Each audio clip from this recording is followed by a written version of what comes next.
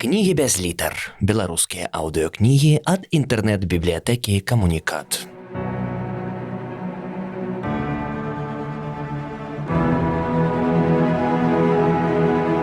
Олег Дашкевіч з вышыні птушынага палёту. Пах зімовага грому.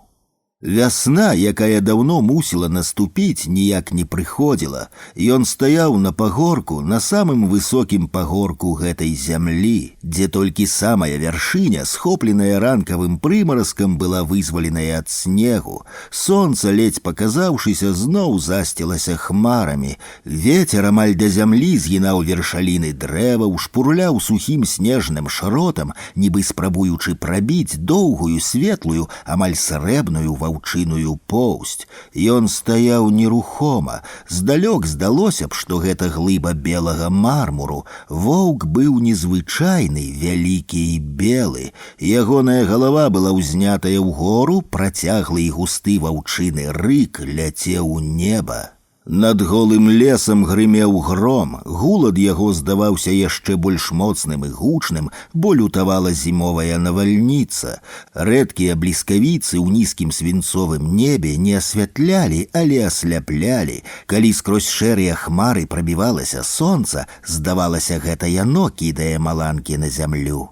Прымружаныя сінія вочы сузіралі неба. Пры кожным перуне ягоныя храпы рабіліся шырэйшымі, у ашчэранай пашчы бліскалі вялікія моцныя іклы. Ён зачаравана ўслухоўваўся ў грымоты, лавіў іхні пах, брыняў іхняй сілай. Ён мусіў адчуць неба. Ён ведаў, год, калі над голым лесам цяжка дыхае гром, будзе нялёгкім. Так было заўжды, так будзе і зараз.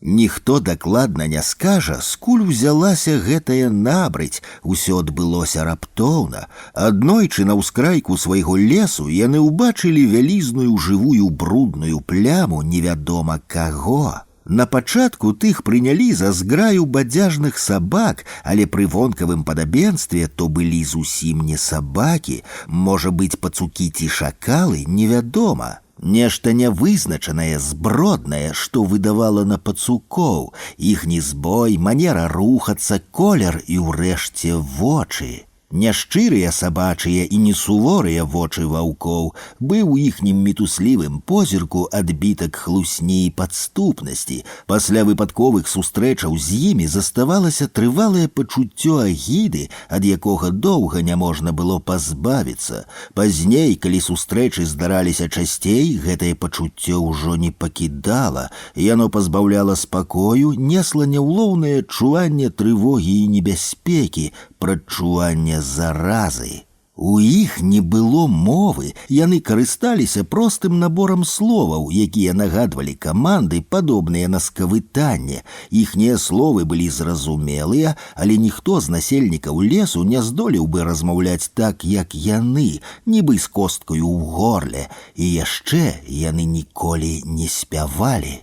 Яны былі розныя, высокія і малыя, тлустыя і як жэрдкі, калматыя і лысыя. Ён спрабаваў прыгледзецца да іх, здагадацца, хто яны, але зрабіць гэта было немагчыма, бо яны былі ніхто.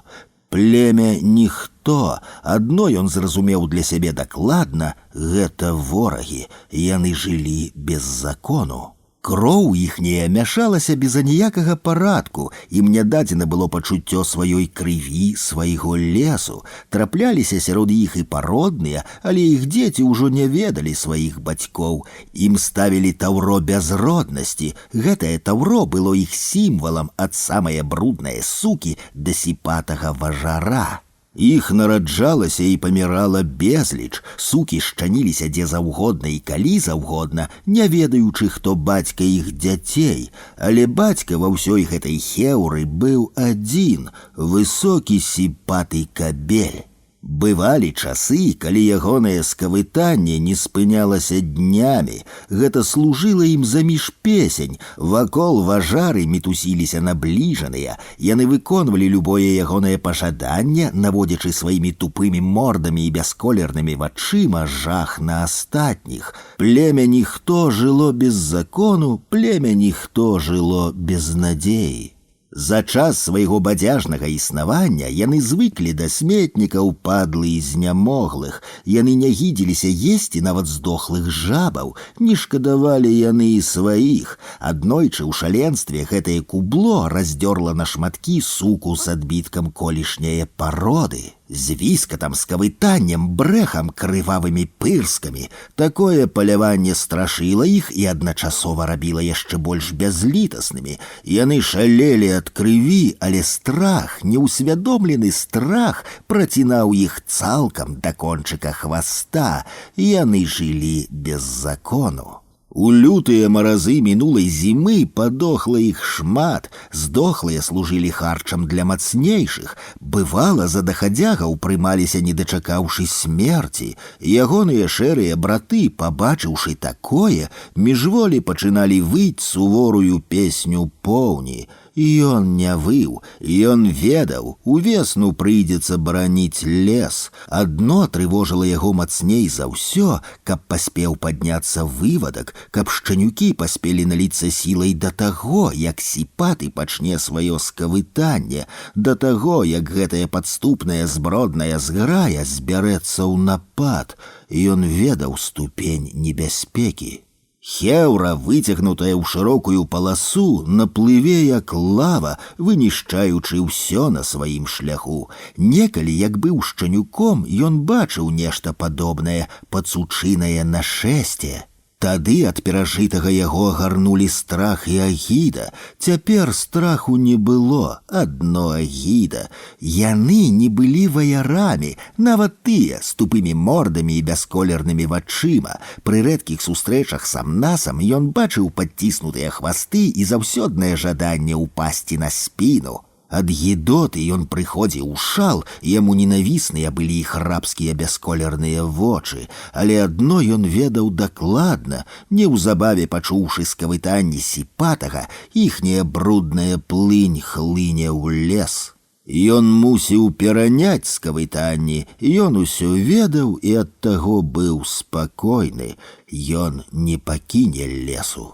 Вольны народ не кранецца з гэтай зямлі, прыйдзе цяпло, і ён возьме сіпатага. Ён ведаў гэта, ён возьме яго звычайна, як неаднойчы браў лася альбо дзіка. Ён дастане яго ў 3 скачкі, ён не схібіць. Гэта будзе канец існаванню племені ніхто. Гэта закон для тых, хто жыве без закону.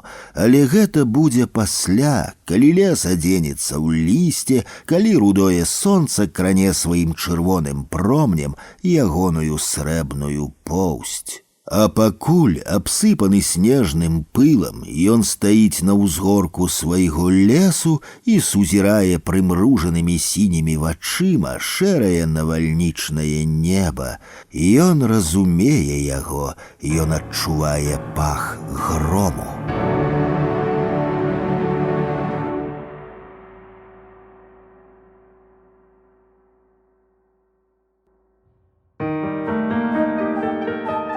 Крылцы. Над лесам стаяла сцяна вады, якая, здавалася, была паўсюль. Цёмнае шэрае неба надзейна схавала сонца. За 6 дзён сонца не выглянула ніводнага разу. Лес страціў свой колер, свае адценні. Ён таксама, як неба, стаў шэрым, аднолькавым. Ужо няможна было адрозніць клёна ад ясеня, ліпы ад бярозы, яліны ад сасны. Вільгаццю набрыняла ўсё навокал: дрэвы, зямля, паветра. Усё пахавалася, усе спрабавалі перачакаць неспадзяваную непагадзь, але дождж не спыняўся, неба выцякала на зямлю. Вада ўсё прыбывала, і надышоў момант, калі маленькае лясное балотца пачало імкліва расці. Змяшаная з дажджом гнілая балотная вада, раней турбаваная толькі жабамі і балотным духам, рушыла за звычайныя межы балота. Гэты рух быў надзвычай рэзкі, брудная плынь, не разбіраючы дарогі, падбірала на сваім шляху трэскі, апалыя лісце, галінкі дрэваў, выдзірала з коранем лясныя кветкі, разнастайныя травінкі і расліны. Усё гэта, перамяшанае з брудам, круцілася, віравала, то знікала ў глыбіні, то паказвалася на паверхні. Там, куды балота цягнула свае сінюшныя крывыя пальцы, не заставалася нічога чыстага. Ручаі і крыніцы ператвараліся ў брудныя калюгі. Цвёрдая лясная глеба раз'ядалася гэтай заразай і рабілася ліпкай і слізкай. Яна больш не магла ўбіраць у сябе гэтую чорную жыжу. Лес адступаў, дрэва за дрэвам, паляна за палянай, крыніца за крыніцай. Лес пакрысе ператвараўся ў балота, у ім пачаў валадарыць смуродны дух балотнага дна. Лес задыхаўся ў мёртвых абдоймах дрыгвы. Бяда напаткала ўсіх, смярдзючы чорны дух, што вялізнымі бурбалкамі выходзіў з самых глыбіняў багны, падымаў чорную балотную жыжу да самых пагод, і яна, імкліва выпрастаўшы на лагчынах свае агідныя лапы, кідалася далей.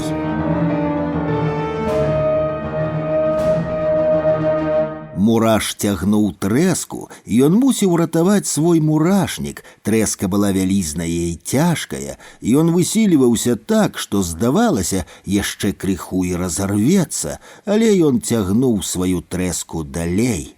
Слізкая глеба і дождж рабілі ягоную справу невыноснай, але ён цягнуў сваю трэску. Хвалі раз'юшанага балота каціліся побач, біліся аб глебу і асыпаліся мільёнамі мутных кропляў.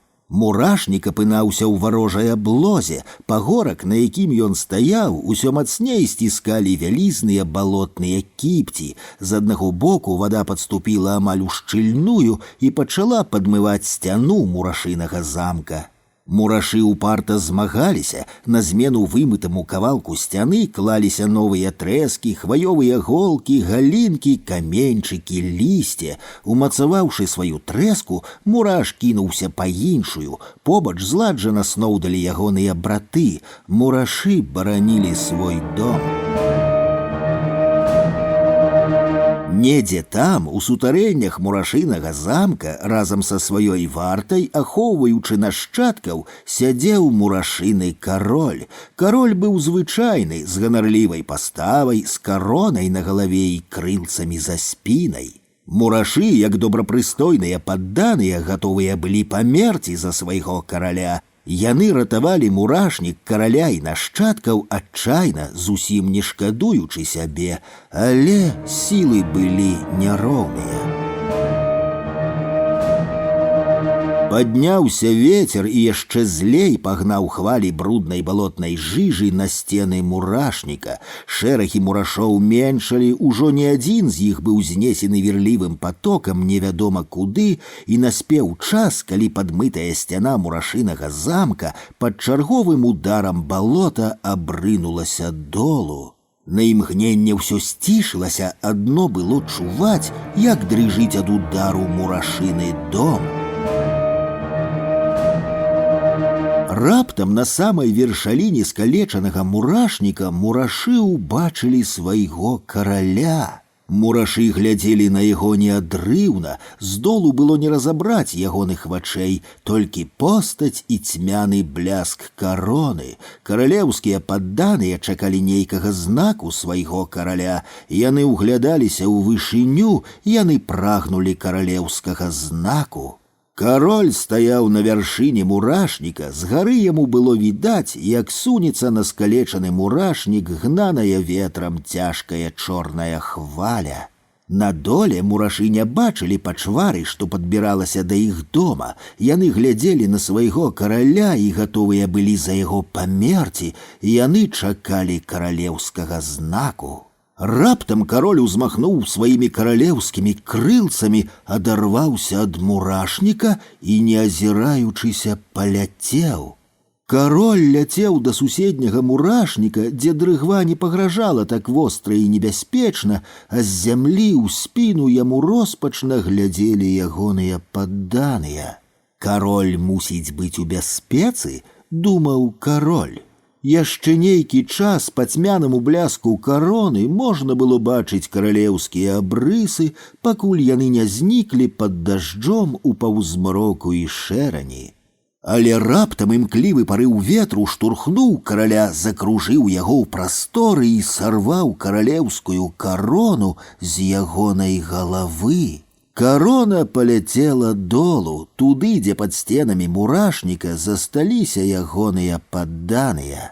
Мурашы сцішана назіралі, як ляціць да іх карона іхняга караля, як яна ўдараецца аб зямлю і знікае ў ценю хвалі. Следам цяжкая лавіна бруднай вады цалкам накрыла мурашыны замак. Яна мусіла знесці, зруйнаваць яго дашчэнту, але чамусьці ён устаяў, згубіў яшчэ кавалак сваёй сцяны, але ўтрымаўся. Мурашы нават не заўважылі гэтага, бо глядзелі то на карону, то ў той бок, дзе растаў у шэрым небе іхні кароль. Так скончыўся 6-й дзень дажджу, але не скончыўся дождж. З цемры напаўзала ўжо новая небяспека, і яна падпаўзала ціха і падступна. Ударыла маланка, мурашынае здранцвенне змянілася мітуснёй. Мураш глядзеў на свой дом, дзе засталіся нашчадкі. Яны былі бездапаможныя, іх трэба было бараніць. Схамянуўшыся, ён падхапіў цяжкую хваёвую голку і пацягнуў яе да разбураных сценаў мурашніка. Ён не бачыў, як за ім, пахапаўшы трэскі і галінкі, да сценаў пабеглі астатнія мурашы.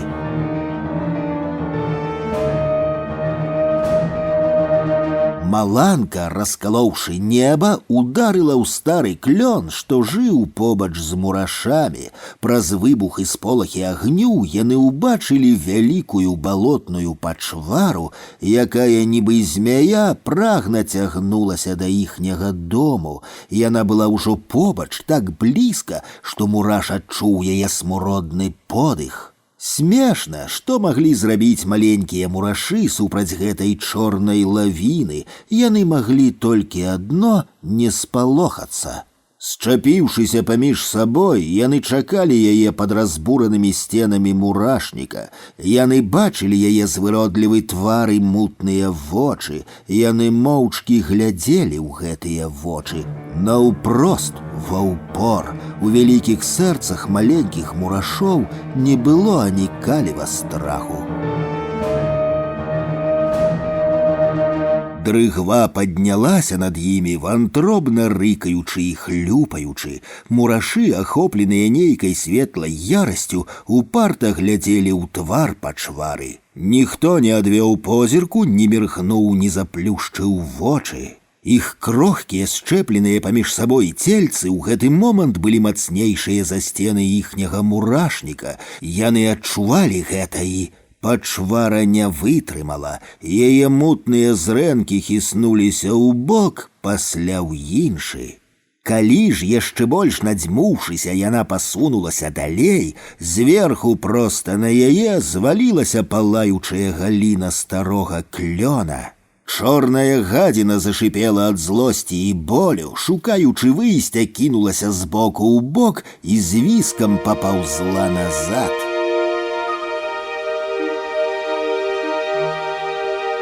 Астатак ночы дождж то сціхаў, то мацнеў. Вецер, які гойсаў навокал, шкуматаў шэрыя хмары. Апаленая маланкай цяжкая кляновая галіна надзейна ахоўвала мурашнік, разбіваючы сваім магутным целам балотныя хвалі. Мурашы зацята мацавалі свой дом. Пад самы ранак, скрозь разадраныя ветрам хмары, на стомлены лес глянула першая за 6 дзён зорка. У ранку 7-га дня на небе не было ніводнай аблачыны. Сонца сваім цяплом сагравала лес, які пад яркімі промнямі хутка аднаўляў шматколернасць. Балота імкліва ўцякала прэч на сваё месца. Аб ім нагадвалі толькі шэрыя шнары, сляды ўчэпістых балотных лап на абшарах лесу. Усё прыходзіла да парадку.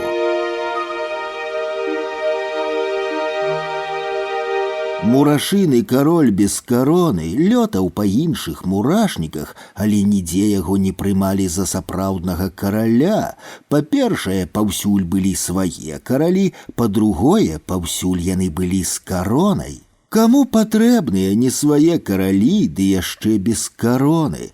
Так ён лётаў з мурашніка на мурашнік, паўсюль даводзячы, што ён кароль, да тае пары, пакуль на яго папросту не сталі зважаць. Але ён перастаў зважаць, што на яго не зважаюць, і ўсё лётаў і лётаў, даводзіў і даводзіў. Аднойчы, прачнуўшыся, ён звыкла збіраўся ўзняцца ў паветра, але ўзнімацца не было чым. Ягоныя крылцы адпалі і скурчаныя ляжалі на зямлі. Калі ж ён дакрануўся да іх, яны імгненна рассыпаліся, пераўтварыліся ў пыл і зніклі. Ягоныя былыя падданыя парадкавалі свой дом. Яны аднавілі сцены мурашынага замка, расчысцілі ўвесь бруд, што прынесла балота, і як маглі апекавалі сваіх нашчадкаў. Недзе ў сховах мурашынага замка ляжала адшуканая мурашамі карона іхняга каралеўства. Мурашам было вельмі крыўдна, што ў іх дагэтуль няма караля, свайго, сапраўднага, з празрыстымі срэбнымі крылцамі і залатой каронай на галаве, які б здолеў не губляць яе ніколі. Мураш марыў аб гэтым таксама. Аднойчы ён занядужаў, усё ягонае маленькае цельца працінаў боль, але на наступны дзень усе ўбачылі ў яго за спінай крылцы. Яны былі сапраўдныя, каралеўскія, хоць маленькія, але гнуткія і празрыстыя. Усе ўсё зразумелі. Крылцы раслі вельмі хутка, і ўрэшце настаў час, калі, уздзеўшы залатую карону, мураш узляцеў на вяршыню свайго мурашніка. Лішне казаць, што новыя крылцы вырастаюць тады, калі адпадаюць старыя.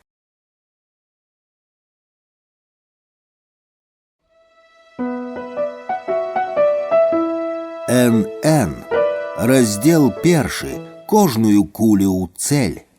Обана! Старшы прапаршчык выхапіў газету з рук байца Н, задаволена пасміхнуўся, глянуў на першую старонку і зрабіў твар сур'ёзны, як у лейтэнанта.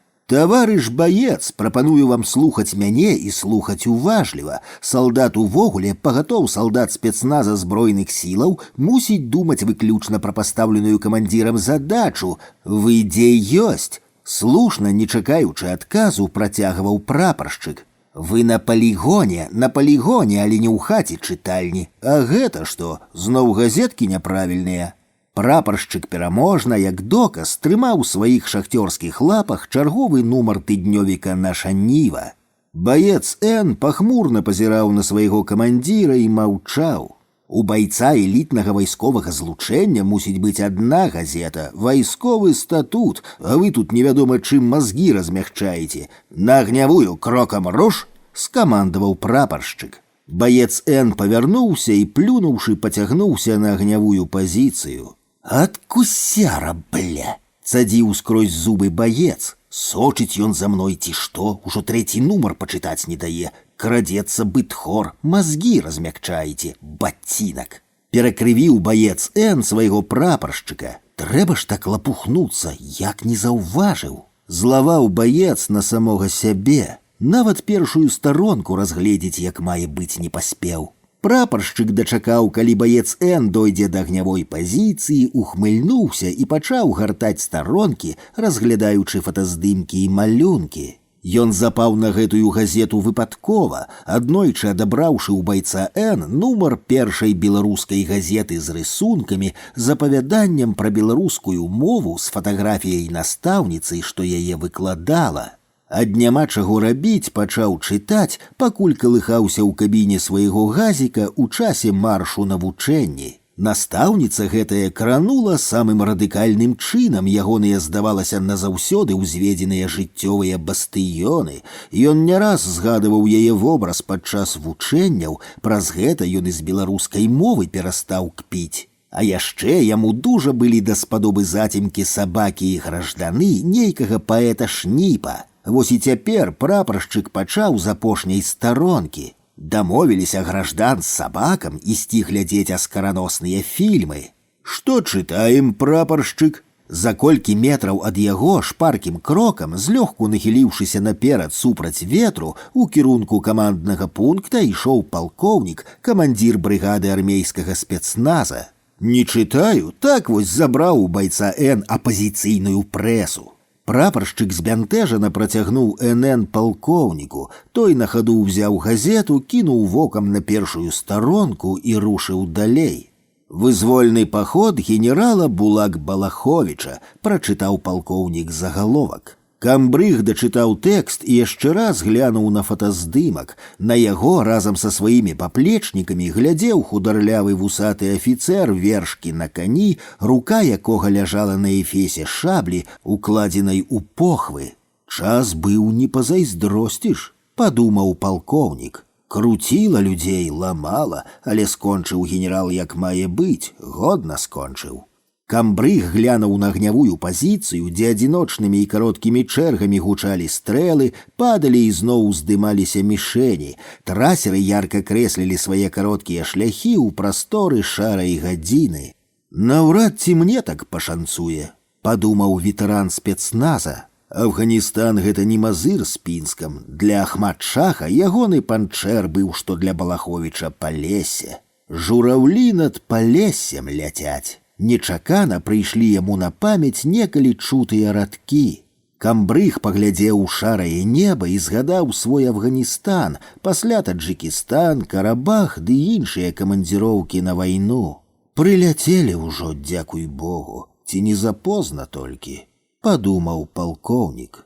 Усярэдзіне засмыліла, ён скруціў газету ў трубку, усунуў яе ў бакавую кішэню камуфляжу і шпаркім крокам рушыў з капэ на агнявую. Падышоўшы, Камбрыг узяў у байца Н АКС і кароткімі чэргамі ў асаблівы спосаб па 2 патроны адну за адной заваліў усе 8 мішэняў. Пасля паклаў іх яшчэ раз і яшчэ, з ледзяным спакоем, раз за разам прыгаворваючы ў часе стральбы прызабытыя ўжо савецкія лозунгі «Кожную кулю ў цэль, наша цэль – камунізм».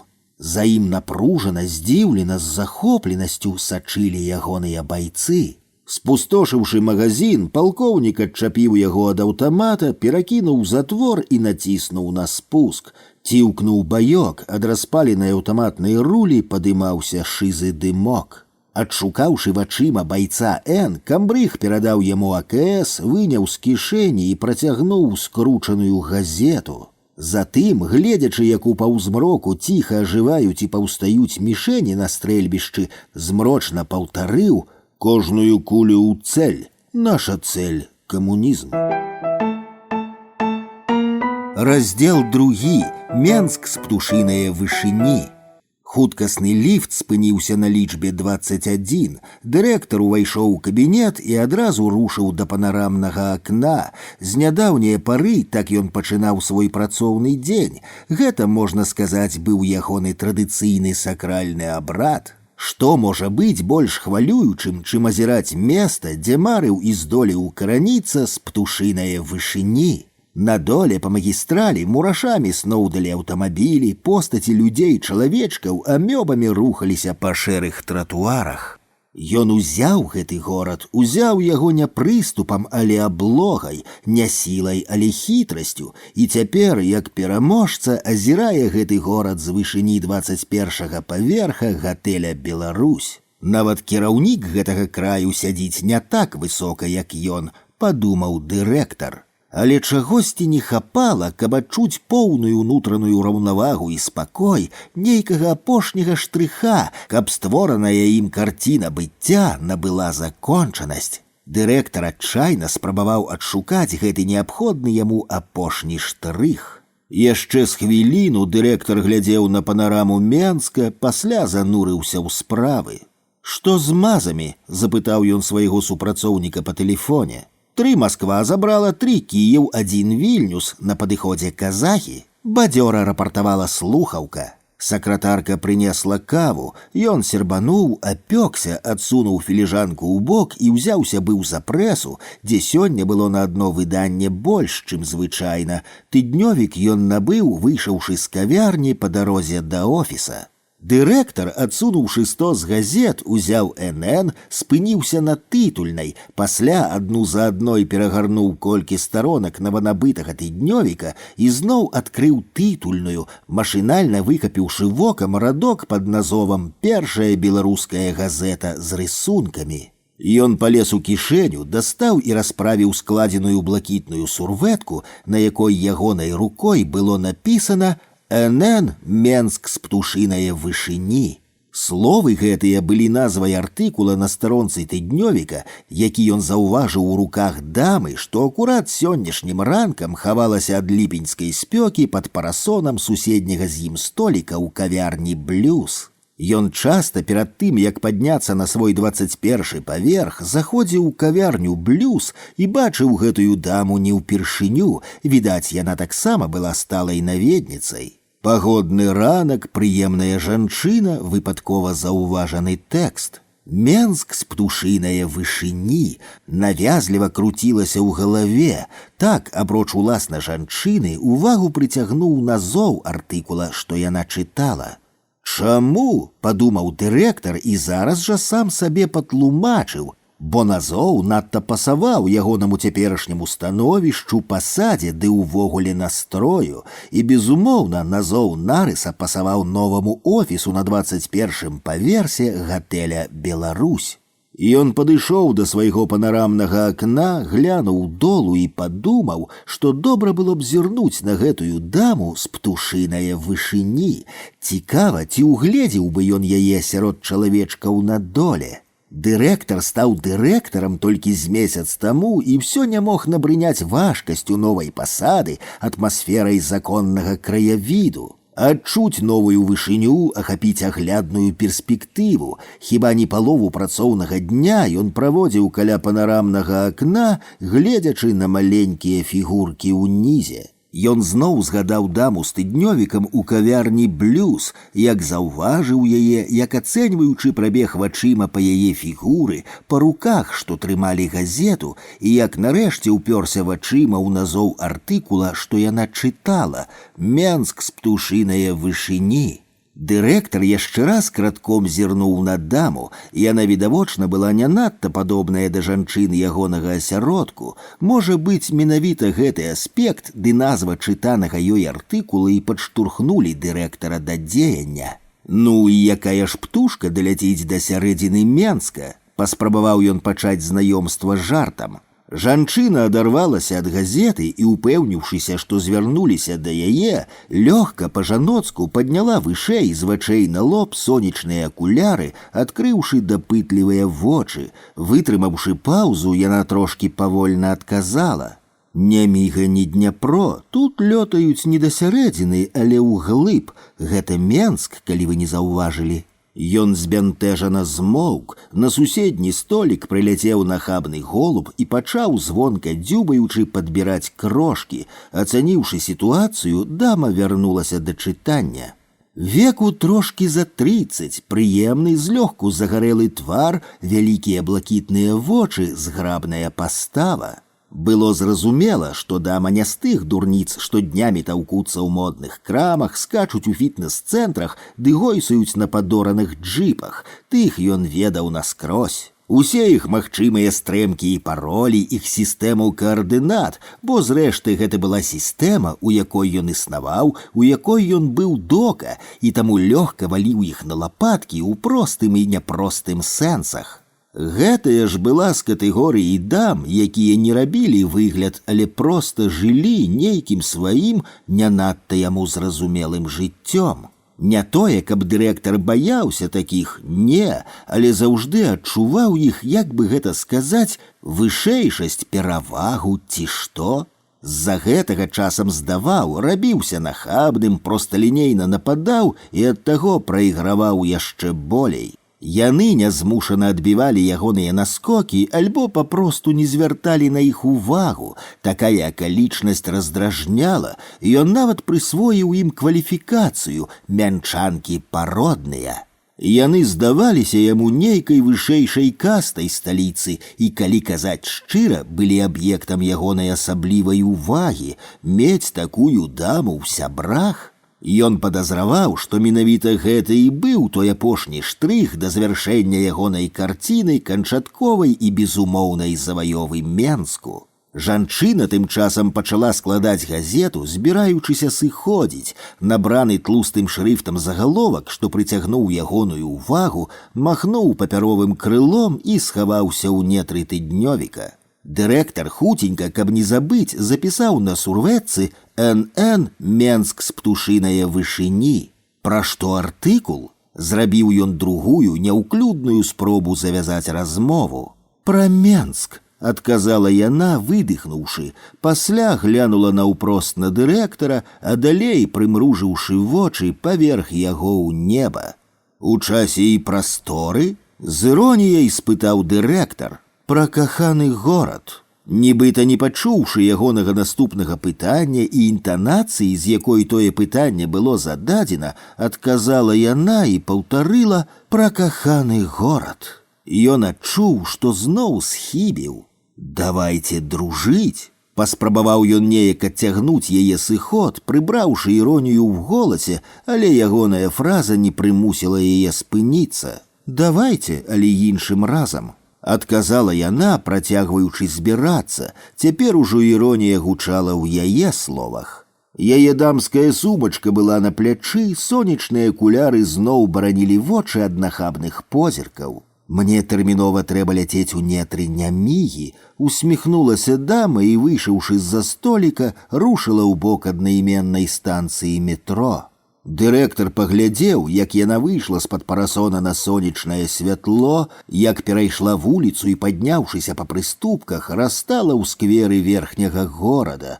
Ён зірнуў на сурвэтку, дзе напісаў назву артыкула і газеты, каўтнуў астаткі астылае кавы і таксама падняўся. У бліжэйшым шапіку ён адмыслова купіў апошні нумар «НН», але гартаць яго на вуліцы не хацеў. Зараз жа у офісе, каля панарамнага акна, дырэктар стаў старанна праглядаць старонкі, вышукваючы патрэбны нарыс. Яму надта карцела даведацца, што ў тым тэксце было такога, што гэтая мянчанка пародная з такой цікавасцю чытала, не адрываючы вачэй, пакуль сядзела ў кавярні. Але нарыса з такой назвай у гэтым нумары яму знайсці не ўдалося. Неўзабаве дырэктар загадаў сакратарцы здабыць падшыўку «НН». Яму здавалася, што калі знойдзе і прачытае тэкст «Менск з птушынае вышыні», яму нарэшце пашчасціць падступіцца ў шчыльную да заваёвы менскай пароды, зрынуўшы апошні бастыён гэтага горада. Такая думка пасялілася ў ягонай галаве і вымагала дзеянняў. Тэкст ані не знаходзіўся, ён нібыта знарок уцякаў ад яго, як можа уцякаць амаль здабытая перамога ад непадрыхтаванага да яе пераможцы. Дырэктар усё болей раздражняўся і кожнага разу, не знайшоўшы тэкст, цёр вялікімі кулакамі то лоб, то вочы, то скроні. Неяк, адклаўшы чарговы прагледжаны нумар, ён заўважыў на апошняй старонцы «НН» набраную адмысловым тлустым шрыфтам аб'яву. Гэты нумар выйшаў дзякуючы ахвяраванню спадара. «Эўрыка!» — ледзь не крыкнуў дырэктар і радасна пацёр рукі. Перачытаўшы аб'яву колькі разоў, дырэктар зноў выклікаў сакратарку. Калі яна ўвайшла, ён загадаў ёй, па-першае, зрабіць падпіску на тыднёвік, па-другое, вылучыць рэдакцыі грашовую дапамогу. Калі ласка, пазначаную суму ў рэдакцыю газеты. «Рэкламай?» — запытала сакратарка. «Гатоўкай і без лішняга шуму. Вы ж ведаеце, наш час не любіць непрадуманай рэкламы. Няхай будзе пазначана ад спадара Z». І яшчэ пытанне, ці гэта ўся падшыўка? «Не», — адказала сакратарка. «Толькі пачынаючы з нулявых гадоў, ранейшыя нумары за шалёныя 90-е студэнты па асобніках расцягалі, прынамсі так мне патлумачылі ў бібліятэцы». Неўзабаве за добрай вячэрай, традыцыйна пачаўшы праглядаць нованабыты нумар НН з апошняй старонкі, дырэктар адшукаў знаёмую рамку з аб'явай, дзе было пазначана: гэты нумар выйшаў дзякуючы ахвяраванню спадара Z. Ён задаволена усміхнуўся і глынуў піва. Яму згадалася кафэ «Блюз» і мянчанка пародная.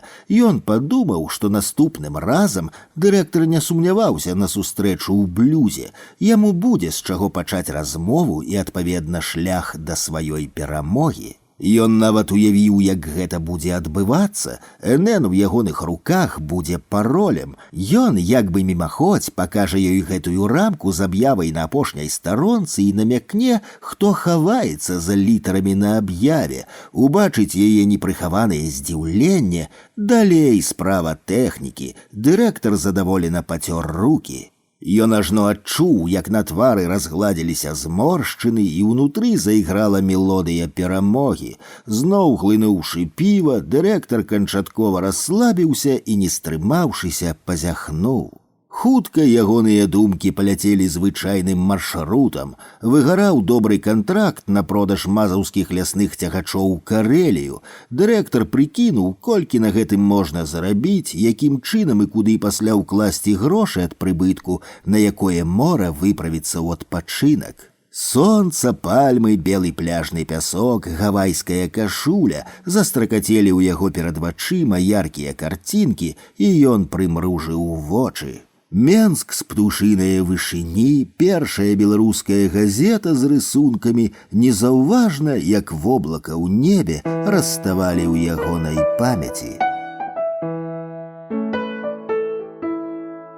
Раздел 3. Каб любіць Беларусь нашу мілую.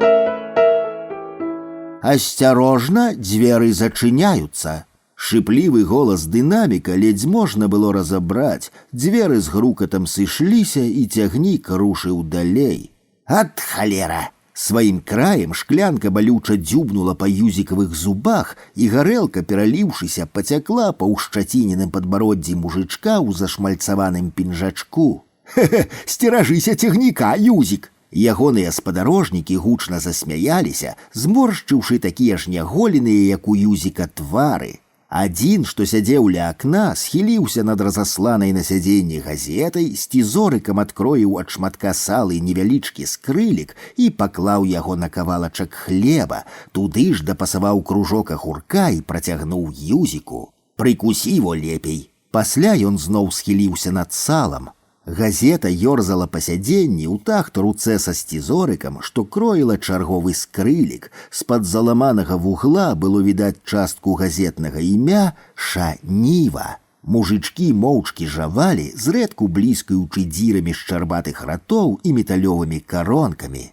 Ляснулі дзверы тамбура, і ў вагон шырокімі пэўнымі крокамі зайшоў, нібыта выскачыўшы з тэлевізійнай рэкламы, каўбой Мальбара. Ягоны стэцан быў насунуты на вочы, шырокія плечы і высокі рост нагадвалі паставу Шварцнегера. Пышныя, закручаныя ўгару вусы рабілі партрэт Мальбара закончаным.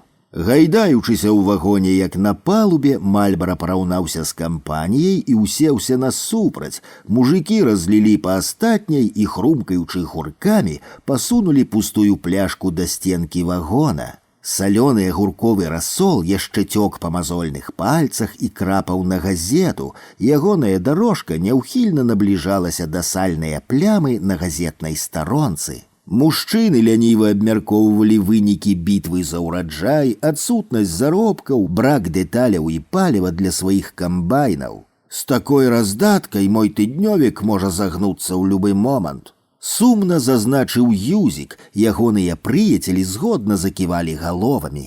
Каўбой, які да таго абыякава глядзеў у акно, павярнуў галаву ў бок кампаніі, зірнуў на юзіка, пасля на тлустую пляму з парэшткамі ежы на газеце і зморшчына натапырыў вусы. «Такую краіну развалілі, такую дзяржаву!» Памяняў юзік тэму размовы і пераскочыў позіркам з газеты на пустую пляшку, якая ціхенька дзенькала аб стенку. «Ужо ж!» — амаль хорам падтакнулі астатнія. «Чыя гэта газета?» Голас каўбоя Мальбара перакрыў ляскат цягніка, а вочы запытальна з лёгкім нахабствам утаропіліся ў кампанію, што сядзела насупраць. «Мая?» Не адразу, трывожна напяўшыся, прамовіў Юзік і перастаў працаваць з ківіцамі. Пасля глянуў, шукаючы падтрымкі на сяброў, і кратком зірнуў на газету, паспеўшы прачытаць назву выдання. Мужчыны напружана сцішыліся ў чаканні. «І дзе ж ты, дзядзька, яе знайшоў?» – дапытваўся Мальбара. «Пляменнік з Менску прывёз. А што?» «Давай яе сюды», – прамовіў каўбой і, не чакаючы згоды, схапіў газету і трасянуў яе ў паветры. Кроплі рассолу, наліплыя хлебныя крошкі і корак ад пляшкі паляцелі долу. Твар каўбоя скрывіўся, адно вока заплюшчылася, другое засвяцілася незвычайным агеньчыкам, ад чаго ён набыў выгляд пірата з дзіцячага мульціка. Газета ўсё яшчэ плаўна лунала ў паветры, калі Юзік прачытаў радок пад назвай выдання «Першая беларуская газета з рысункамі». «Надта ж мне здаецца, што вы, дзядзькі, беларусы?» Зычна трубіў каўбой Мальбара, так і не расплюшчыўшы адно вока. Трое камбайнераў адначасна, моўчкі і трохі спалохана, кіўнулі галовамі. «Але ж беларусы на гэтай газеце не ядуць», – працягваў трубіць каўбой.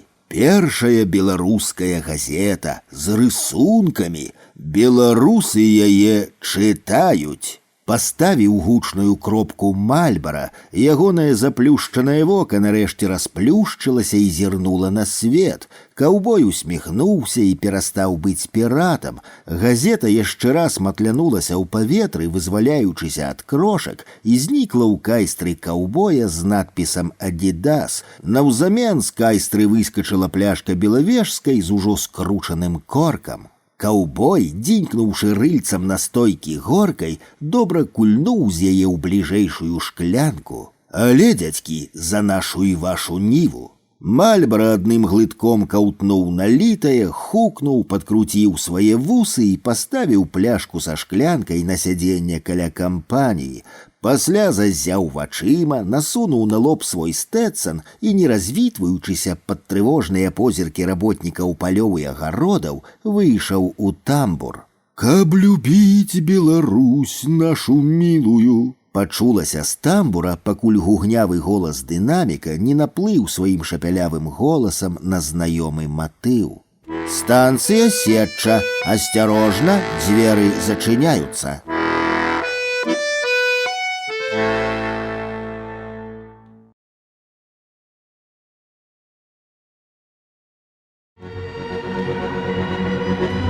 З вышыні птушынага палёту.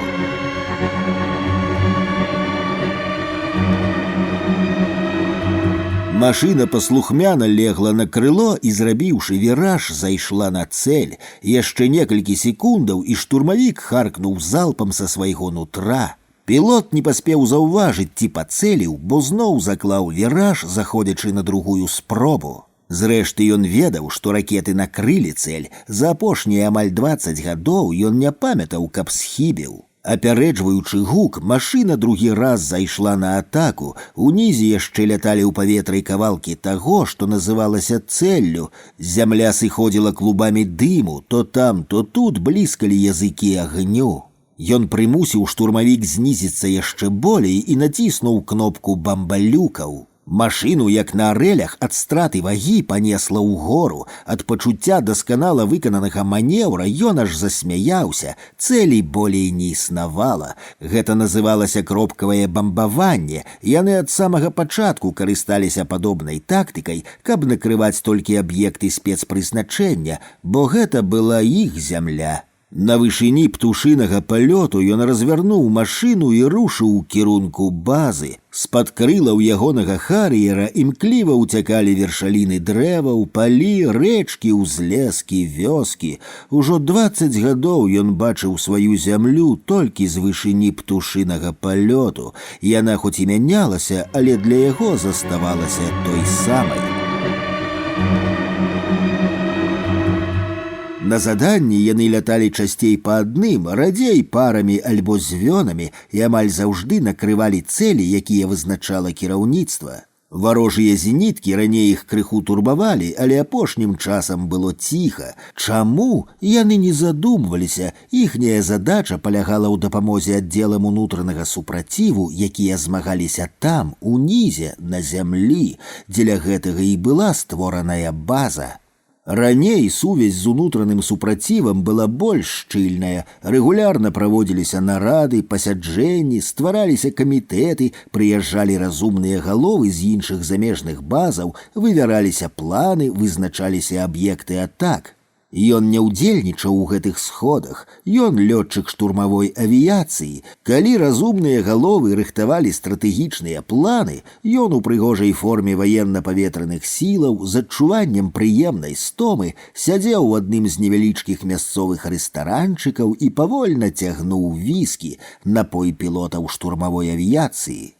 Праз паўзмрок ён глядзеў на моладзь суседняе краіны і ўзгадываў сваю маладосць. Калі гэта было? Учора ці 100 гадоў таму? 100, не меней, 100 гадоў самоты. Нечакана вымавіў ён у голас назву вядомага рамана. Дзяўчына за найбліжэйшым столікам з цікаўнасцю паглядзела на яго. Залу поўніў густы аксамітны голас саксафона Луі Армстронга.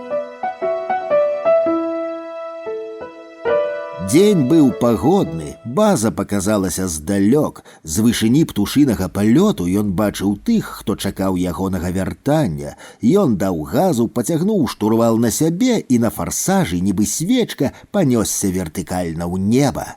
Заклаўшы некалькі фігур вышэйшага пілатажу, штурмавік, раптам выпусціўшы закрылкі і фонтан парашутаў, далікатна крануўся пасадачнай паласы.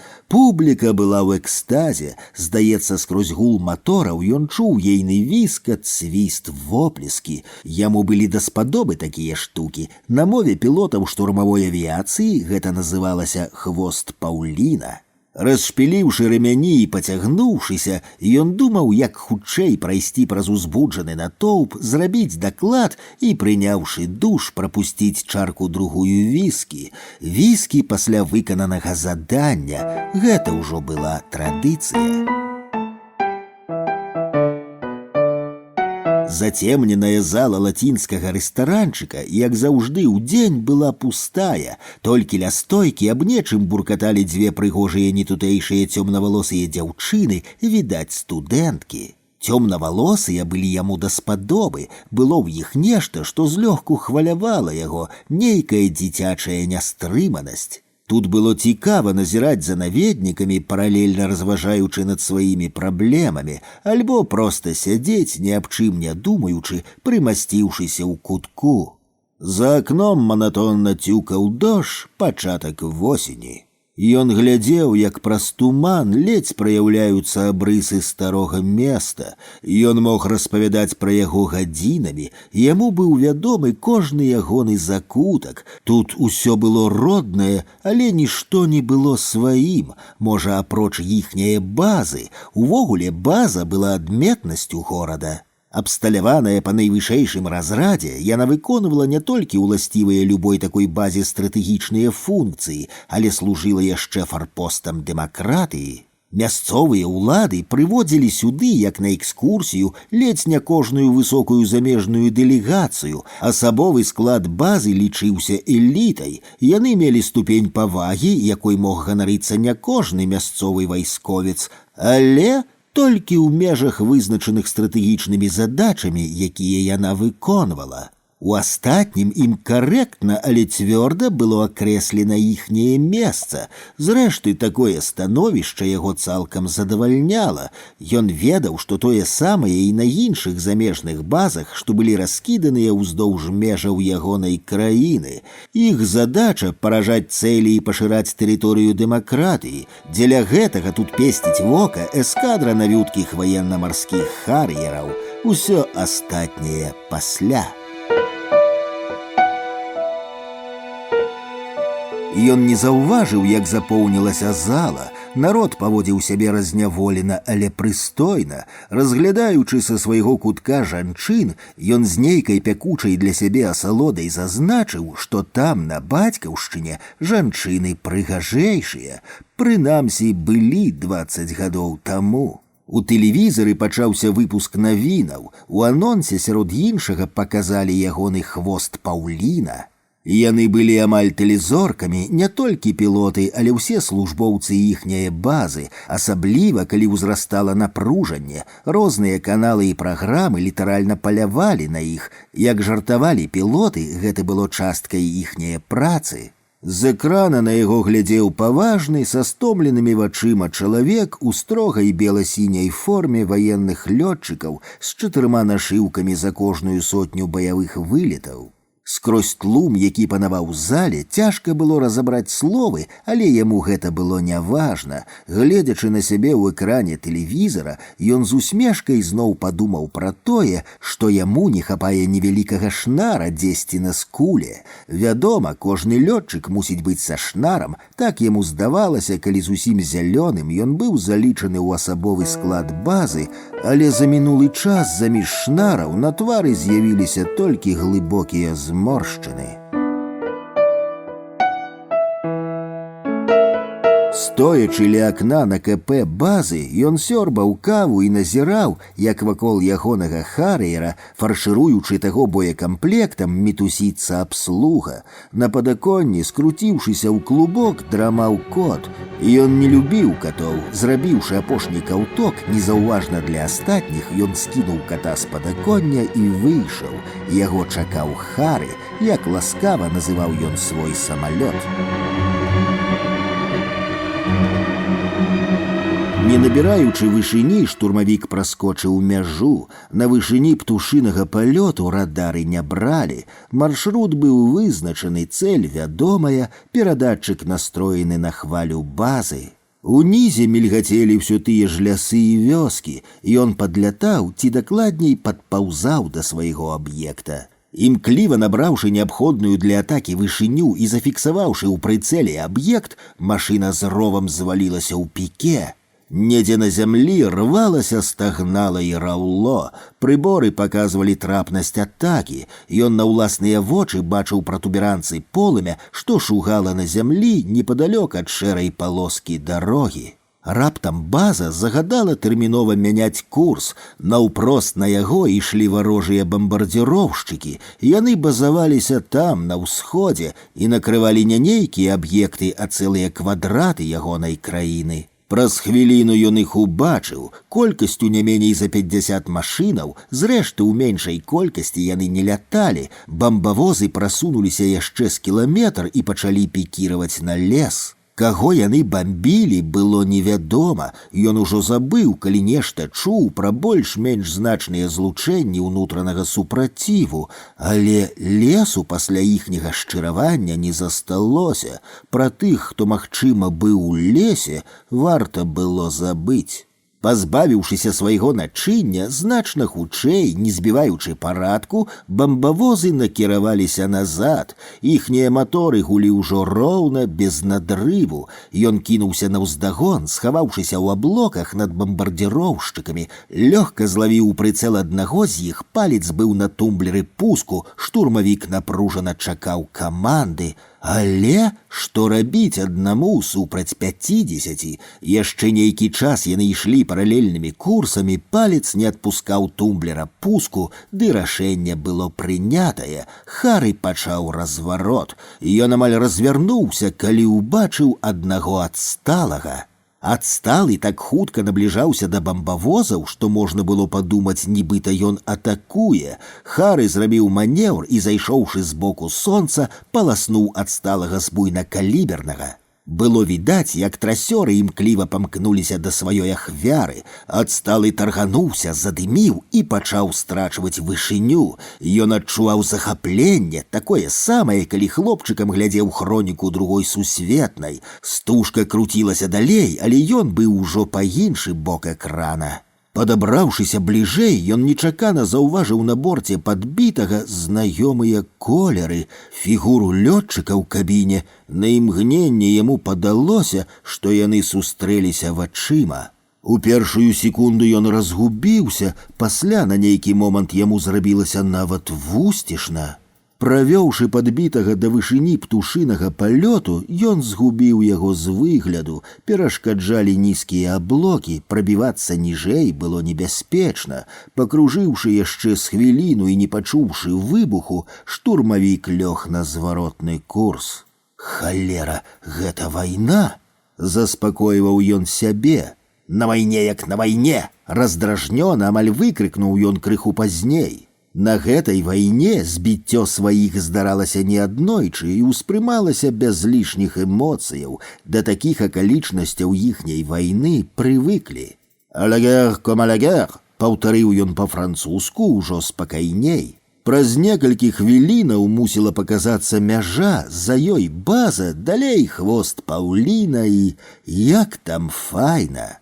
Але нешта не давала спакою, не тое, каб яго дужа хваляваў той збіты, нават пры жаданні яму яго не знайсці, але раптам ён зразумеў, што амаль 20 гадоў бачыў бацькаўшчыну толькі з вышыні птушынага палёту, а той збіты так ці інакш крануўся яе.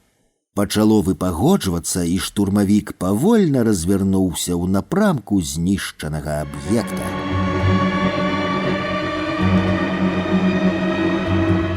Дым крыху замінаў агляду, але бетонку было добра відаць. Ён зрабіў ужо некалькі спробаў, але не мог сесці. Ад напругі твар залівала потам, рукі, спіна, шыя, як скамянелі. Гэта ж не аэробус, хопіць 30 метраў. Зноў і зноў бубніў ён сабе, але ніжэй птушынага палёту не мог. Учапіўшыся ў штурвал, бледны, са сцятымі зубамі, ён раз за разам заходзіў на пасадку. Калі сціхлі маторы, ён убачыў сонца. Сонца было шмат. Недалёка на гары стаяла вёсачка. Ён выбраўся з кабіны. Надзейныя лётныя чаравікі мякка ступалі па бетонцы. Ён не быў на гэтай зямлі 20 гадоў. Абапал дарогі аж да самага лесу цягнуліся ладныя кавалкі пашы. Конікі тарахцелі, як ягоны буйнакаліберны, гучна лаялася цётка, якая гнала дубцом аблудную карову. Ён прагна ўзіраўся ва ўсё навокал і лавіў кожны гук. 20 гадоў! Зайшоўшы ў цень свайго штурмавіка, ён раптам спыніўся і на імгненне знерухомеў. Пасля імкліва павярнуўся ў бок пашы і ледзь не аслупянеў. На месцы знішчанага ім гадзіну таму аб'екта не было ні дыму, ні агню, ні варонак ад бомбаў. Падобна не было і самога аб'екта. Кіламетры за 2 далей стаяў сасновы лес, які на ягоных вачах спалілі бамбавозы. Рэдкія аўтамабілі не звярталі аніякай увагі ні на яго, ні на ягонага хары, быццам штурмавікі на іхніх дарогах сустракаліся кожны дзень. Ён інстынктыўна ўхапіўся за самалёт, дзюраль быў яшчэ цёплы. Насустрач яму кульгаў трактар з прычэпам цыстэрнай. Павагаўшыся, ён нясмела махнуў рукой трактарысту. Ледзь не зачапіўшы крыло штурмавіка і абдаўшы яго самога смуродам нафты і гною, трактар пракульгаў далей у напрамку вёскі. «Мяне няма, і самалёта няма». Ці то спалохана, ці то здзіўлена падумаў ён. Ягоны твар люстрана адбіваў гэтыя пачуцці грымасай незразумелыя крыўды. Так сустракаюць шалёную кулю. Праз нейкі час ён цяжка выдыхнуў і неяк няўпэўнена зрабіў крок услед за трактарам. Грымаса крыўды па-ранейшаму не сыходзіла з ягонага твару. Ён стомлена падымаўся ўгару да вёскі. У крайнім двары мужчыны ўтрох білі кабана. Здаровы чорны кабан сіпата вішчаў і адчайна вырываўся. Мужыкі ўпрэлі, на іхніх тварах блішчэлі буйныя кроплі поту, на шыях успухлі вены. Было відаць, як натруджана пульсуе кроў, як магутна ходзяць пад скурай цягліцы. Ашчэрыўшы жоўтыя зубы і закаціўшы ліловае вока, кабан не заціхаў ні на імгненне, прадчуваючы, што яго чакае. «Памажы!» Натужна прабасіў дужы чорнабароды мужык з кулакамі, што калоды, кіўнуўшы яму на кабанову нагу, што вырвалася з адмысловай пятлі. Ён ухапіўся за тую нагу з капытом і паспрабаваў прыціснуць яе да зямлі. Кабан вырваў нагу і штурхнуў яго так, што, адляцеўшы на некалькі метраў, ён ледзь застаўся стаяць. «Ат, калека!» Праз зубы прамармытаў чарнабароды, імкліва выпрастаўся, свабоднай рукой злавіў нагу віпрука, якая сутаргава калаціла паветра, і, наваліўшыся зноў, намёртва прыціснуў яе да зямлі. «Не маруць, давай!» Прахрыпеў чарнабароды другому, невысокаму і каржакаватаму. Каржакаваты зірнуў на кабана, прымерыўся і кароткім рэзкім рухам усадзіў доўгую вузкую швайку ў чорную свіную тушу па самыя тронкі. Кабан задрыжэў, ікнуў і заціх. Мужчыны былі дасведчаныя, праз паўгадзіны збольшага ўсё было скончана. Цёмная, амаль фіялетавая кроў збягала ў вядро. Ён уважліва, нават крыху схвалявана глядзеў на іхнюю працу. «Не крыўдуй!» Ужо усмешліва зноў загаварыў да яго чарнабароды. «Я ж разумею, як мог, так памог!» Засмяяўся ён і выцер рукавом пот. Гэта быў ужо не засяроджаны і напружаны твар чалавека, занятага сур'ёзнай працай. Ягоныя рысы ад смеху размякчэлі і расплыліся, у вачах не было ўжо суровага бляску. «Хадзі, частуйся, наліце яму, хлопцы!» Самагонка была хлебная, з невыносна прыемным пахам чагосьці даўно забытага, ён не мог зразумець чаго, намагаўся, але не мог. Ягоны позірк блукаў па іхніх тварах, ён не чуў, што яны, усміхаючыся, казалі адзін аднаму. Ён глядзеў, як звыкла і няспешна выціраў швайку каржакаваты, як схіліўся над тушай трэці, высокі, з доўгімі жылаватымі рукамі і таксама доўгімі светлымі вусамі. Мужчыны зрабілі сваю справу, мужчыны былі ў гуморы. Ён глядзеў у іхнія вочы і разважаў, а ён пілот штурмавой авіяцыі, ці здольны ён такім дасканалым кароткім рухам усадзіць швайку ў свінячае сэрца.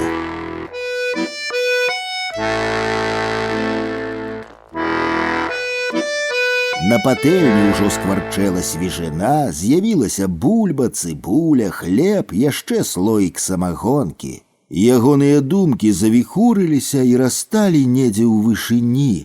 Ён забыў пра ўсё: аб'екты, самалёты, цёмнавалосых студэнтак. Ён еў свежыну, тлушч цёк па ягоных пальцах, неба было празрыстае і высокае, як некалі. Мужчыны старанна, з жарсцю ў дэталях распавядалі яму, як лепш біць свінню. Калі ягоны Хары на вышыні птушынага палёту схаваў шасі сабе ўнутро, ён нясмела глянуў уніз.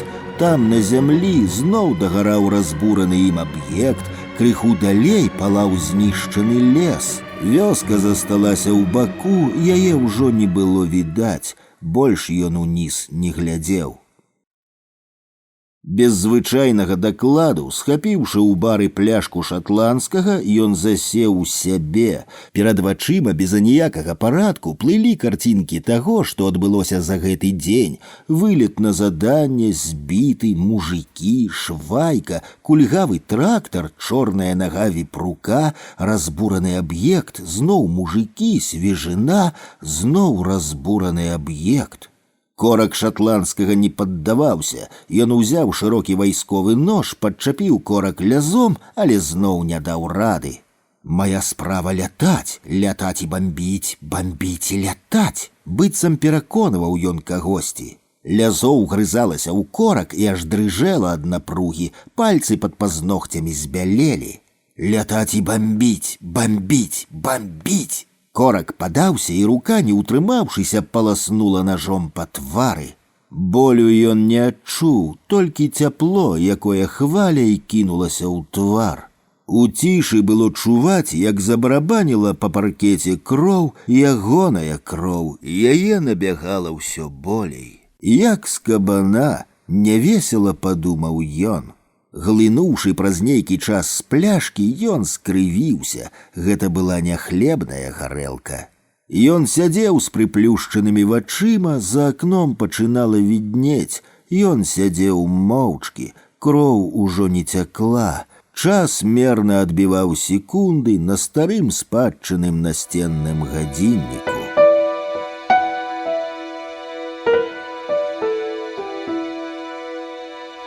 Праз некалькі дзён афіцэр па даручэннях знайшоў яго ў кутку за столікам лацінскага рэстаранчыка. Як і раней, дождж мерна цюкаў шыбы, прыглушана гучаў саксафон, пра нешта вуркаталі цёмнавалосыя прыгожыя студэнткі, вакол чуліся абрыўкі размоваў не на ягонай мове. Ён звыкла разарваў пакет з чарговым загадам, яму належала на чале звяна штурмавікоў знішчыць аб'ект X. На вышыні птушынага палёту, каб не бралі радары, яны паўзлі да цэлі. Недзе там, на зямлі ягонага краю, мужыкі білі кабаноў. Была пара, ён не думаў пра гэта. Ён звыкла трываў штурвал свайго хар'ера, на ягоным засяроджаным твары чырванеў свежы, яшчэ не зацягнуты шнар. Ён мусіў знішчыць аб'ект X. У навушніках прагучала каманда падрыхтавацца да атакі. Ён ведаў, аб'ект X будзе знішчаны. Хары звыкла заводзіў сваё звяно на піке.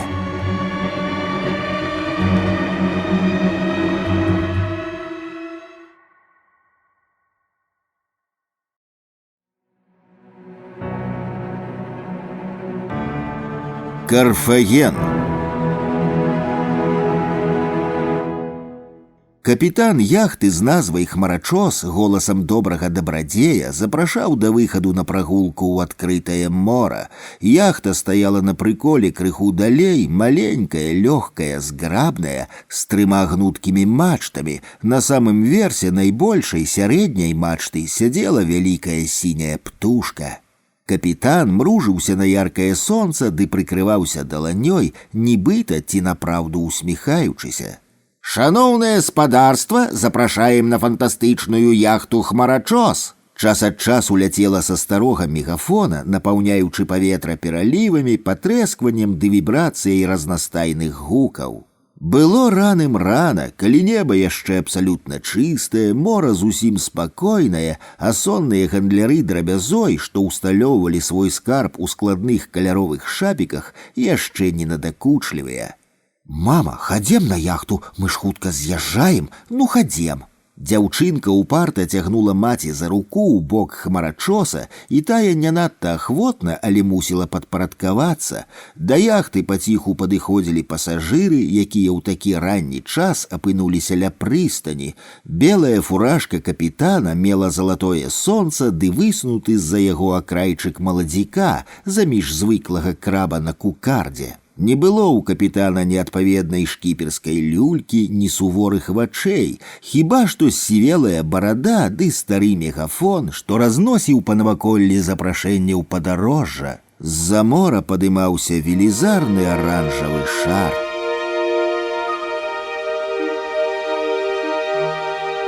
Сустракаць раніцу на адкрытай тэрасе летняга рэстаранчыка доктару падабалася. Ён прыходзіў сюды кожнага разу, калі не прасыпаў. Афіцыянты віталі яго ўжо як сталага наведніка. Звычайна ў такі ранішні час доктар быў адзіным самотным наведнікам, але сёння ў кутку за крайнім столікам у сутыч да сцяны, ад якой пачыналіся парэнчы, прымасціўся яшчэ адзін чалавек. У абодвух на стале быў звычайны камплект першых наведнікаў – кава, цыгарэты і газеты. Кава была смачная, ранак цёплы, настрой разняволены. Не было жадання нават гартаць газеты, але доктар усё ж па звычцы пацягнуўся да іх і, разгарнуўшы першую, пачаў праглядаць афіцыйную хроніку. Нічога цікавага, адно ўвагу прыцягнуў фотаздымак чалавека з лысым чэрапам, які быў, здавалася, намёртва замацаваны на магутнай шыі. Позірку вузка пасаджаных вачэй было не разабраць з-за дрэннай якасці друку. Яго атачэнне такога ж выгляду, схаванае ў чорныя сонечныя акуляры, нагадвала рэкламны здымак са свежаспечанага галівудскага баевіка. Доктар падумаў, што цяпер не разабраць, хто на каго больш уплывае, свет на Галівуд ці наадварот. Інфармацыя пад здымкам паведамляла, што ў мястэчка на кароткатэрміновы адпачынак прыбудзе старшыня. Твар доктара скруціла грымаса. Які старшыня, чаго, адкуль, ён цікавіцца не стаў. Па-першае, ён недалюбліваў гэтую пароду людзей-ротвейлераў, ім бракавала гумару. Па-другое, за дужа розныя ролі яны выконвалі ў жыцці. Сябе, паводле вынайдзенай ім сістэмы, доктар адносіў да Ньюфаундлендаў. Ньюф – парода прыстойная, спакойная і самастойная. Ён усміхнуўся з атрыманай рыфмы. Ён – доктар хуткай дапамогі, яго жыццёвая задача – быць Ньюфаундлендам. Гэта не абмяжоўвалася выключна працай. Служба ў экіпажы хуткай ёсць адно вонкавай праявай. Насамрэч усё шырэй. Ён Ньюфаундленд. Ён вызначаў тых, хто тануў, па зусім незаўважных знаках і стараўся выцягнуць. Ён разумеў спачатку інтуітыўна, а пасля ўсё больш рэальна, што тым самым ён набывае нейкі сэнс, нейкую надзвычайную упэўненасць і надзейнасць, якія дазвалялі трымаць на плаву не толькі пацярпелых, але і сябе. Усведамленне гэтага бараніла яго значна надзейней, чым чорныя акуляры тых ротвейлераў. Адзінае, у чым ён быў падобны да іх, гэта ў цынічным стаўленні да рэчаіснасці. Так было прасцей. Ён рабіў людзям балюча даволі часта і даволі спакойна. Бывала, яны крычалі, бывала, трывалі моўчкі, але амаль ніколі не крыўдавалі. Хіба можна крыўдаваць на Ньюфаундленда, але часам яму невыносна хацелася сарвацца да цёплага мора з добрай кавай і аранжавым сонцам, і ўжо тут ён не хацеў бачыць нікога, ні калег, ні знаёмых, ні тых, хто цыраваў, зашываў, выцягваў з таго свету, ні пагатоў такіх ротвейлераў. Гартаць газеты далей жаданне знікла. Доктар яшчэ раз глянуў на чэрап, сонечныя акуляры ў раздзеле хроніка, пасля адклаў газету ў бок і азірнуўся. Чалавек з другога краю тэрасы таксама быў заняты прэсай. Чалавек меў твар прафесіянала, які займаецца сур'ёзнай справай, але найбольш уражваў ірваны шнар над левым брывом. Ён глядзеў у газету працяглым позіркам, рэдка і павольна змыкаючы павекі. Доктар адразу згадаў позірк палярнага ваўка, якога бачыў некалі ў перадачы National Geographic. Такі самы працяглы, амаль немігатлівы містычны позірк містычнага звера, але разам з тым было ў яго позірку нешта. Так увосень у непагадзь здалёк глядзяць на старое места. Шнар замінаў брыву падымацца, і ад таго твар набываў адбітак пакуты. Гэты, відаць, стае пароды людзей, якіх можна цыраваць не абязбольваючы, якія разлічваюць заўжды і толькі на сябе. Доктар адвярнуўся, каб не прыцягваць да сябе ягонай увагі. Чалавек са шнарам уважліва глядзеў у газету. Квадратны лоб, маленькія вузка пасаджаныя вочы, просты вялікі нос, адарванае амаль да паловы правае вуха. Здымак раздражняў няякаснасцю, ён дэталёва разглядаў твар ворага. Зараз ён мусіў зразумець яго і апярэдзіць, бо іншага шансу не будзе. Ён і старшыня мечаныя, тады шмат гадоў таму ягонае вуха ён размяняў на шнар, іх нянавісць адно да аднаго мела працяглую гісторыю. Вайна, якой яны жылі, забірала іх цалкам, яны нагадвалі счэпленых мёртвай хваткай зацятых скрываўленых сабак, а ці магло стацца інакш? Можа і магло, але цяпер позна, цяпер яны мечаныя. Чалавек са шнарам яшчэ раз глянуў на пажоўклае фота і падумаў, што рамантыка іхняй вайны згубіла яркасць колераў і ператварылася ў гэткае пажоўклае старое фота. Студэнцкія хваляванні ва універсітэцкім гарадку, барыкады, сцягі, улёткі, спецаддзел паліцыі атакуе іхні сектар, град камення, дубінкі, газ. Далей смак крыві, пах мокрага бруку і яго паліраваная прахалода пад скроняй. Паміж брукам і скроняй, то напінаючыся, то знікаючы, тахкала і сутаргава выпроставалася жылка, і ён дагэтуль памятае ейнае адасобленае метраномнае тахканне. Наўпрост пад каштанам разгублены салдат з круглым сялянскім тварам і ўражліва раскрытымі няўцямнымі вачыма, каска ссунутая на бок, дубінка матляецца на запясці. Нерухомы студэнт, утаптаны ў брук, у калюзе крыві, сустракаецца позіркам з салдатам спецпаліцыі. Гэта цягнецца, здаецца, бясконца, вакол тлум з камянёў, палак, уніформы, скажоных твараў, банданаў, дыму. Не адрываючы погляду, салдат паціху спаўзае па камліна кукішкі, плача, па-дзіцячы кулакамі выціраючы слёзы, дубінка соўгаецца па зямлі, паўтараючы рухі рукі, што выцірае слёзы. Аднекуль з шата ўзрываецца каштан і павольна ляціць да зямлі. Каштан ляціць так доўга, што ён паспявае разгледзець кожную голку на ягонай шкарлупцы. Ад удару шкарлупіна разлятаецца, і каштан, падскокваючы, коціцца па мокрым бруку. Дзе той жаўнер, што з ім сталася на радзіме, якую ён вымушаны быў пакінуць шмат гадоў таму? Нешта самае важнае засталося незаўважаным, шукаць яго цяпер ужо не ставала часу. Цяпер ёсць толькі ён і старшыня, яны паляўнічыя, паляванне зрабілася іхняй справай. Каштан, сягнуўшы зямлі, ушчэнт разнёс сваю шкарлупіну, вызвалены ад яе праскакаў па універсітэцкім бруку і знік разам з магчымасцю вяртання юнацтва. З прыстані зноў захрыпеў мегафон, запрашаючы на марскую прагулку. Доктар і чалавек са шнарам адарваліся ад сваіх заняткаў і зірнулі ў бок мора.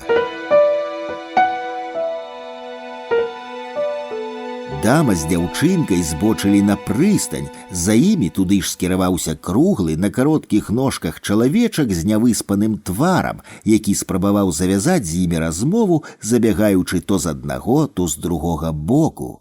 Пасядзеўшы яшчэ, доктар падняўся і, пакінуўшы газеты на століку, рушыў за імі. Чалавек са шнарам глядзеў, як сыходзіў доктар, як ён схаваўся ў зеляніне прыбярэжнай алеі, як вынырнуў з яе ля самай прыстані. З яхты апошні раз азваўся запрашэннем мегафон. Сонца было нясцерпна яркае. Тень гелікоптера назірання налесна прытармазілыя джипы аховы, што рухаліся на адлегласці наперадзе. Лопасці выраблялі мудрагелістыя фігуры, спрабуючы абсекчы сонечныя прамяні. У салоне ягонага аўто гуку не было чуваць, толькі імклівая гульня святла і ценю. Старшыня неадрыўна, амаль нерухома глядзеў у акно. Серпанцін дарогі не дазваляў набраць звыклую хуткасць, гэта злёгку раздражняла. Малая хуткасць выклікала адчуванне, што нешта замінае, перашкаджае. Гэтага адчування не пазбаўляў нават прыгожы краявід, што адкрываўся з вышыні горнай дарогі. Старшыня нават паморшчыўся ад прыкрасці, што тут, на гэтай горнай шашы, яму прыходзіцца падладжвацца пад абставіны. Злавіўшы сябе на такой думцы, ён раззлаваўся ўжо на сябе і нервова крутнуў шыяй. Ён мусіў даўно пазбыцца гэтага комплексу, але так і не здолеў. Комплекс параўнання пераследаваў яго і гвалтоўна, не зважаючы на яго волю, вяртаў мінулае, якому цяпер не засталося месца. Гэтыя вяртанні былі невыносныя і выклікалі ледзьве не слёзы, прачуласці і нянавісці адначасова. Ён ненавідзеў гэтую прачуласць, ён шалеў ад яе. Сёння яна была нават не лішняя, яна была небяспечная. Сёння ён ёсць старшыня, сёння ён ёсць пераможца. Старшыня дастаў насоўку і звыклым рухам выцер спацелы голы чэрап і моцную таўстую шыю, пад канец крануўшы палову пашкоджанага вуха. Тень гелікоптара зноў завіс над джыпамі, але неўзабаве споўз на шашу. Ён мусіў пагадзіцца з шэфам сваёй аховы на наземны маршрут, бо краіна была чужая. Кавалькада зменшыла хуткасць, мінаючы надта закручаны паварот. З левага боку шашы аж да самага берага гара абрывалася, і на грудзе скал, далёка закінутых у мора, стаяла пясочнага колеру адмыслова спраектаваная спаруда, якая здавалася працягам скалы і нагадывала ці то палац, ці то крэпасць. На самым версе спаруды красавала карона з белага мармуру, якую абвіваў чорны надпіс «Карфаген». «Што такое Карфаген?» – спытаў старшыня, ледзь хітнуўшы галавой. Сакратар адрваўся ад газеты. «Увогуле?» – паспрабаваў ён удакладніць, пасля здзіўлена зірнуў з-пад акуляраў і, не пачуўшы адказу, пачаў тлумачыць. Старажытная дзяржава, место і крэпасць, разбураная рымлянамі прыкладна каля 200 гадоў да нашай эры. Карфаген, паўтарыў старшыня і змоўк. Жыццё – гэта вайна. Такую выснову ён зрабіў для сябе даўно. Дзеля таго, каб жыць, трэба перамагаць. Дзеля таго, каб перамагаць, патрэбна воля, абсалютная, як скала. Карфаген, зноў у думках прамовіў старшыня. Кавалькада павольна ўпаўзала ў мястэчка. Старшыня азірнуўся, працягла і уважліва яшчэ раз глянуў на палац-крэпасць. І ніякія рымляне. Ледзь чутна, але жорстка прамовіў ён у голас. Жанчына з дачкой уладкоўваліся на карме. Доктар ступіў на палубу і прайшоў на нос, дзе ўжо стаялі некалькі чалавек.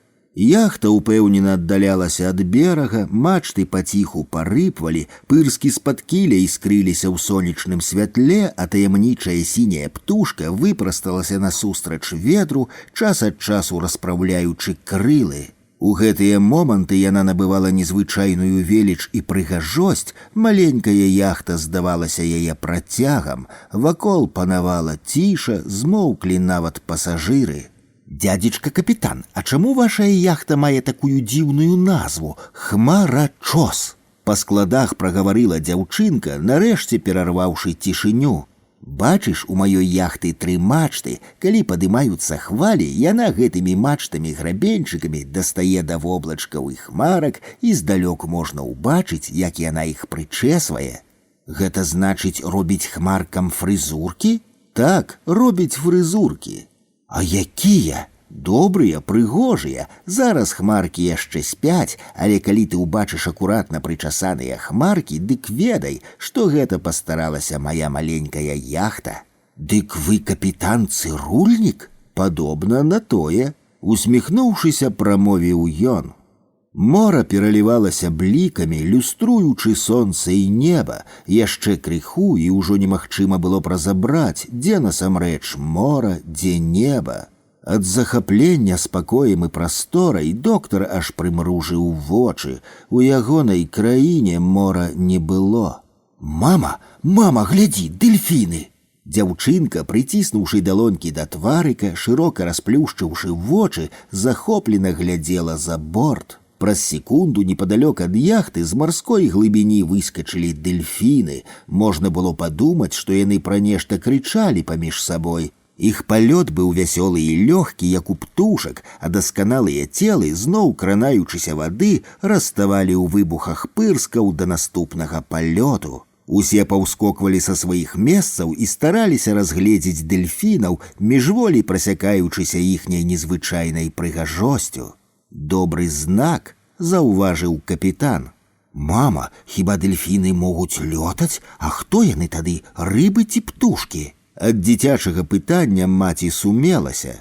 Яны як людзі, апярэдзіўшы жанчыну, вымавіў капітан. Толькі добрыя, паглядзі уважліва. Дзяўчынка ўшчыльную падышла да борта, дэльфіны ў чарговы раз імкліва вылецелі з вады. А злыя людзі гэта хто? Акулы? Праз паўзу, наўпрост гледзячы на капітана, спытала дзяўчынка. О, бачыш, зноў!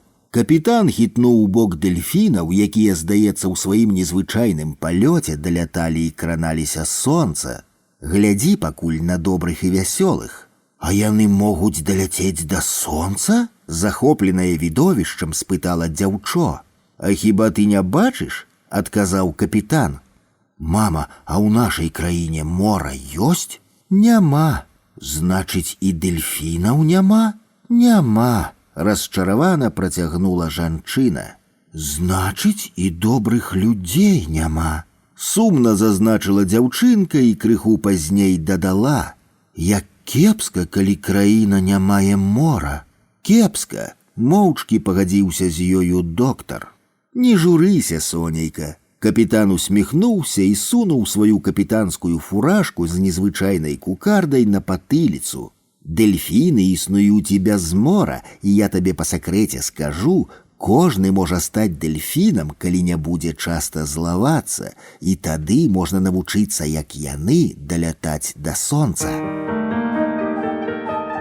Жанчына, адкінуўшы галаву, трымалася паднятымі ўгору рукамі за нейкія карабельныя прыстасаванні. Вецер надзімаў ветразі, хвалі манатонна гайдалі яхту. Каля рубкі, відаць, пра нешта надзвычай цікавае і сур'ёзнае, размаўлялі капітан з дзяўчынкай. Кругленькі сядзеў на баку і цягнуў з бляшанкі піва, спрачаючыся пра штосьці з суседзямі і часта зыркаючы на жанчыну. Ягоныя ножкі, што выглядалі з недарэчных шырачэзных шортаў ніжэй калена, боўталіся ў паветры, не дастаючы да палубы.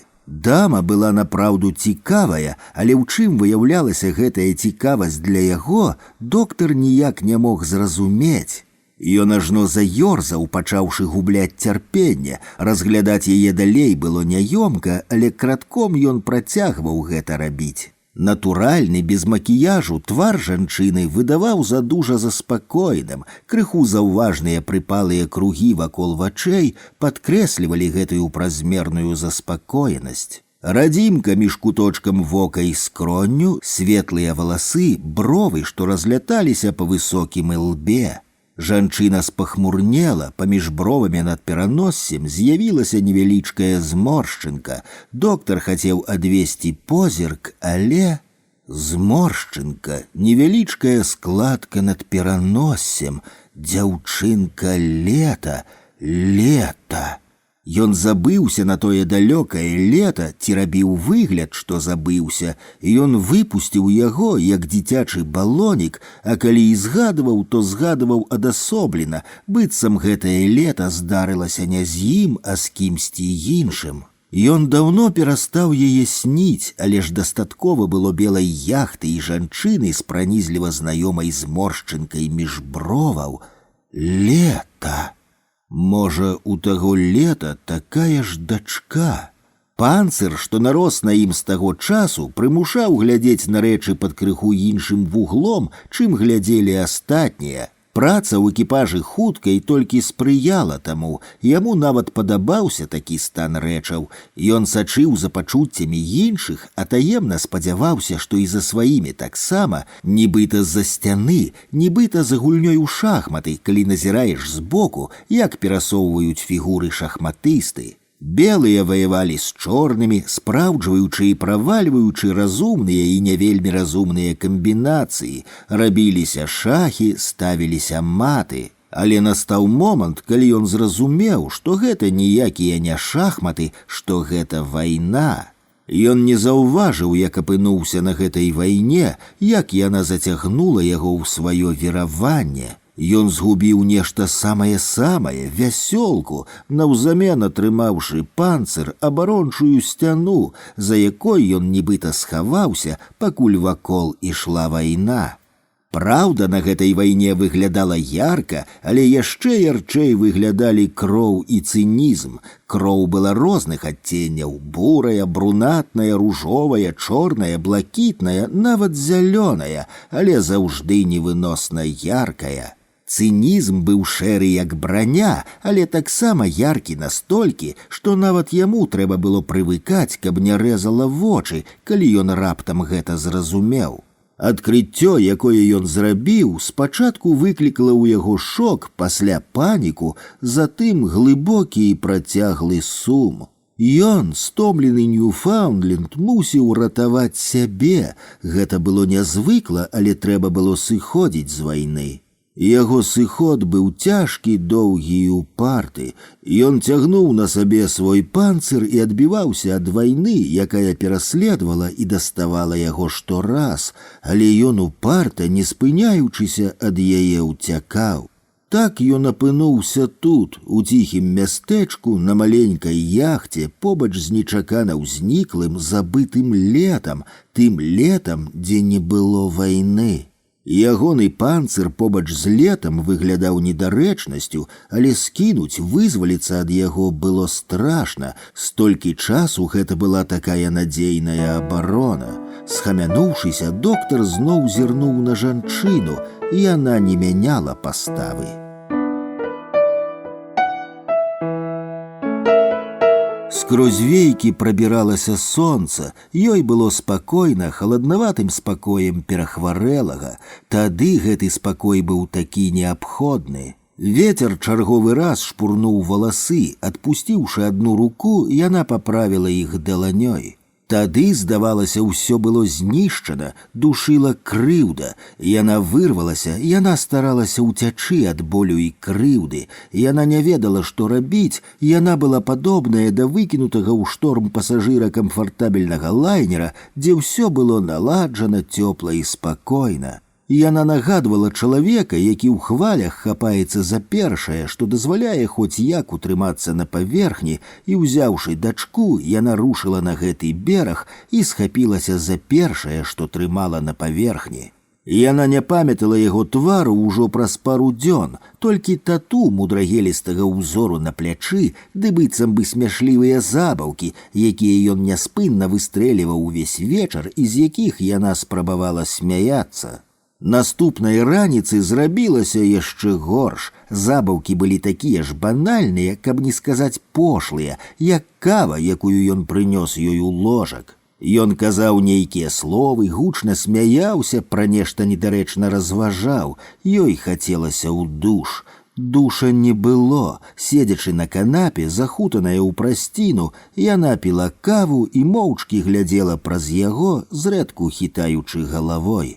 Пасля гэтаксама моўчкі апранулася і сышла, запомніўшы толькі мудрагелістае тату на ягоным плячы і сваю спустошанасць. Абсалютную спустошанасць. Не дапамаглі ні ціхі ранак, ні бязлюдны бераг, ні нават мора, у якое яна зайшла, не зняўшы адзення. Яна патанула ў нейкай іншай рэальнасці, дзе ўсё стала па-іншаму.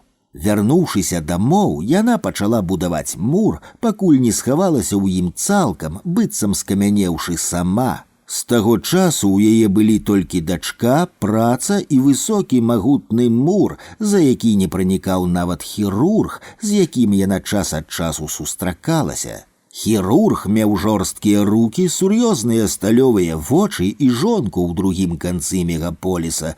Пры іхніх сустрэчах ён не гаварыў лішняга. Усё адбывалася як у часе аперацыі. Анестэзія, скальпель, сціскач. Яна мела падозранне, што так было для абаіх.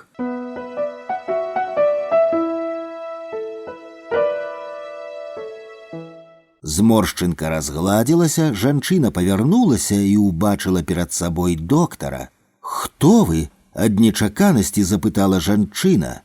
«Доктар», – адказаў доктар. «Хірург?» – з металам у голасе зноў спытала яна. «Хірург?» Невядома чаму схлусіў ён. Ражкі яе вуснаў крыху спаўзлі ўніз.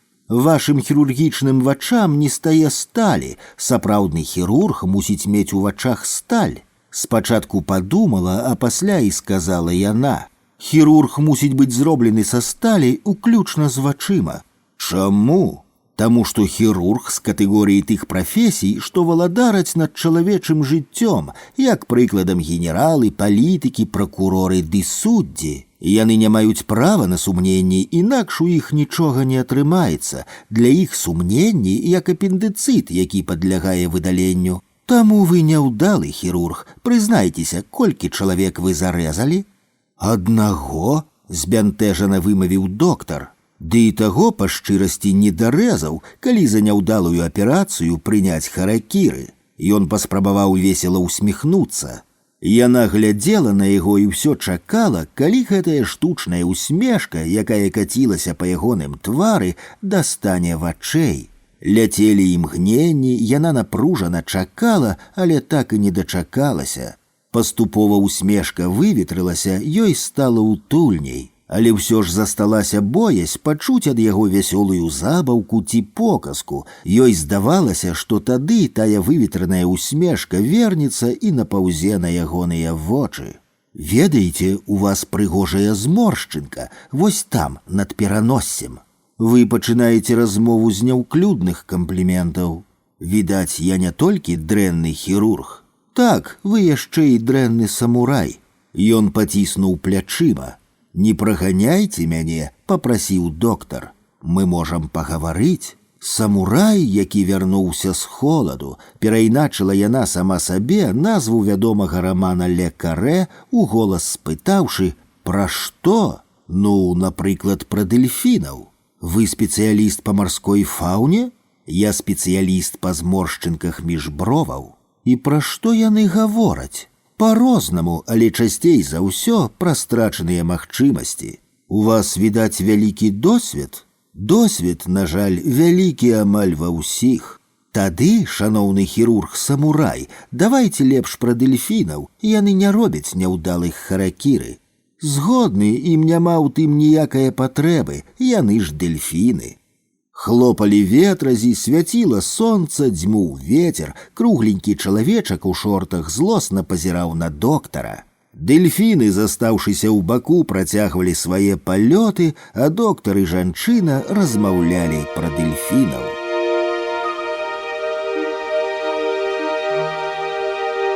Яхта, абагнуўшы рог, вярталася ў бухту. Першая яе сустрэла жоўтая будыніна палаца Карфаген. «Якая змрочная пабудова», – заўважыла жанчына, пасля задуменна дадала: «Карфаген мусіць быць разбураны». «Так», – пагадзіўся доктар, – «кожны мусіць сам бурыць свой Карфаген, інакш яго разбураць рымляне». Мінуўшы крэпасць палац, хмарачос зманеўраваў, каб зручней прышвартавацца, да прыстані заставалася няшмат. «Мы заўтра з'язджаем», – сказала жанчына. «Я яшчэ думаў пабыць», – глухавата, са слабой надзеяй прамовіў доктар. Яны змоўклі, пасажыры рыхтаваліся да высадкі. «Дзякуй шаноўнаму спадарству», – сказаў мегафон голасам капітана. «Экіпаж фантастычнай яхты «Хмарачос» развітваецца з вамі. Памятайце, вы бачылі дэльфінаў, гэта добры знак». «Спадар капітан, а дзе яшчэ вы будзеце прычэсваць хмаркі і воблачкі?» – спытала дзяўчынка. «Па ўсім свеце, дзе ёсць мора, вецер і хвалі, сонейка, бо кожнаму воблачку і кожнай хмарцы трэба, каб яны былі прычасаныя і дагледжаныя, праўда?» «Праўда», – выгукнула дзяўчынка. «Да пабачэння, спадар капітан цырульнік». Капітан падняў дзяўчынку на рукі і паставіў на цёплы граніт прычала. «Да пабачэння, мы яшчэ пакатаемся на хмарачосе, праўда?» «Абавязкова, сонейка». Сонейка свяцілася усмешкай. Доктар глядзеў, як няўхільна канчаецца прыстань, ён крыху сумнавата усміхнуўся. Яны ішлі побач, ён, яна і дзяўчынка. Прыстань канчалася. «Сумны самурай». Позірк жанчыны слізгацеў па граніце прыстані, у яе далоні хавалася далонька дачушкі. Ёй не хацелася развітвацца, жанчына адарвала позірк ад бруку, з ягонага твару не сыходзіла сумнаватая усмешка. «Сумны самурай». На кароне далёкага палаца манументальна паўставаў надпіс «Карфаген». Прыстань скончылася, яна спынілася і працягнула яму руку. Доктар працягнуў сваю. Ёй не хацелася развітвацца, але... «Мы з'язджаем», — сказала яна, — «да пабачэння». Яе далонь памалу вызвалілася з ягонай. «Да пабачэння», — адказаў доктар. Па небе плылі акуратныя воблачкі. «Паглядзі, мама, якія ў іх файныя фрызуркі. Дядзечка капітан сапраўдны майстар, а ў цябе вецер зусім валасы раскідаў». Жанчына азірнулася. Праз натоўп ні прыстані, ні пагатоў хірурга-самурая ўжо не было відаць. Над пераноссем між бровамі ў яе з'явілася зморшчынка, крыху большая ад звычайнай.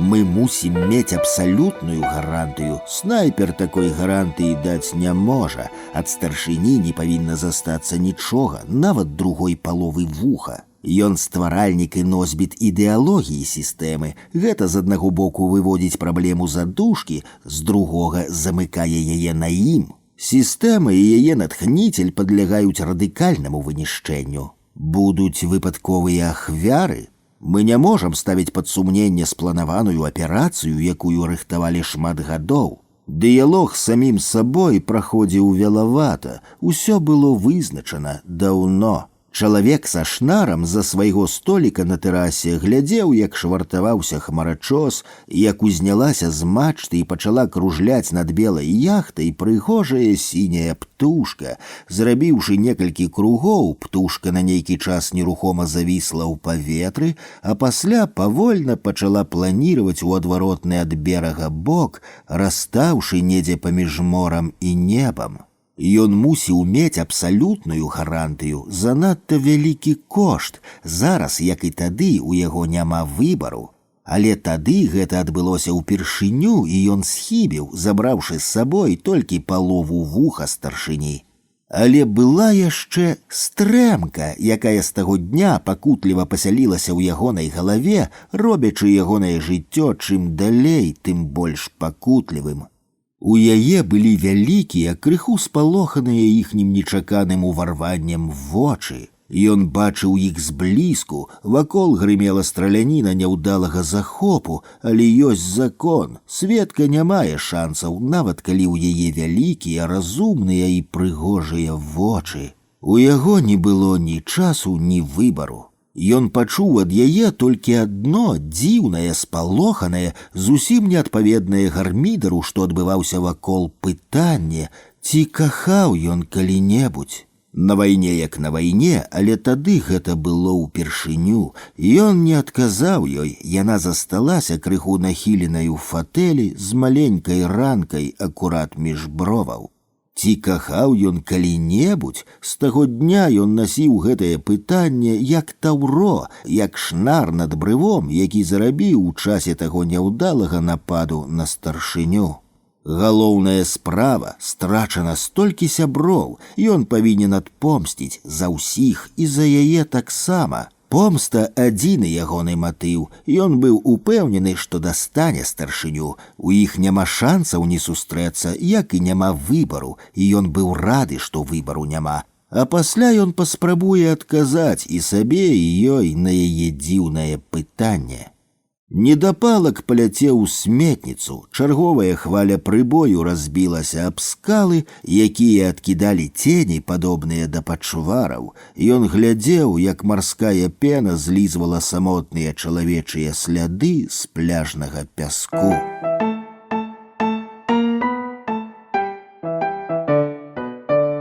Да шахмат ён прызвычаіўся ў школе спецпаліцыі. Гэтая гульня, ды яшчэ практыкаванне ў стральбе выклікалі захапленне. Ён не пакінуў іх дагэтуль. Старшыня любіў гуляць з белымі. Белыя пачынаюць і выйграюць. Ён згадаў прыемную важкасць зброі, як пасля стрэлаў ляцяць ашмёткі мішэняў чалавечых абрысаў. Старшыня заўжды пачынаў першы. Да палаца Карфаген бесшумна падкаціла некалькі аўтамабіляў. Калі яны спыніліся, з іх імкліва выскачылі моцнага выгляду мужчыны і, не губляючы часу, скіраваліся да ўваходу. Мы на замову спадара старшыні, кухня, абслуга, ахова нашы. З 18:00 до 6:00 ваш персанал вольны. Рахунак дашлеце на гэты адрас. Наведвальнікі зніклі гэтак жа імкліва, як з'явіліся.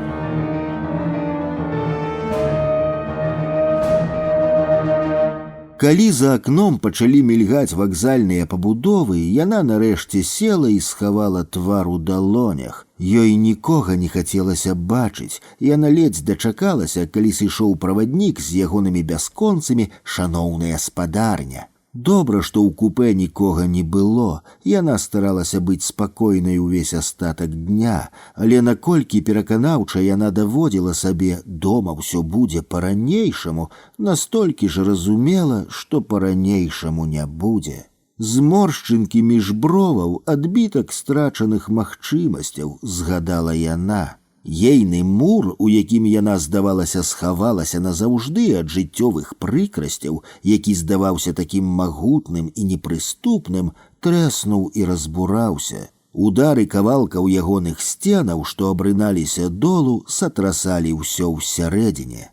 Толькі б не заплакаць, подумала жанчына. За акном цягніка нейкая вялікая сіняя птушка імкліва ляцела ў бок мора.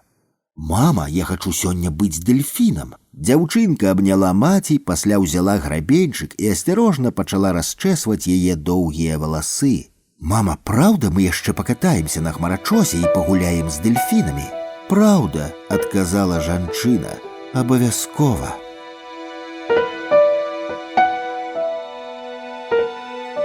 На тэрасе рэстаранчыка было пуста, не сноўдалі нават афіцыянты. Апусціўся прыцемак, усё ўзбярэжжа зіхцела агнямі, унізе рухалася людская плынь. Музыка, што гучала з розных бакоў, утварала неверагодную мешаніну гукаў і стыляў.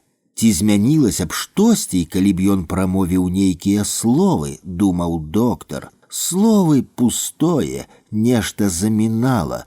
Гэты недарэчны панцыр. Вялікая сіняя птушка, якую доктар ледзь паспеў заўважыць, праляцеўшы над ім, шпурнула ў яго ветрам з-пад сваіх крылаў. Ён глянуў у ейным кірунку, там бліскуча ззяла і пералівалася фіялетавым святлом назва «Карфаген». «Карфаген мусіць быць разбураны», – у голас з імпэтам прамовіў доктар. «Катон старэйшы, старажытны Рым». Дадаў ён па інерцыі, завучанае некалі ў юнацтве. На стале застаўся аплачаны рахунак.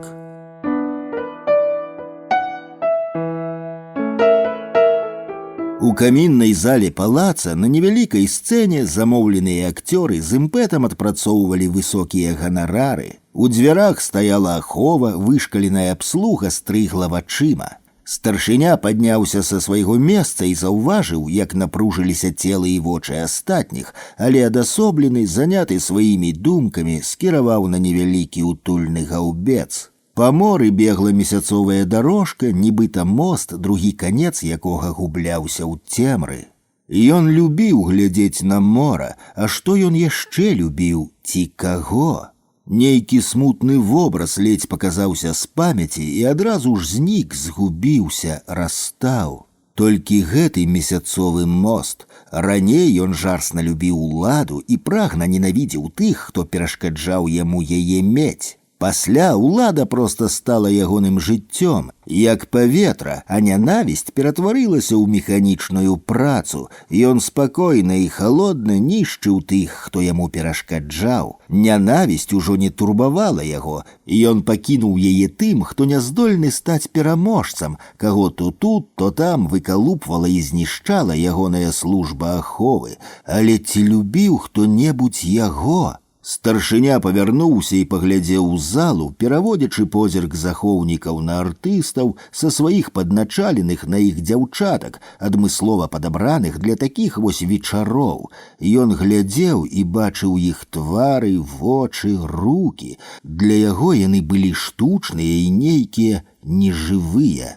Выпадае, што не любяць, баяцца, так, баяцца, але ж можна баяцца і любіць. Можна нават ненавідзець, але любіць не любяць. Старшыня крануў сваю руку. Рука была моцная, вялікая і холодная.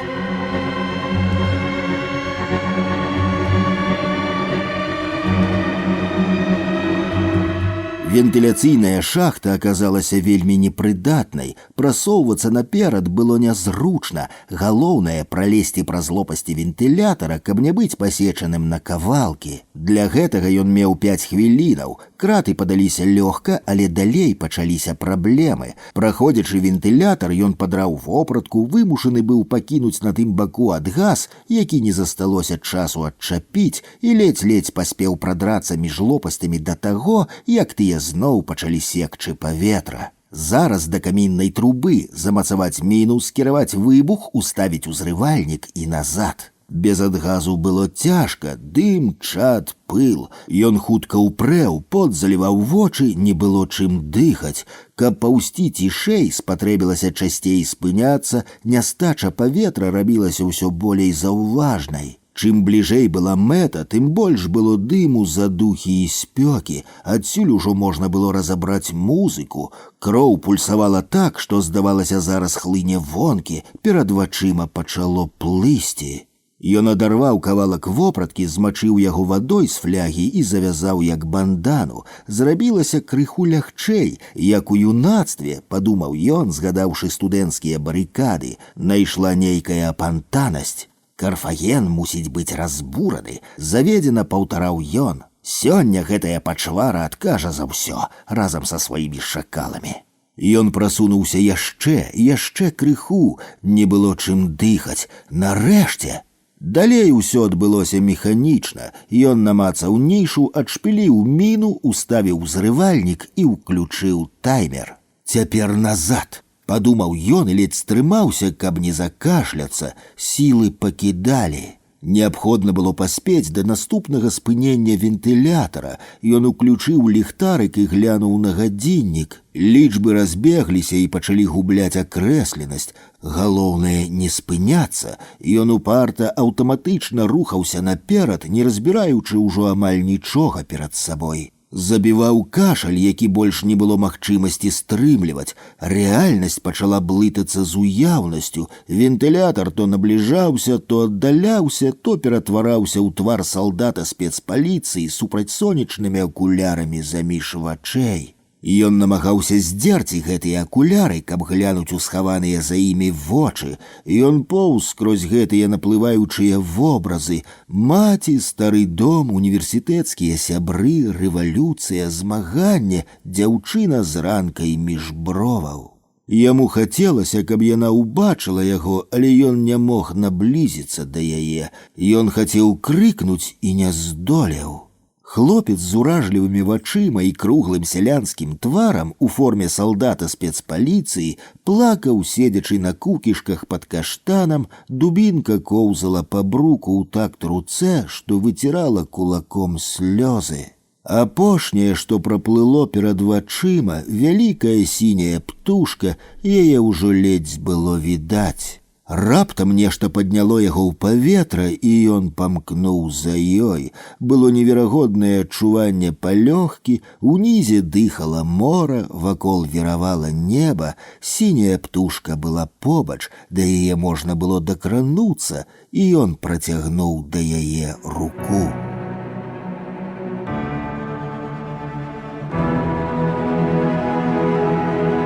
Старшыня яшчэ некаторы час назіраў за сваімі людзьмі з гаўбца, пасля вярнуўся на сваё месца ля каміна і, выпрастаўшы ногі, зноў пачаў глядзець на мора. Дзіўная сіняя птушка села на парэнчы, некаторы час яны разглядалі адно аднаго.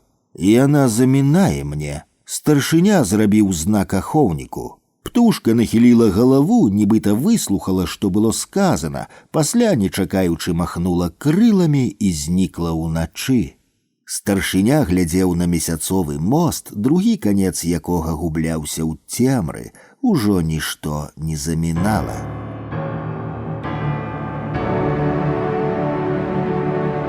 Выбух быў падобны на раскат навальнічных грымотаў, карона палыхнула фіялетавай успышкай, і некалькі імгненняў можна было назіраць, як яна разам з надпісам «Карфаген» знікае сярод клубоў чорнага дыму ў чэраве расколатага палаца.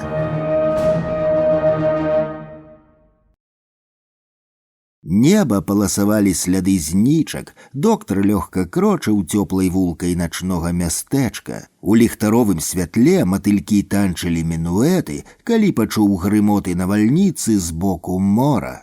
Карфаген мусіць быць разбураны, прамільгнула ў ягонай галаве, але ён, не азіраючыся, крочыў далей. Доктар вяртаўся ў лета. Лета. Недзе на адкрытай тэрасе летняга рэстаранчыка з грукатам абрынуўся кавалкамі і раставаў ягоны панцыр. Вагон аднатонна гушкаўся на стыках рэек, побач, скруціўшыся як кацянё, спала яе дзяўчынка, міналі вялікія і маленькія станцыі, а жанчыне сніліся дэльфіны.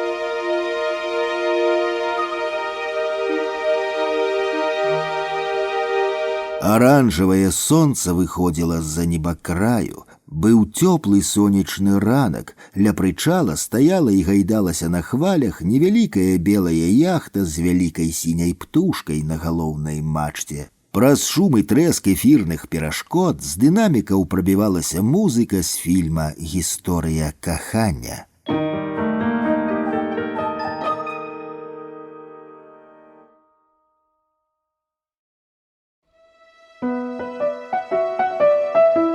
Гадзіннік грузінскай каляжанцы. На пероне амаль нікога не было. Ноч, цёпла, лета. Ён падумаў, што, можа, ніколі б не трапіў у гэтае месца, каб не фестываль незалежнае прэсы. Яго не сустракалі. Гэта крыху здзівіла, але не пакрыўдзіла і не ўсхвалявала. За час сваіх блуканняў рэпартёр звыкла не звяртаў увагі на падобныя дробязі. Такая прафесія. Ён быў спецыялістам па канфліктных зонах. Ягоны хлеб не быў лёгкі, праца прыносіла прыстойныя грошы, але з цягам часу ён нешта страціў у ёй, ды, відаць, не толькі ў працы. Нечага не хапала, ён гэта адчуваў, але ніяк не мог дакладна вызначыць гэтае нешта. Часам ён спіхаваў узніклую праблему на стомленасць ці проста на крызіс сярэдзіны жыцця. Вакзальны брук пад нагамі яшчэ не астыў ад дзённага сонца. Бліжэй да вуліцы два дзецюкі спраўна дзялілі пляшку, далей ад нечаканасці рэпартёр нават спыніўся. У баку пад дрэвам на рэштках лаўкі ляжаў стары. Было відаць, што гэта незвычайны заўсёднік вакзалаў. Даўгія валасы і барада старога былі наскрозь сівыя. Ён засяроджана глядзеў у начное неба, зусім не зважаючы на тое, што рабілася вакол. Ягоныя вочы праменілі спакой, час ад часу стомлена закрываючыся павекамі. Рэпартёр міжволі падняў галаву. Млечны шлях, зоркі, маладзік, нічога незвычайнага, але стары, велічна і ўрачыста, быццам у старажытны манускрыпт, глядзеў у вышыню, аж рабілася ніякавата. Сівы стары, зорнае неба і прывакзальная мітусня стваралі пранізлівы дысананс. Але нешта падкрэслівала гэтую пранізлівасць асабліва. Ён паспрабаваў адшукаць, што гэта ёсць. Думкі не хацелі парадкавацца, блыталіся і наплывалі адна на адну. Вакзальны гадзіннік паказваў далёка за 12 ночы. Схамянуўшыся, рэпартёр павольна пакрочыў у бок падземнага пераходу, раз-пораз азіраючыся на старога. «Дзіўны дзед», — думаў рэпартёр. Ля гатэля, дзе мусілі былі спыніцца госці і удзельнікі фэсту, дагледжаны швейцар нешта тлумачыў уладальніку барвовага таксі. Ён ужо быў памкнуўся да ўвахода, калі раптам зразумеў, што надавала карціне на пляцы пранізлівасць, засяроджаны позірк старога. Рэпартёр спыніўся і яшчэ раз працягла паглядзеў у неба. Млечны шлях быў не захмараны.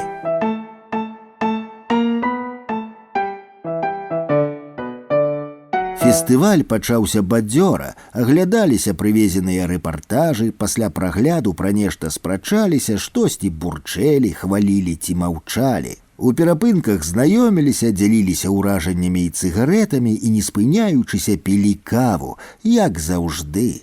Народ быў рознакаліберны, выглянцаваныя ўласныя карэспандэнты, нахабныя прадстаўнікі службаў навінаў і крымінальнай хронікі, вольныя паляўнічыя кшталту яго і нават жоўтыя папарацы, да якіх яны ставіліся паблажліва, калі не сказаць грэбліва.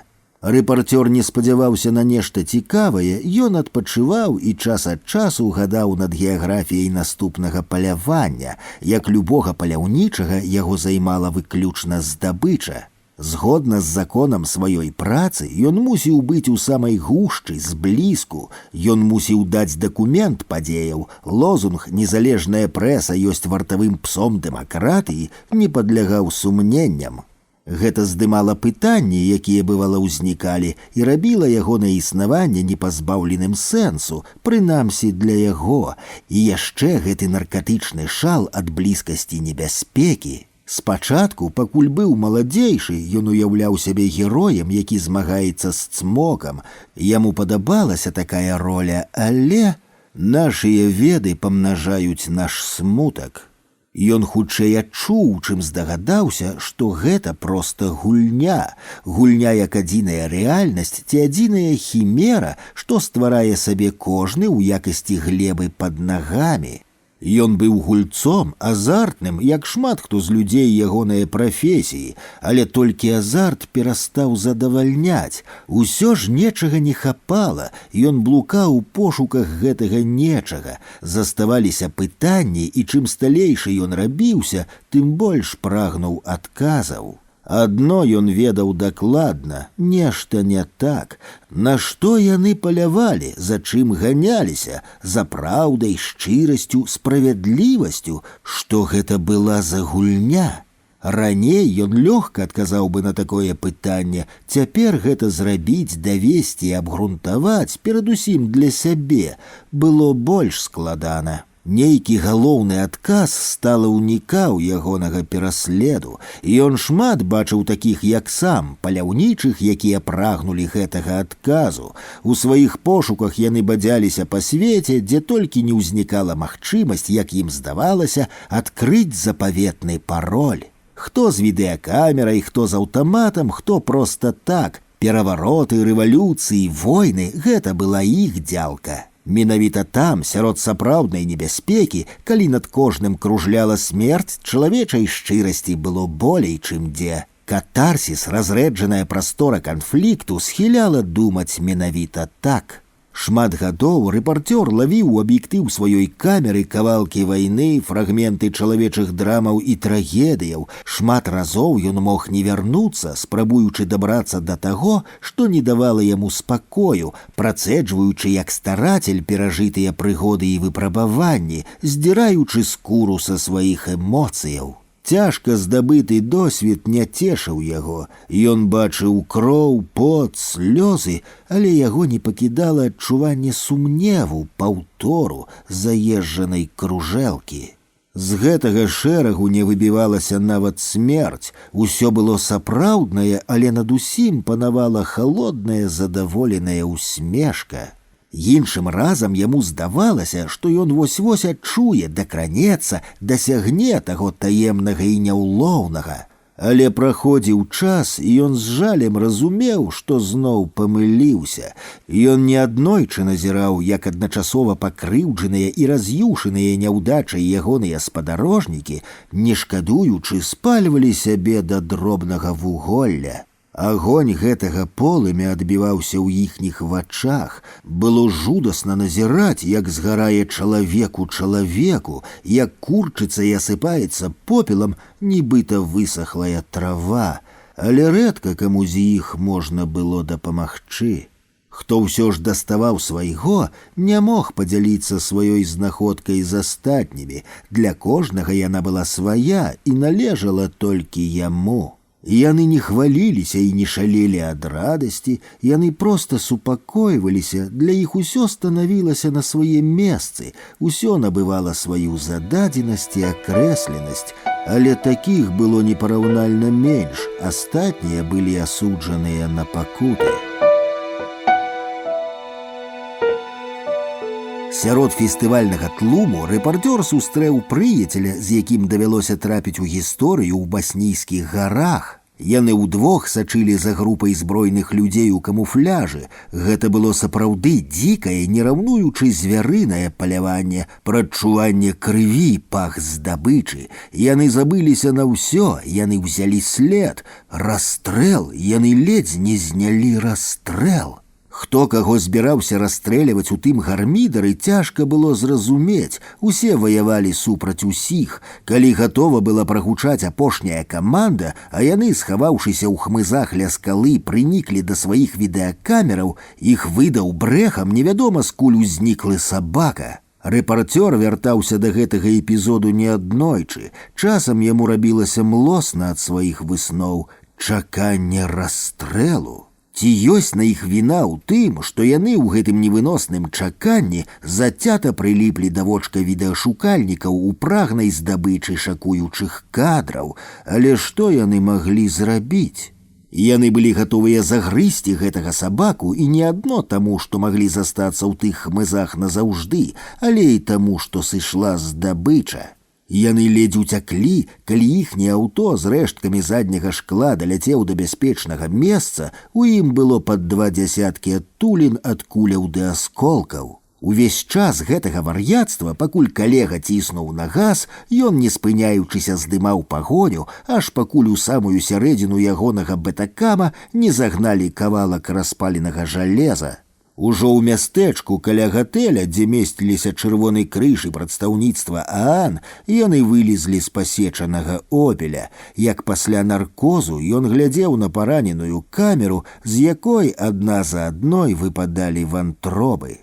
Сталага веку барадаты цыган у вялізным чорным капелюшы з заціснутай у зубах люлькай падышоў незаўважна. «Ведаеш», – прагаварыў ён хрыпатым голасам, «я люблю коней. Калі я быў малады, я мог украсці любога. Ува мне 2 дзіркі ад куляў». Цыган змоўк і 2-3 разы пыхнуў люлькай, аж пакуль пада мной не забілі коня. Цыган яшчэ нейкі час глядзеў яму ў вочы, пасля павярнуўся і, пускаючы шызыя воблачкі дыму, павольна, цяжка ступаючы, пайшоў.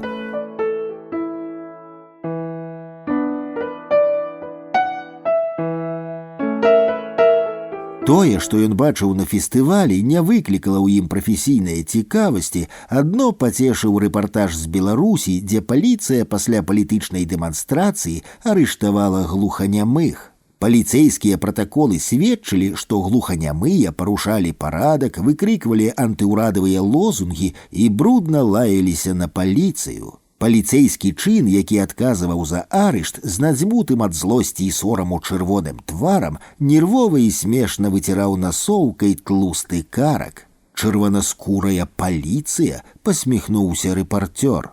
Седзячы на 7-м паверсе гатэля, ён бачыў, як мясцовыя камінары з традыцыйнымі бакенбардамі у старадаўніх высокіх капелюшах, арудуючы сваімі прыладамі, апанавалі некалькі комінаў на даху суседняга дома. Цікава, падумаў рэпартёр, ці ёсць камінары ў Беларусі, ці там толькі глуханямыя і чырвонаскурая паліцыя.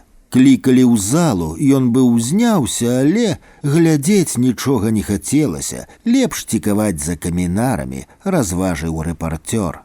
Побач спрачаліся 2 расейцы. «Ды вы ж трупаеды!» – крычаў адзін. «Вы ж у эфір не выйдзеце, калі ў праграме не будзе выварашаных вантробаў. У вас жа вочы запальваюцца, настрой падымаецца, калі ў сюжэтах поўна крыві і мяса».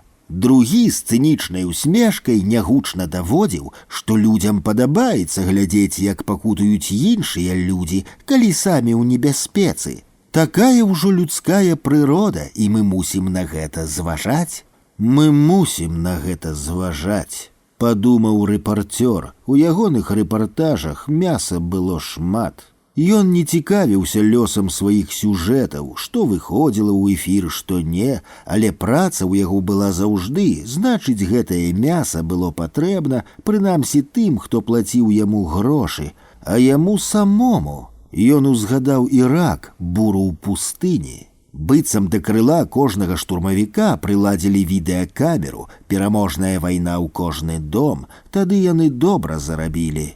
У дзікіх сутыкненнях паміж Тутсі і Хуту кагосьці з няшчасных удзельнікаў гэтай першабытнай вайны ворагі зацята секлі даўгімі скрыўленымі мачэтэ, яны здымалі. Чым бліжэй была камера, тым адчайней секлі, шалеючы ад крыві і ўвагі, мутнымі вачыма зазіраючы ў аб'ектыў, яны здымалі.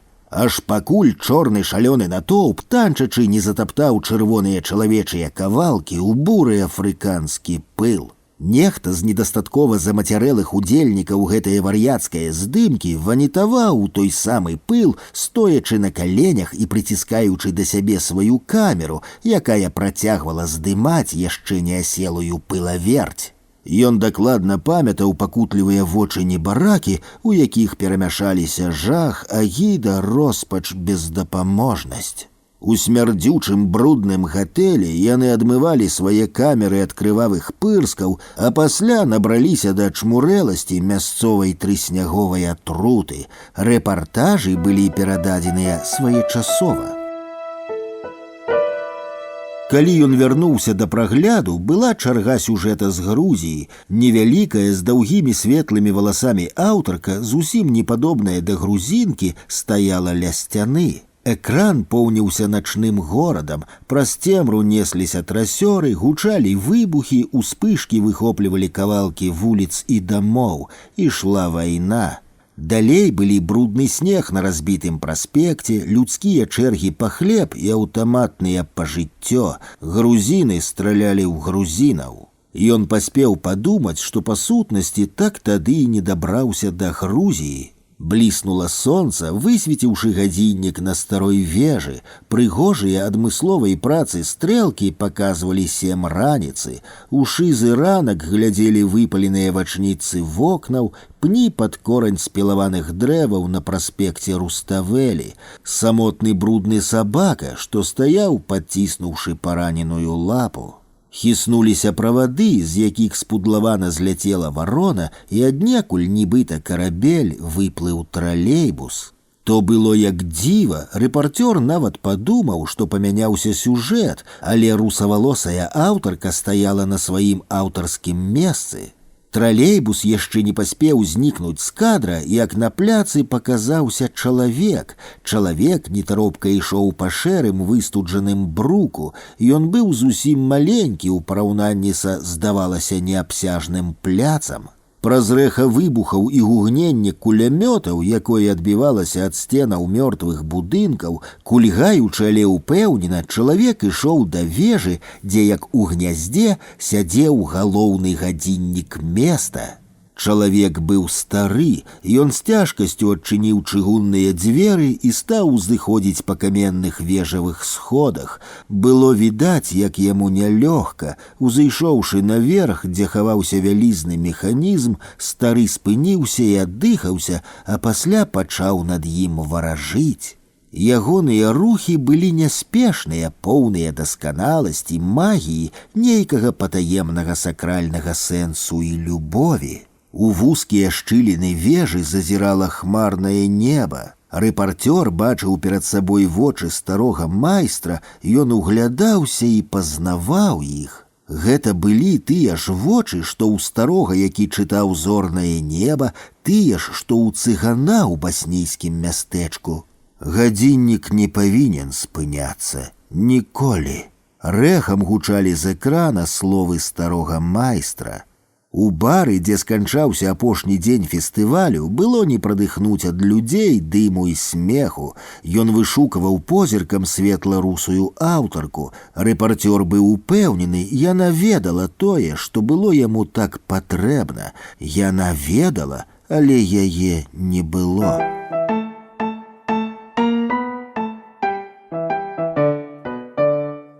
Рэпартёр згадаў Грузію. На перавале непадалёк ад кадорскай цясніны, дзе віравала вайна, яны рыхтаваліся да працы, як неўзабаве заўважылі некалькі аўтаматных руляў, што сачылі за імі з-за камянёў. Грузінскі пост так да канца і не даў веры, што яны журналісты, але сысці не перашкаджаў. Яны былі ўжо ступілі некалькі крокаў, як ляснулі затворы. Тады ён уведаў, як спыняецца час. Не было чуваць ні шоргатаў іхніх рухаў, ні шуму горнага ручая, ні рыпення снегу пад нагамі, нічога. Пасля ён думаў, што не пачуў бы і стрэлаў, якіх яны, сцяўшыся, чакалі. Калі ён кратком азірнуўся, вайскоўцы даставалі патроны з патроннікаў сваіх АКМаў. Вось і ўся Грузія. Раптам праз акно на даху суседняга дома паказаліся камінары ў сваіх дзівосных капелюшах з колцамі вяровак, перакінутых цераз плячо, шчоткамі ды іншым рыштункам.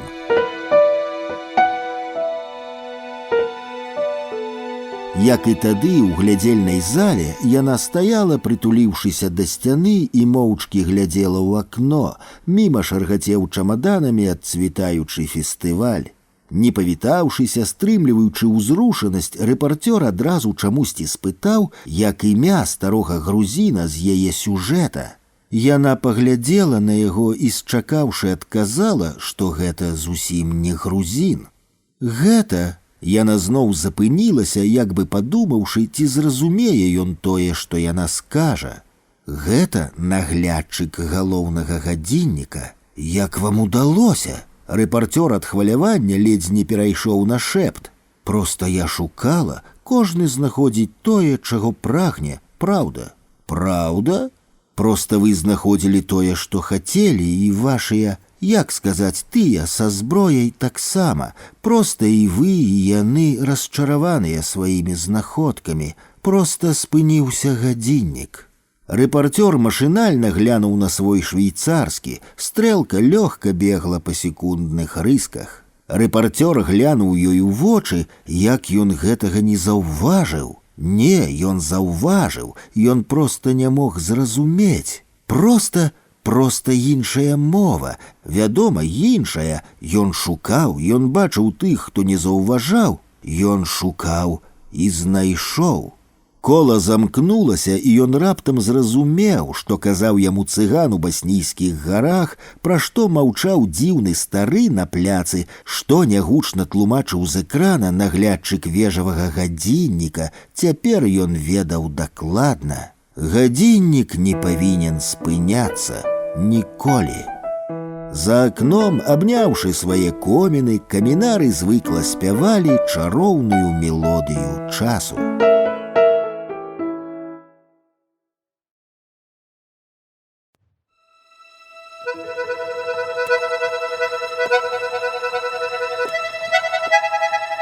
След. Па зямлі і моры імкліва слізгаў цень белага дельтаплана. Дельтаплан амаль вертыкальна стаў на крыло і, заклаўшы віраж, памкнуў насустрач зямлі. Унізе мільгацела планета людзей.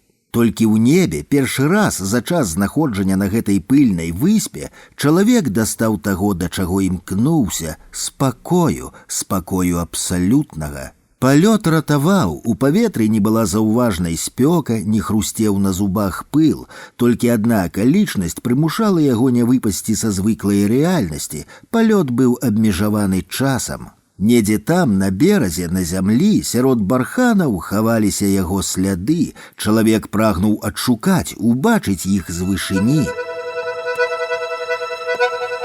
Ён абышоў увесь гэты пустэльны бераг, пляжы, бары, начныя шоу, бардэлі, опійныя курыльні, спрабаваў чытаць сур'ёзныя кніжкі і бульварныя газеткі, заводзіць мімалётныя знаёмствы, але не знаходзіў нічога, апроч штодзённай зацятай чалавечай штодзённасці. Шалела спёка, як надоечы прачытаў ён у нейкім мясцовым часопісе прычына амаль рытуальных у такі час самагубстваў, асабліва сярод эмігрантаў. Вытрымліваць бязлітаснасць мясцовага сонца быў здольны далёка не кожны. Чалавек ішоў па зямлі, час ад часу намагаючыся вырвацца невядома куды. Ён спрабаваў бегчы, пасля задыханы з роспачнай усмешкай на твары спыняўся і зноў цяжка ступаючы крочыў уздоўж знаёмых бурых краявідаў. Аплікацыя з пары струшчаных бляшанак з-пад піва, нераспакаваны пачак прэзерватываў ды забытая дзіцячая цацка на жоўтым пляжным пяску прымусіла яго сумна усміхнуцца. Стомленую, злёгку вінаватую усмешку ён насіў тут як таўро, няздольны ды і не дужа прагны яе пазбыцца. Чалавек зайшоў быў на адкрытую спартовую пляцоўку, дзе паўгадзіны дасведчана і спрактыкавана пад здзіўленымі позіркамі мінакоў тузаў вялікі скураны баксёрскі мех з завучанымі некалі да аўтаматызму серыямі удараў. Снарад здушліва гакаў на кожны з акцэнтаваных кросаў і аперкотаў. Сонца стала ў зеніце. Зняўшы снарадныя пальчаткі, чалавек злавіў позірк трэнера, той весела усміхаўся і цягнуў угару вялікі палец. Чалавек усміхнуўся ў адказ і, пераскочыўшы цераз паркан, што аддзяляў пляцоўку ад пляжа, памкнуў да мора. Кроплі поту каціліся па лбе, твары, падбароддзі, крапалі на прамоклую майку і далей на гарачы пясок, пераўтвараючыся ў шэрыя шарыкі. Чалавек азірнуўся, паглядзеў на пустую спартовую пляцоўку з самотнай фігурай трэнера, на толькі што пакінуты ім снарад, пасля на бессістэмную раскіданасць атрутна-ртутных шарыкаў свайго поту і падумаў, што калі б сабраць гэтыя шарыкі і правесці хімічны аналіз, то, відаць, можна было б вынайсці формулу шэрыя прозы чалавечага існавання. Нерухома лежачы на марской паверхні, чалавек разглядаў высокае сіняе неба, пакуль не заўважыў проста над сабой лёгкі абрыс дельтаплана. Дельтаплан, дельфін, дасканаласць, далечыня. Па складах прамовіў ён уголас і падумаў, што добра было папынуцца там, у вышыні. Цікава, ці заўважныя адтуль тыя здохлыя скручаныя бляшанкі. Ён павольна зрабіў у вадзе піруэт, перавярнуўся са спіны на грудзі і паплыў да берага. З таго моманту ўвесь час, што меў, чалавек праводзіў у небе пад белым крылом дельтаплана. Датуль, пакуль пілот-інструктар, ладная ў светлым лётным шлеме дзяўчына, не забараняла яму чарговы вылет. Нельга парушаць інструкцыю, паміж палётамі мусіць быць хаця б нейкі перапынак. Тады ён сядаў побач і неадрыўна назіраў за палётамі іншых.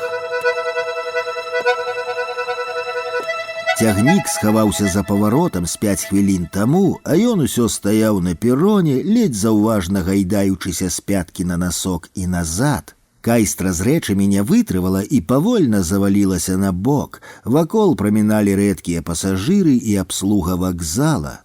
Чаму ён сышоў у гэтым мястэчку, чалавеку не хацелася шукаць адказу. Папросту была прыгожая летняя раніца, і цягнік надакучыў сваімі канцэнтраванымі пахамі. Да таго ж акуратненькі вакзальчык вабіў ранкавай сонечнай бесклапотнасцю і духмянай кавай.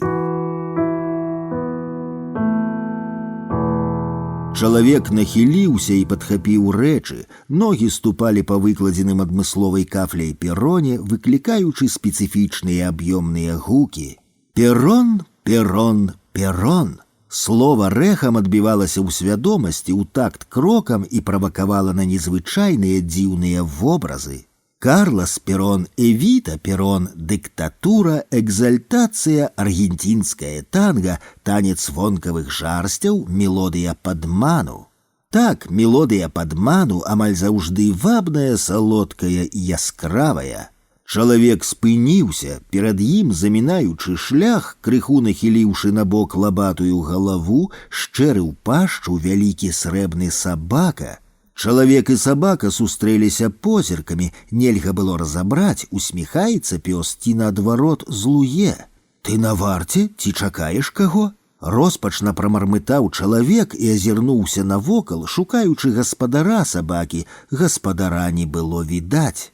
Што за парода, падумаў чалавек, ваўчара не раўнуючы. Пасля пацёр няголенай шчэццю аб плячо.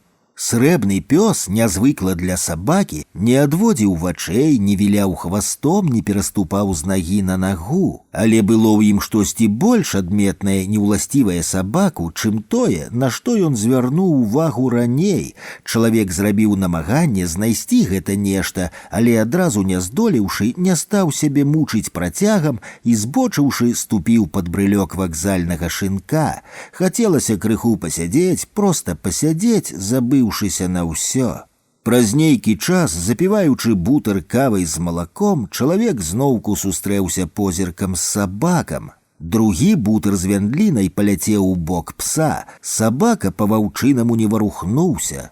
«Даруй, я не хацеў фамільярнасці», – збянтэжана прамовіў чалавек. Пасля заплюшчыў вочы, адкінуўся на спінку фатэля і заклаў рукі за галаву. Наперадзе цэлы дзень, а ўвечары рэйсавым маршрутам самалёт панясе яго з гэтага амаль цацачнага мястэчка дадому.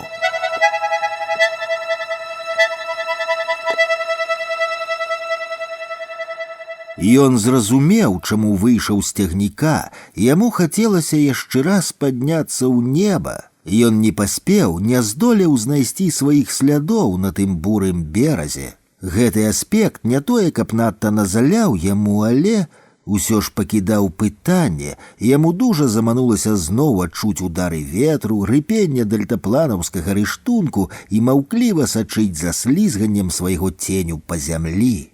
«Тень не пакідае следу». Прагучалая фраза прымусіла расплюшчыць вочы. Чалавек апусціў рукі на столік і азірнуўся вакол. Побач нікога не было, апроч вялікага срэбнага пса з разумнымі сінімі вачыма. Сабака з сінімі вачыма. Раптам зразумеў чалавек тое незвычайнае, што ён намагаўся адшукаць у абліччы гэтага пса раней. Пастава яго ўражвала, загадкавы і недасяжны, як Мачу-Пікчу, чамусьці прыйшло яму ў галаву. Нейкі час чалавек і сабака вывучалі адзін аднаго. Нарэшце пёс лёг на нагрэтую сонцам падлогу. Адначасова чалавек падняўся з фатэля, закінуў кайстру за плечы і, задуменна азіраючыся на сабаку, пайшоў. Стылёвы лёгкі будынак вакзала і невялікі круглы пляц перад ім атачалі адна-двухпавярховыя дамкі. Былі відаць толькі іх рудыя дахі, усё астатняе хавалася за зялёнай заслонай прысадаў і палісаднікаў. На брукаваным прывакзальным пляцы чакалі сваіх кліентаў смешныя барадатыя рамізнікі.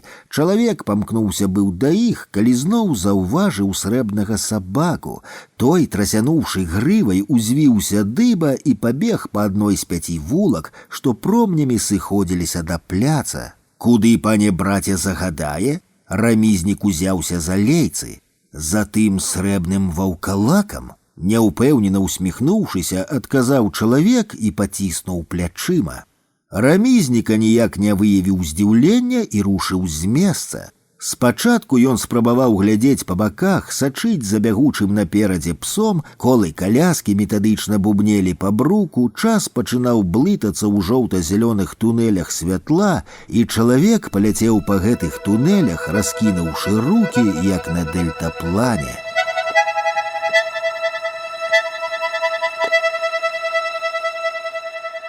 Калі ён расплюшчыў вочы, экіпаж стаяў каля ажурнай каванай агароджы. За агароджай у шахматным парадку былі расстаўленыя драўляныя альтанкі, пахла кавай, спецыямі і вугельчыкамі. Насупраць на гары, нібыта ў паветры, лунаў палац са шматлікіх кветак і раслін, з вежамі, парталамі, амфітэатрамі, мастамі, спічастымі сценамі, гаўбцамі. Гэты дзівосны сад тэрасамі спадаў да маставой. Вецер прымушаў контуры палаца рухацца і пералівацца каляровымі хвалямі. Кожны сонечны прамень альбо кропля расы былі тут дарэчы. Грымнуў гром, па альтанках забарабаніла летняя зліва, сад змяніў колер, кветкі закрываліся ад непагадзі, надол, кружляючы па мудрагелістых траекторыях, злятала бясконцая безліч каляровага лісця. Маставая пераўтварылася ў шматколерную імклівую рэчку. Дождж аціх, з-за хмары выкаціла белае кола сонца, сад выбухнуў святлом. Чалавек прыкрыў вочы. Калі вочы крыху прызвычаіліся, пасярод саду ён заўважыў сутулаватую постаць садоўніка з вялікім срэбным псом побач. Гаспадар саду нахіляўся над кветкамі, парадкуючы клумбы і кусты. Кружлялі птушкі, асобныя з іх распораз сядалі садоўніку на плечы, блыталіся ў сівых валасах, той не зважаў на іх. Кажуць, ён разумее мову кветак. Заўважыў невядома як узніклы афіцыянт. Што? Чалавек не адразу паспеў зразумець, што звярталіся да яго. Прабачце, я вырашыў, што спадару цікава. Я кажу, гавораць, што садоўнік разумее мову кветак. Яны заўжды вырастаюць так, як ён сплануе. Сад квітнее амаль круглы год, аж да першага снегу. Як яго імя? Запытаў чалавек. Усе клічуць яго папросту садоўнік. Дакладна пра яго ніхто нічога не ведае, ніадкуль з'явіўся, нічым займаўся, адно толькі чуткі. Кажуць, такі ж сад ён даглядаў у іншым краі, але там людзі зайздросцілі, што ў іх не атрымліваецца такая дасканаласць. Іх зайздрасць шкодзіла ягоным кветкам, і аднойчы ўзімку ён сабраў свае пажыткі. А што ён робіць зімой? Зімовым часам садоўнік ачышчае дарожкі ад снегу, а ў вокнах яго садовага дамка ніколі не гасне святло. А сабака, той срэбнае масці, то ягоны сабака. Праз некаторы час чалавек выйшаў з альтанкі. Перайшоўшы каляровы пасля дажджу брук маставой, ён спыніўся і трошкі пастаяў у нерашучасці, пасля ступіў на сцежку, што вяла да садоўніка. Стары на каленях рыхліў зямлю вакол гладыёлусаў і нешта ціха спяваў. Мінула хвіля перад тым, як ён скончыў сваю песню, падняўся, абтрусіў цяпку ад зямлі і паклаў у кішэню лінялага сіняга камбінезона. Кажуць, каб стварыць такі сад, трэба ведаць мову кветак. Паспрабаваў чалавек пачаць размову. О, уздыхнуў садоўнік у адказ. Мову кветак трэба ведаць, каб выгадаваць нават адну кветку, але па праўдзе рэч не ў мове кветак, рэч у мове людзей. Людзі забыліся не адно на мову кветак, але і на сваю. Садоўнік вызваліў сваіх валасоў птушку, нахіліўся, зрэзаў нажніцамі вялікі пухнаты рамонак і працягнуў яго чалавеку. Возьмите, штодзённа давайце яму свежай вады, пакуль ён не пусціць карэнчыкі, а тады перасадзіце ў грунт і не забывайце паліваць. У вас будзе свая кветка. Чалавеку вельмі важна мець сваю кветку. Далёка не новы аэраплан няспынна кідала то так, то гэтак па паветраных ямах. Тарахцелі маторы, пасажыры сядзелі з зялёнымі тварамі, пабляклае сонца кацілася на захад. Але чалавеку гэткія абставіны ніяк не псавалі настрой, бо на багажнай паліцы калыхаўся рамонак з саду. З'явілася сцюардэса і папрасіла зашпіліць рамяні бяспекі. Самалёт пачаў манеўраваць і скідаць вышыню, рыхтуючыся да пасадкі. Чалавек прыхіліўся да шкла ілюмінатара, на доле ззяў незлічонымі агнямі мегаполіс. Агні з'яўляліся то злева, то справа, пакуль раптам тымі агнямі горад не акрэсліў сваіх межаў, і самалёт пайшоў на пасадку. Нарэшце ўсім падзякавалі за палёт. Калі чалавек сышоў па трапе на бетон аэрадрома, яму здалося, што ён стаў на палубу вялізнага карабля. За акном таксі гучала музыка, некуды імкнуліся людзі, вішчэлі тармазы аўто. З аўтамабільнага шкла чалавек глядзеў, як імкліва змяняліся карціны вечаровага горада. Таксі спынілася на чырвонае святло, побач разліўся рэкламай «Макдональдс» заўжды для вас танна і якасна. Чалавек крануў рукой рамонкавыя пялёсткі. Вуліцы, вітрыны, твары зліваліся ў адзіную бясконцую стужку. У нейкі момант ён падумаў, а ці існуе гэта ўсё насамрэч, ці мае гэтая рэальнасць аб'ём, магчыма, гэта проста экран, вялікі плоскі экран моднага кінатэатра. Ён спыніў таксі, выйшаў, нырнуў пад неонавае святло і крануў рукой шурпатую стенку нейкага будынка, і яна была слізкая ад вільгаці. Чалавек падняў галаву і прачытаў прымацаваную на будынку шыльду «Акруговы суд». З-пад бліжэйшай сметніцы выбег пацук, на секунду спыніўся, напэўна, вырашаючы, што рабіць. Пасля, задраўшы нос, панюхаў паветра і спраўна пасакатаў далей, аж пакуль не знік у цемры пад сцяной акруговага суда. Чалавек наблізіўся да таксафона, зняў слухаўку і сабраўся быў тэлефанаваць, але так і не набраў нумар. Трубка, пачакаўшы, запікала кароткімі гудкамі. Са сцяны насупраць яркім сполахам ударыла па вачах рэклама начнога клуба «Барыкада». Ён уціснуў галаву ў плечы, спрабуючы схавацца ад рэкламнага святла. «О, аматар кветак саспеў!» Кампанія дзецюкоў абступіла яго паўколам. Бліжэйшы з іх, стрыжаны пад нуль у фіялетавым камуфляжы з выявай групы крыві і рэзус-фактару, выхапіў чалавека перакінуты праз кайстру плашч з пакладзеным наверсе рамонкам, крутнуў яго ў паветры і кінуў на зямлю, а кветку з хрустам накруціў на пабіты драпінамі і татуіроўкай кулак. Чалавек бачыў, як напружыліся белыя пялёсткі, як лопаецца скура кветкавай сцябліны, як узніклыя трэшчыны набрыньваюць празрыстай крывёй. Ён назіраў, як істэрычна мяняе грымасы твар насупраць, як ненатуральна выпінаюцца вочы, нешта выкрыкваючы ламаюцца ў лініях вусны, з рота пырскамі разлятаецца сліна. Чалавек згадаў сад, садоўніка, прыемны пах кавы.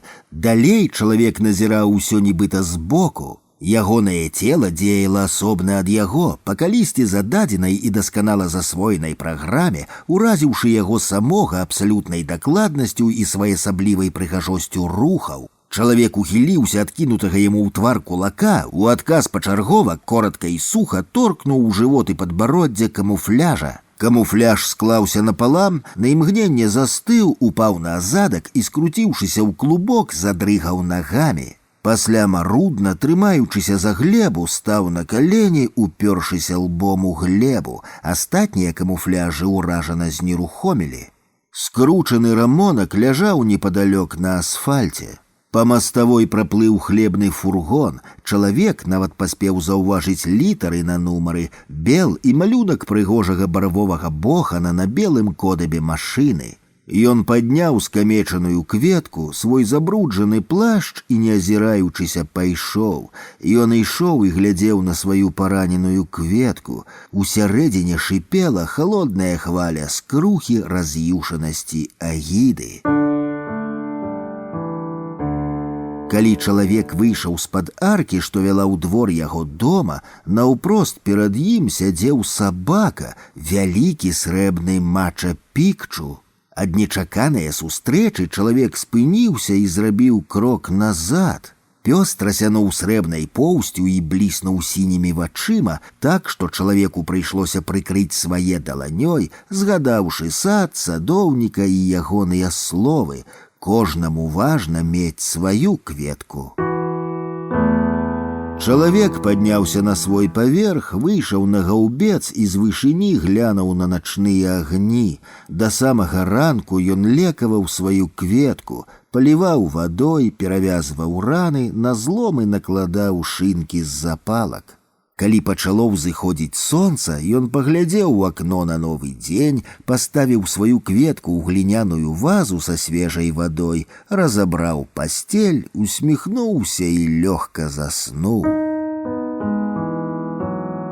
Чалавеку сніўся белы дельтаплан у сінім небе, унізе на зямлі быў выразна відаць яго след.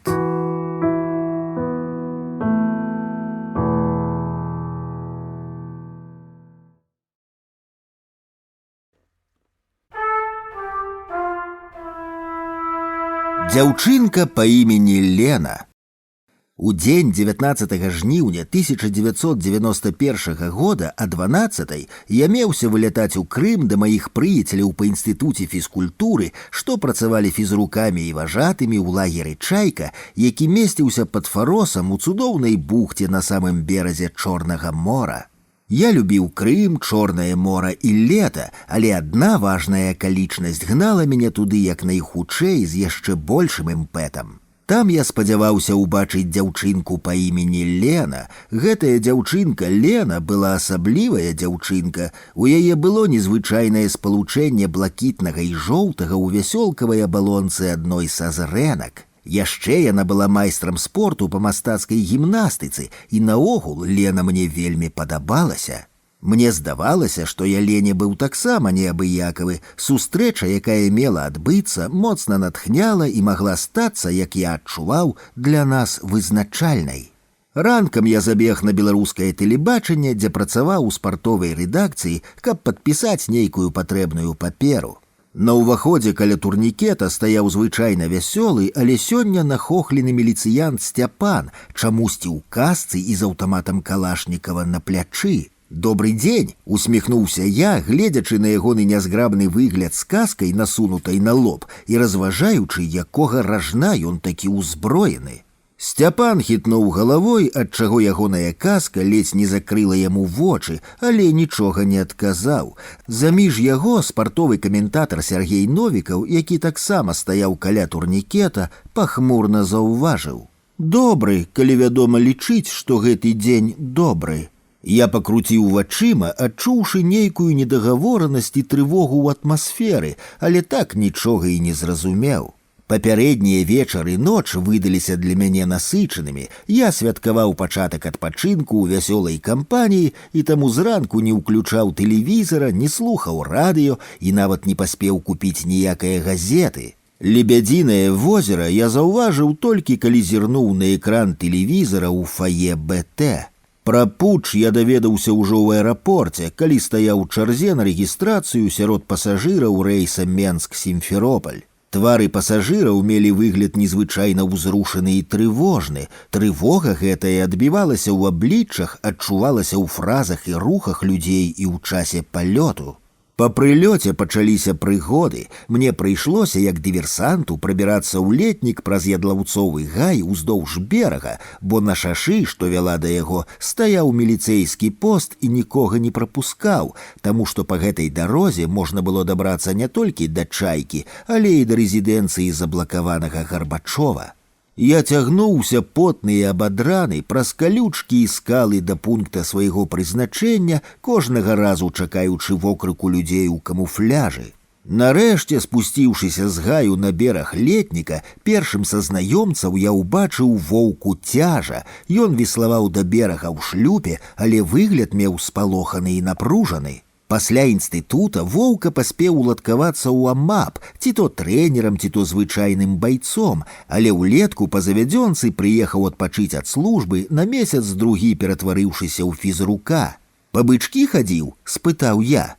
«Якія бычкі? Ты што, не ў тэме, што адбываецца?» Пытаннем на пытанне адказаў воўка. Аказалася, што воўка ўзяў з сабой у летніка мапаўскі рыштунак, кайданкі і дубінку. Насіў іх з сабою на поясе, суворым выглядам палохаючы піянераў, але калі даведаўся пра путч, паніка агарнула ягонае вялікае амонаўскае цела. Яму мроіўся ўсюды існы КГБ, зброчныя людзі ў цывільным, якія пытаюцца ў яго рыпучымі кашчэевымі галасамі: «А нашто табе, чалавеча, у піянерскім летніку амапаўскія прычындалы, га?» Такія псіхалагічныя пакуты амапаўцу фізруку трываць было невыносна, таму пры першай магчымасці воўка забраўся ў шлюб, налёг на вёслы, адышоў ад берага метраў 200, прывязаў у якасці грузу да сваёй дубінкі металічныя кайданкі і кінуў іх у пеністыя хвалі Чорнага мора. Пасля прыяцелі пад'юджвалі воўку амапаўца злымі пытаннямі, маўляў: «Таварыш амапавец, а вашу дубінку не Муму звалі?» Воўка моршчыў баксёрскі лоб і раздражнёна маўчаў, але з таго часу да яго прырасла мянушка Герасім. Вечарам разам з Ленай і іншымі маімі прыяцелямі мы ўглядаліся ў сілуэты вайсковых караблёў, што атачылі па перыметры акваторыю фароскай рэзідэнцыі Гарбачова, якая знаходзілася за нейкія 15-20 кіламетраў далей за нашу чайку, а пазней па тэлевізары неадрыўна сачылі за вядомай прэс-канферэнцыяй, дзе хлюпаў носам і не мог стрымаць дрыжанне рук галоўны путчыст Янаеў. Следам глядзелі рэпартаж пра тое, як у Маскве людзі збіраюцца бараніць сваю свабоду. Мяне распірала энергія, хацелася дзейнічаць, нешта рабіць, кудысьці бегчы. Наступнага ранку я маю быць у аэрапорце, каб ляцець у Маскву на дапамогу абаронцам Белага дому. Крымскі адпачынак пачакае, да Лены прыеду пасля. Так я пастанавіў сабе, гледзячы навіны пра маскоўскія падзеі. Але пакуль тое, настаў вечар, і на танцавальнай пляцоўцы загучала музыка. Было цёпла, з цёмнага крымскага неба свяцілі срэбныя зоркі. Я танчыў з Ленай, найлепшай дзяўчынкай у свеце, пад тужлівую песню Ігара Талькова пра летні дождж. Танец быў абвешчаны апошнім. Мы танчылі, я абдымаў Лену. Унутры тухкала тук, тук, тук. Лена, адхіліўшыся, час ад часу глядзела мне ў вочы, яе валасы пахлі морам. Бываюць такія моманты ў жыцці, такія вызначальныя моманты, калі ты разумееш цяпер або ніколі.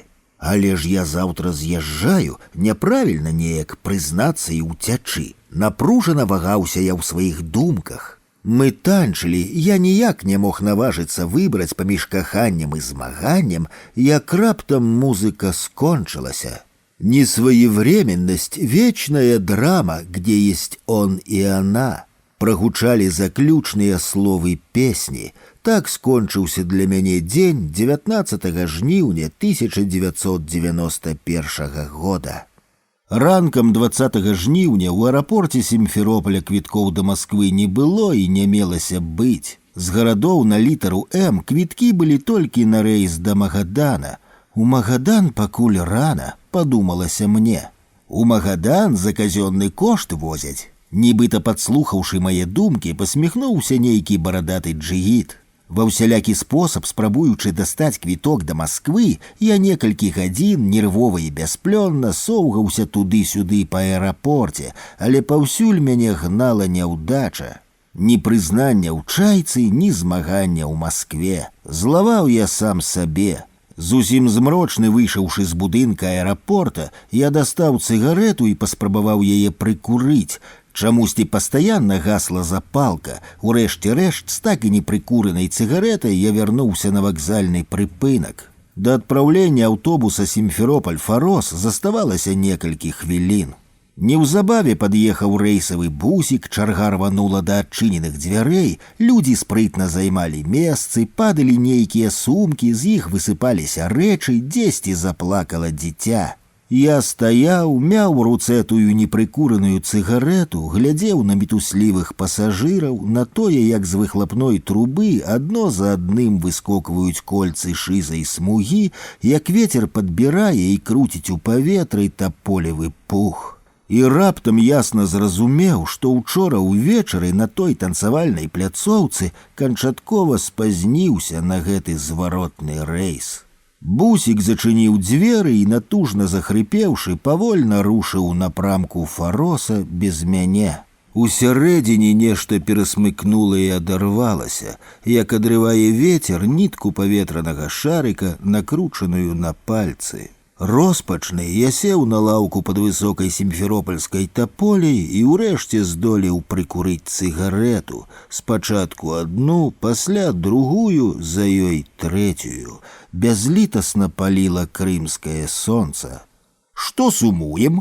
Інстытуцкі прыяцель-баскетбаліст Саша крануў мяне за плячо, зірнуўшы з вышыні амаль 2 метраў на мой здзімуты выгляд.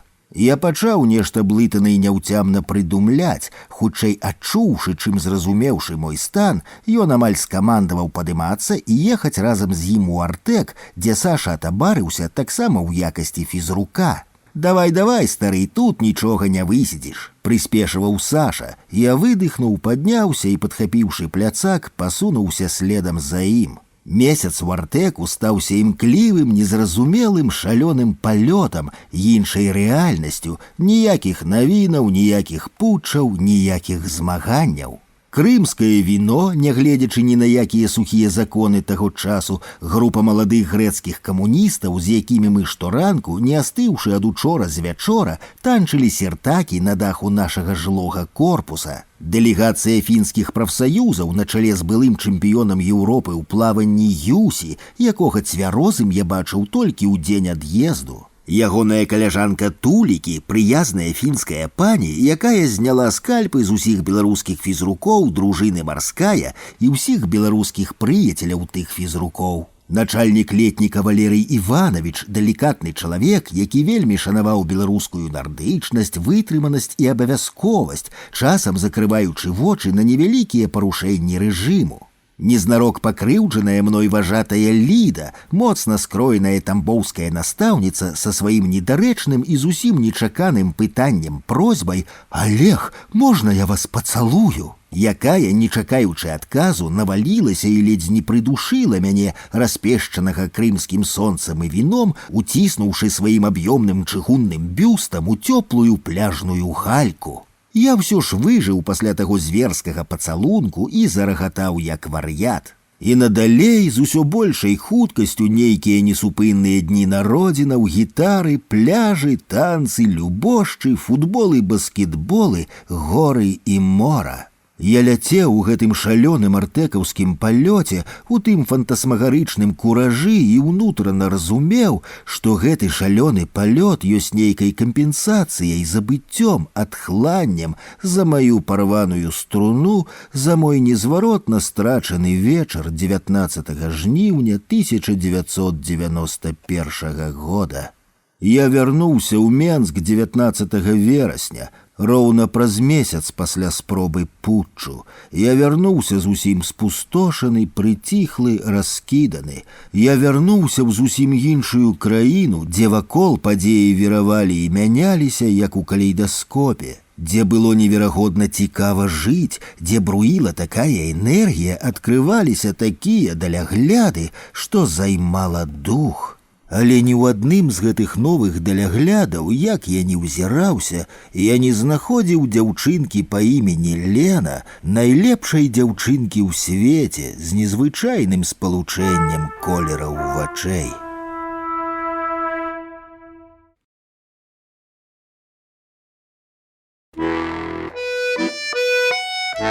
Служылі два таварышы. Гэтая гісторыя здарылася ў Віцебску гадоў 15 таму.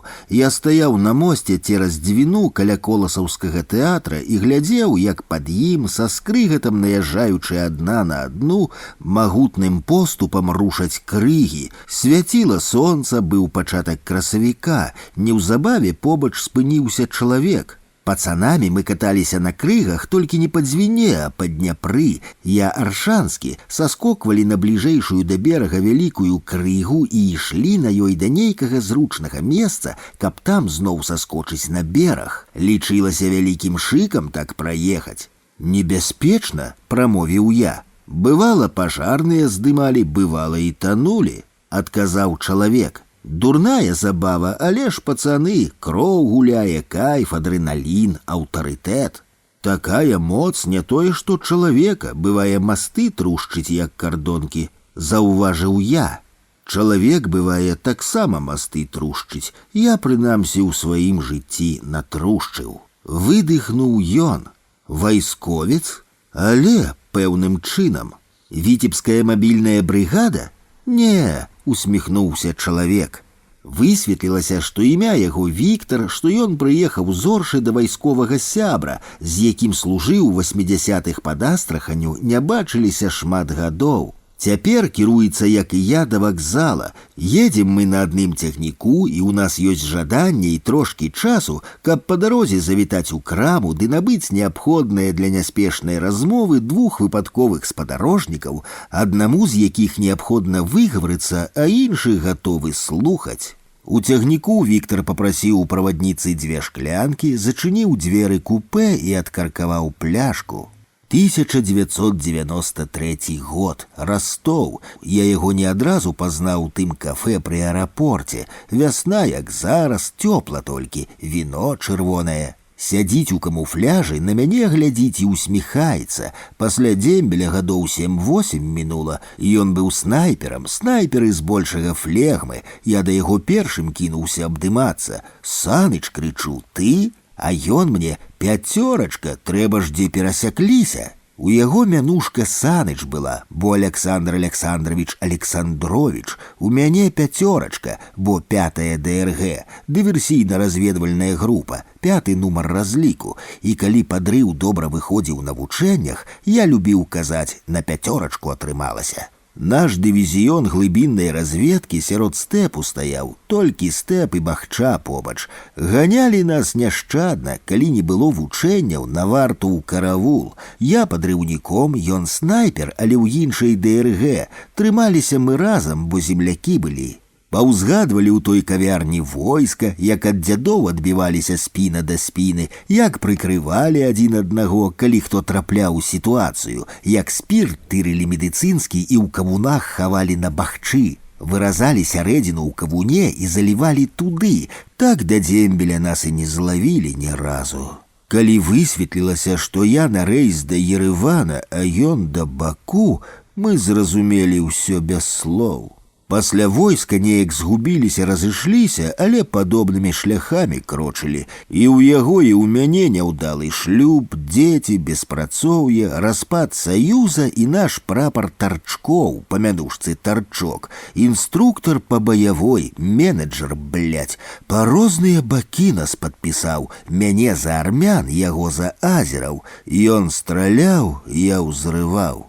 Свяціла сонца, мы выпівалі і гаварылі пра гэтую не нашу вайну, якая стала абсалютна нашай. Аказалася, што дзейнічалі мы амаль на адным і тым жа ўчастку фронту. Ведалі прозвішчы і пазыўныя камандзіраў, аперацыі, у якіх удзельнічалі, дзяліліся ўражаннямі пра вайсковы быт, жахі, атмасферу, параўноўвалі, сышліся на тым, што не дай бог у нас. Ён першы ляцеў на паўгадзіны, але раней, калі рэйс на вылет абвясцілі, мы абняліся, і ён кажа: пяцёрачка, калі ўбачу цябе ў прыцэл, то жывы будзеш, не стрэльну. А я яму ў адказ, маўляў, Саныч, ты ж ведаеш маю спецыялізацыю, я табе такога не магу паабяцаць.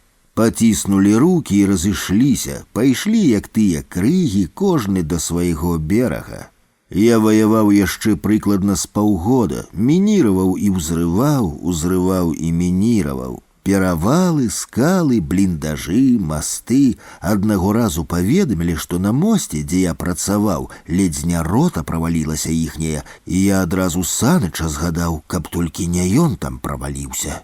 Пасля ранення выбухнуў запал ад міны, руку пакалечыла, косткі збіралі, пальцы прыжывалі, але сабралі і прышылі, дзякуй Богу. Восень, ляжу ў шпіталі на выпіску, ўжо думаю, што далей рабіць, падпісвацца яшчэ ці не. Я да таго часу з перапынкам каля года там адбыў. А тут раптам па тэлевізары навіны з Югаславіі былой паказваюць, як падарвалі стары мост у Мостары, горад такі ў Босніі, як зараз памятаю, 9 лістапада. Гляджу, як пайшла дымам прыгажосць такая, што стаяла 400 годдзі, і думаю сабе, якое халеры! І такі сум мяне ўзяў, нібы я гэты мост знішчыў, і Саныч перад вачыма. Карацей, паставіў я кропку ў гэтай вайне сваёй.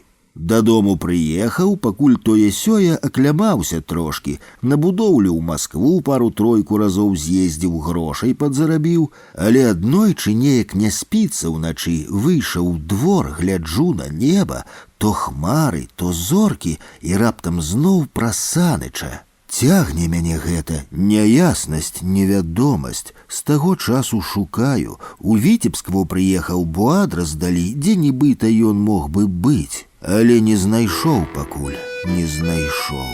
А ты як думаеш, знайду?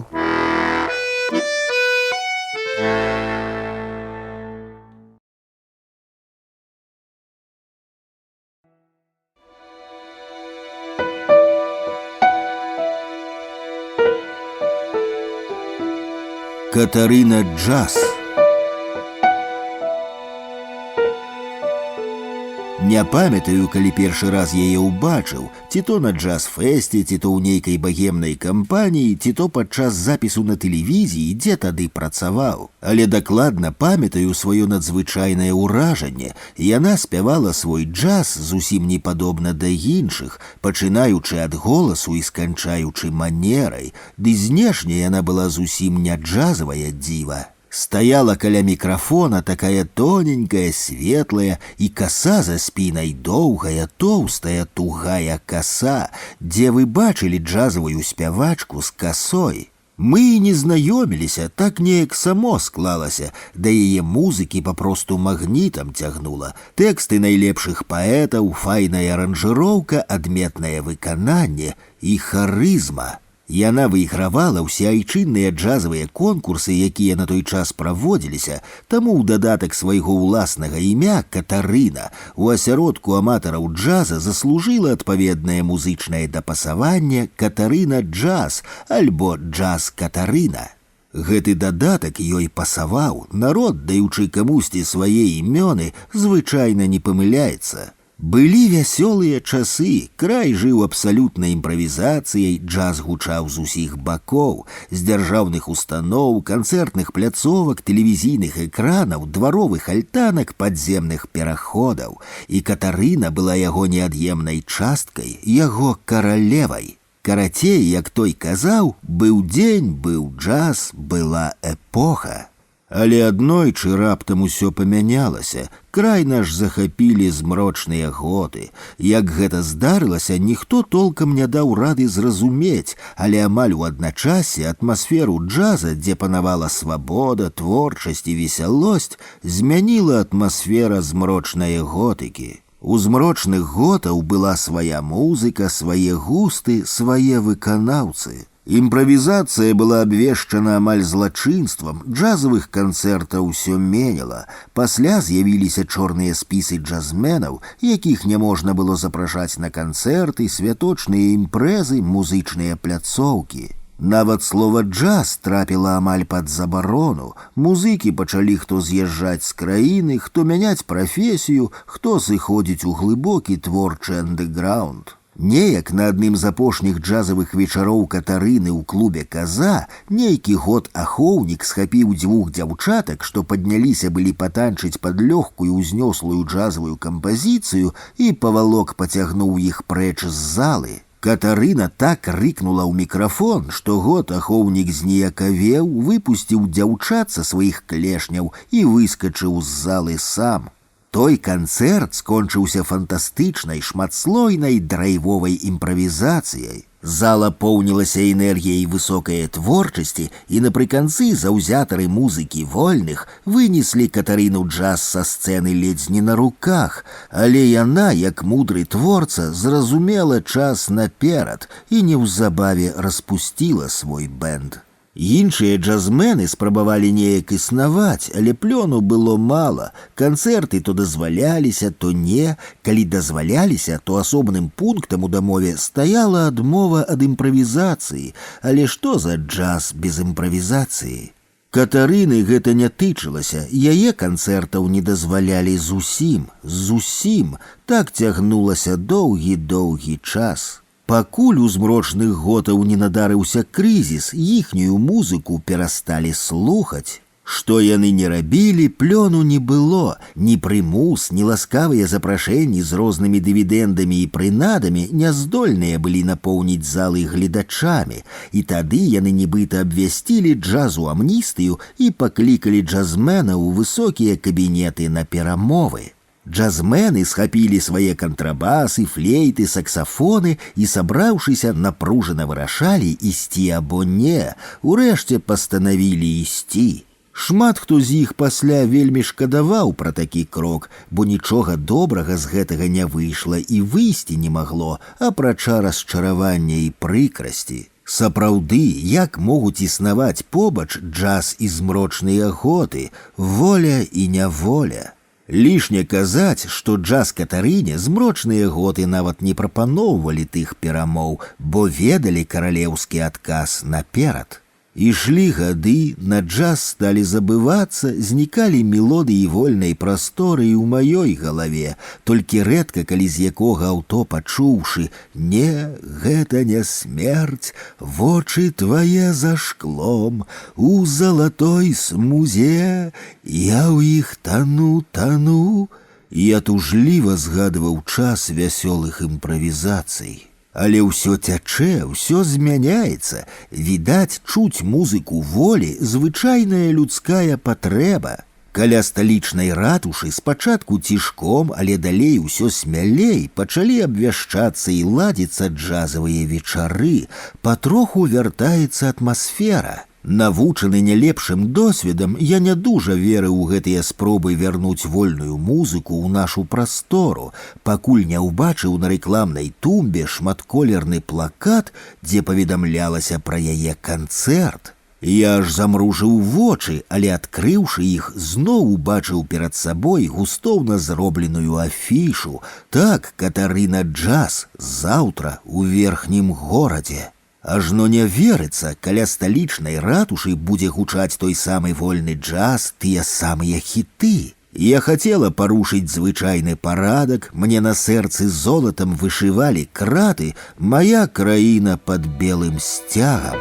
Можа, і сапраўды нешта хруснула ў гэтым змрочным царстве змрочных готаў.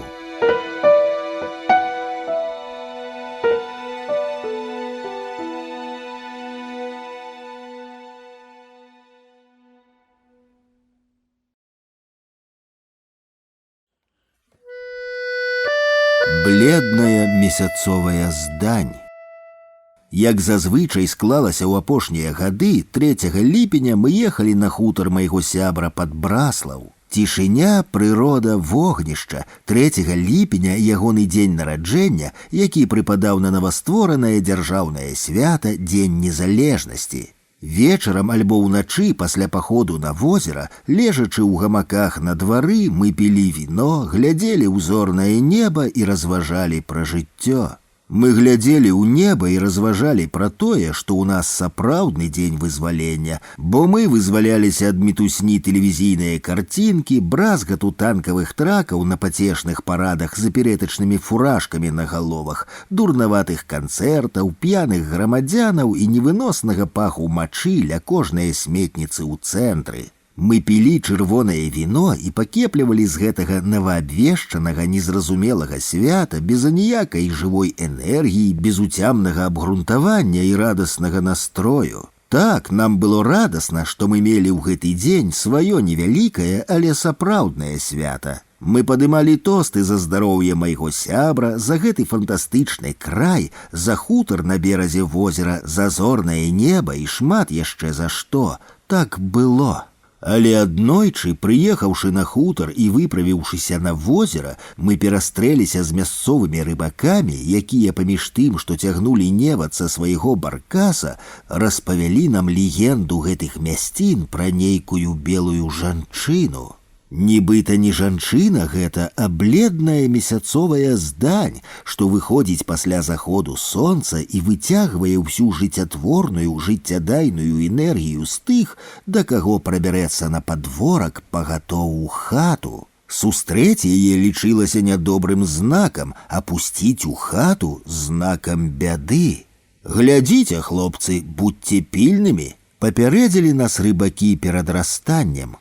Вяртаючыся на хутар, мы смяяліся з гэтага падання. Вечарам, седзячы за святочным сталом на падворку, мы пілі віно і спявалі народныя песні, зусім забыўшыся на гэтую гісторыю. Як раптам да брамы падышла бландзінка і папрасіла дазволу ўвайсці. Радасны гаспадар запрасіў яе да стала. Жанчына была засмучаная, сказала, што яе пабіў муж, і папрасіла вады. У яе былі даўгія попельныя валасы, вадзяністыя празрыстыя вочы і бледны твар. Сябра рушыў у хату, каб прынесці крэсла для госці, але бландзінка нечакана рушыла за ім. Яна ўжо была занесла нагу над парогам, як з дома выскачыў наш чорны кот Коба і, адчайна равучы, літаральна кінуўся на яе занесеную над парогам нагу ў фіялетавым гумовым боце. На імгненне мы з сябрам здранцвелі, але жанчына з імпэтам паўтарыла спробу ўвайсці ў хату. Калі яна паспрабавала адпіхнуць і скінуць з парога кобу, нарэшце нашае здранцвенне скончылася, і я выгукнуў сябру: «Бледная здань!» Той паспеў зачыніць дзверы перад самым яе тварам. Яе вочы заззялі халодным бляскам, яна заякатала і пачала прагна біцца ў дзверы. На нашых тварах выступіў халодны пот. Сябра схапіў яе за руку, каб адцягнуць ад дзвярэй. Яна лёгка выслізнула і адбегла з-пад брылька над парогам пад месяцовае святло. Калі мы падбеглі бліжэй, белай жанчыны нідзе не было, толькі пад паветку шмыгнула, ратуючыся ад пераследу нашага ката, шэрая крыса. Я выразна зразумеў, што гэта была крыса, а не свойскі пацук. «Ведаеш, рука такая холодная!»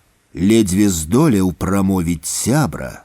Заснулі мы толькі, калі паказаліся першыя промні сонца. На наступны дзень мы доўга не маглі згадаць усіх фрагментаў начнога здарэння. Галава была цяжкая, на душы трывожна, ні пітво, ні ежа ў горла не лезлі.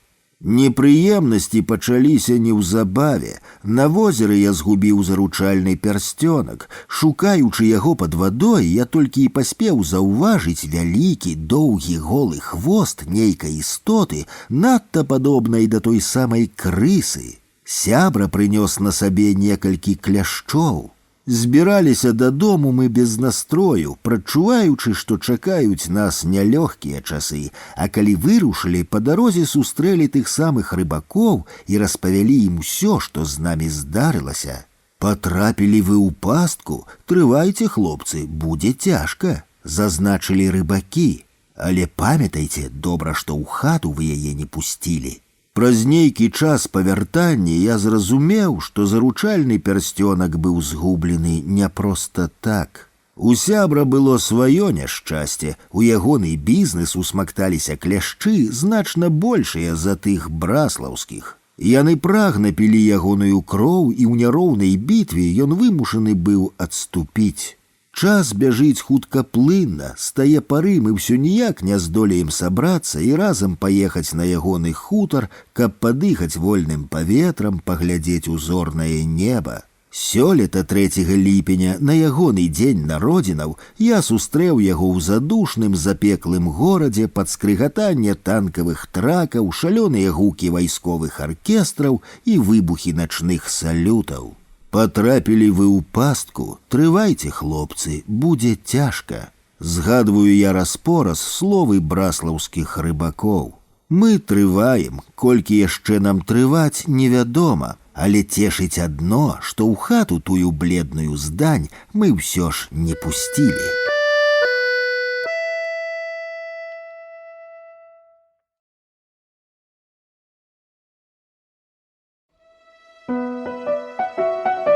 Новогодний блюз. «Работать, работать! Концовочка!» Голос тренера быў гучным, бадзёрым і радасным. За акном свяціла сонца, быў казачны марозны пераднавагодні дзень, а мы з усяе эмоцый на сярэдняй адлегласці серійна лупасілі мяшкі ў зале бокса, дзе падвышалі ўзровень хуткаснай цягавітасці на апошняй трэніроўцы сезона 31 снежня 1983 года. Тренер прыдумаў пераднавагоднюю трэніроўку ў якасці пакарання, таму што мы, паводле ягоных слоў, цынічна не ўдзельнічалі ў важным лыжным кросе, які быў прымеркаваны да нейкай не менш важнай даты. Нашы вочы заліваў пот, сэрца калацілася, трэніровачная вопратка была наскрозь мокрай, а мы ўсё дзяўблі даўгімі і ўжо не надта рэзкімі серыямі па старых скураных пацёртых мяхах, стараючыся закончыць кожную атаку акцэнтаваным заключным ударам. Нарэшце прагучаў гонг. Усё закончылі, да новых хвалюючых сустрэч у новым годзе. Трэнер зноў расплываўся ў задаволенай пераможнай усмешцы. Аддыхаўшыся і сабраўшы свае рэчы, мы марудна пацягнуліся ў душ.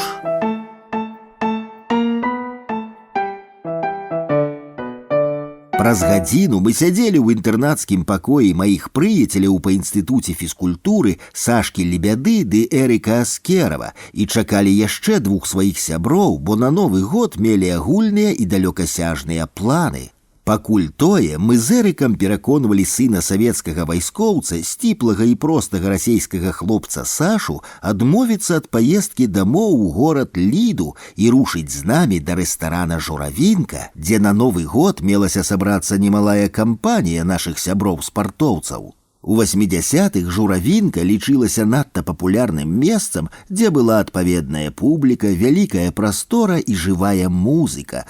На ўсе нашы прапановы Саша на дзіва выяўляў стойкасць духу і упарта збіраў рэчы ў дарогу. З твару Сашкі не сыходзіла лёгкая і, калі так можна сказаць пра баксёра, пяшчотная ўсмешка. Тым часам у пакой зайшлі яшчэ двое нашых сяброў: ветлівы піжон Лёша Кварта і лёгкі, усмешлівы, кучаравы бландзін-амурчык Юзік Пуневіч, ці проста Пуня.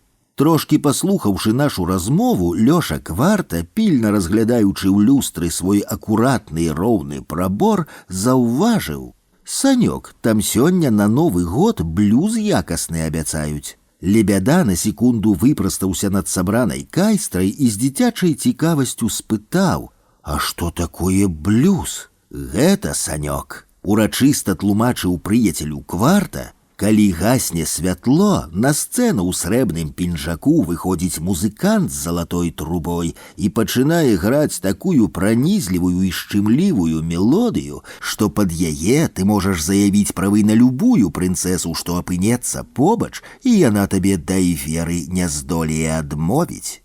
Лебяда трошкі засмуціўся, і каб мы нарэшце адчапіліся, раскрыў сваю таямніцу. Саша закахаўся і прагнуў хутчэй дабрацца да прадмета свайго захаплення ў горад Ліду, каб сустрэць з каханай Новы год.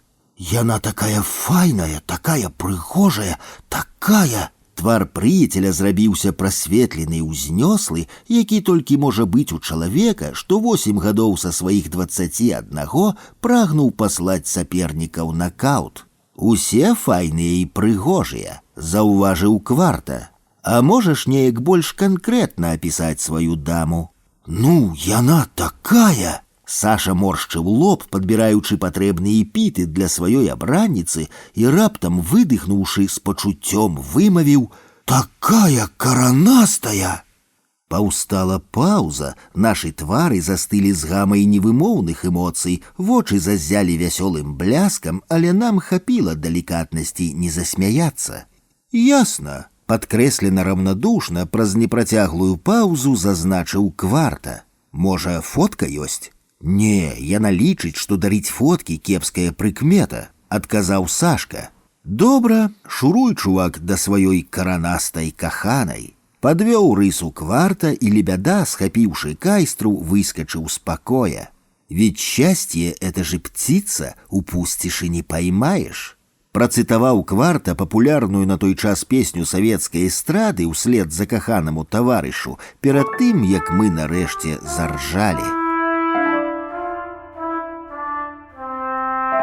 Праз нейкіх паўгода мы з Эрыкам Аскеравым спявалі 100 лят за вясельным сталом у мястэчку Лідзе, дзе наш сябар Саша браўся шлюбам са сваёй каранастай прыгажуняй. Жанр гэтай ідзеі я б не наважыўся вызначыць і сёння. Віншуючы сына з вялікай падзеяй у ягоным жыцці, плакала Сашава маці, на плячы Эрыка захлыналася слязьмі сястра. Гледзячы на родных людзей, нястерпна румзаў сам жаніх. Побач з ім, румяная і шчаслівая, з кароткімі ручкамі і ножкамі, сутулаватая, з вялікім даўгім носам пад белым вясельным капялюшыкам, вельмі падобная на шчуровага цара з незабыўнага мульціка пра алавянага салдаціка, стаяла радасная нявеста, яе вочы свяціліся непадробным шчасцем.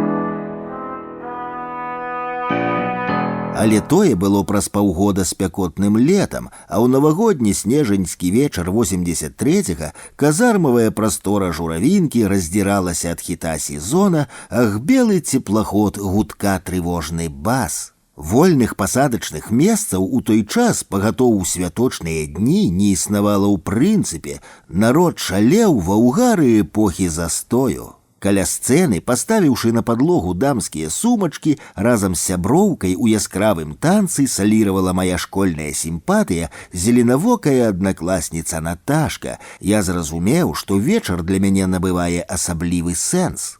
Мы хто як патроху шукалі свайго навагодняга шчасця. Высокага імпазантнага кварту адразу ж заслупіла самавітая львіца за 30. Эрык сустрэў землякоў з Азербайджана, я кружыўся ў танцы з аднакласніцай Наташкай, і толькі Пуня хадзіў злёгку непрыкаяны.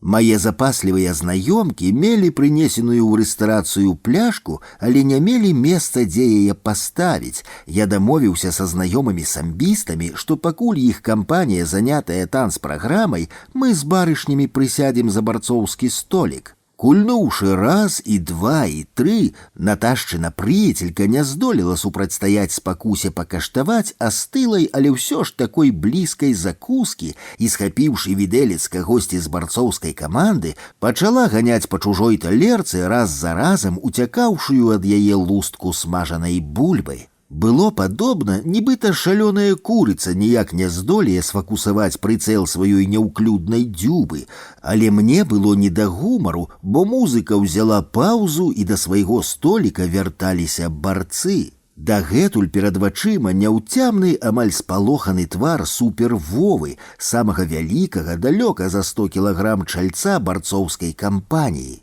Вова аслупянеў ад карцінкі, што паўстала перад вачыма. З ягонай талеркі, ягоным відэльцам, ягоную выпакутаваную вячэру спраўна знішчала нейкая зусім незнаёмая цыпа.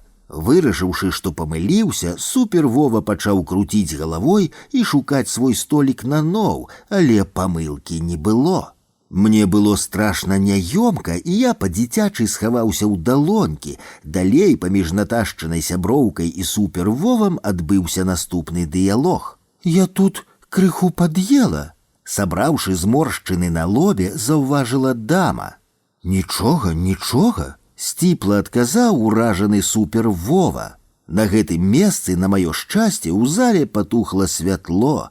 Я трохі раскрыў далоні і ўбачыў на сцэне ў святле рампы музыканта з залатой трубой. Музыкант задраў трубу ўгору і зайграў той самы пранізлівы і цёплы блюз, пра які распавядаў Кварта. Разам з гэтым згасла шалёная няёмкасць каля барцоўскага століка. Праз імгненне я трымаў за руку сваю зеленавокую аднакласніцу, прабіраючыся бліжэй да сцэны. У навагоднюю ноч мы з Наташкай пілі шампанскае, згадвалі школьныя часы і адчайна цалаваліся, седзячы на лесвіцы ў пад'ездзе каля дзвярэй Наташчынай кватэры, пакуль не ўбачылі абутыя ў тапкі ногі яе маці. Калі ў першы дзень Новага года я завітаў у гасцініцу «Спорт», то заспеў там толькі трошкі памятага Эрыка з азербайджанскім каньяком у спартовай сумцы. Апярэдзіўшы маё пытанне, Эрык паведаміў: «Курт у львіцы, Пуня ў ментуры, а я з землякамі». «А Пуня за што?» – запытаў я. «Ды звычайны яго нумар», – паморшчыўся Эрык. Наш прыяцель не хацеў заставацца ў святочны вечар адзін і, актыўна шукаючы сабе пару, нагледзеў вышэйшую за яго на паўгалавы эфектную і фігурыстую снягурку. Але тая, як і мае быць на Новы год, была занятая мажным Дзедам Марозам.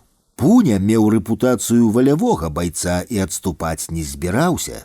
Ён рабіў снягурцы знакі, нахабна прапаноўваў ёй шампанскае на брудершафт, скакаў вакол козлікам. Урэшце Дзеду Марозу надакучыла такая карцінка, і ён прапанаваў Пуню пагаварыць.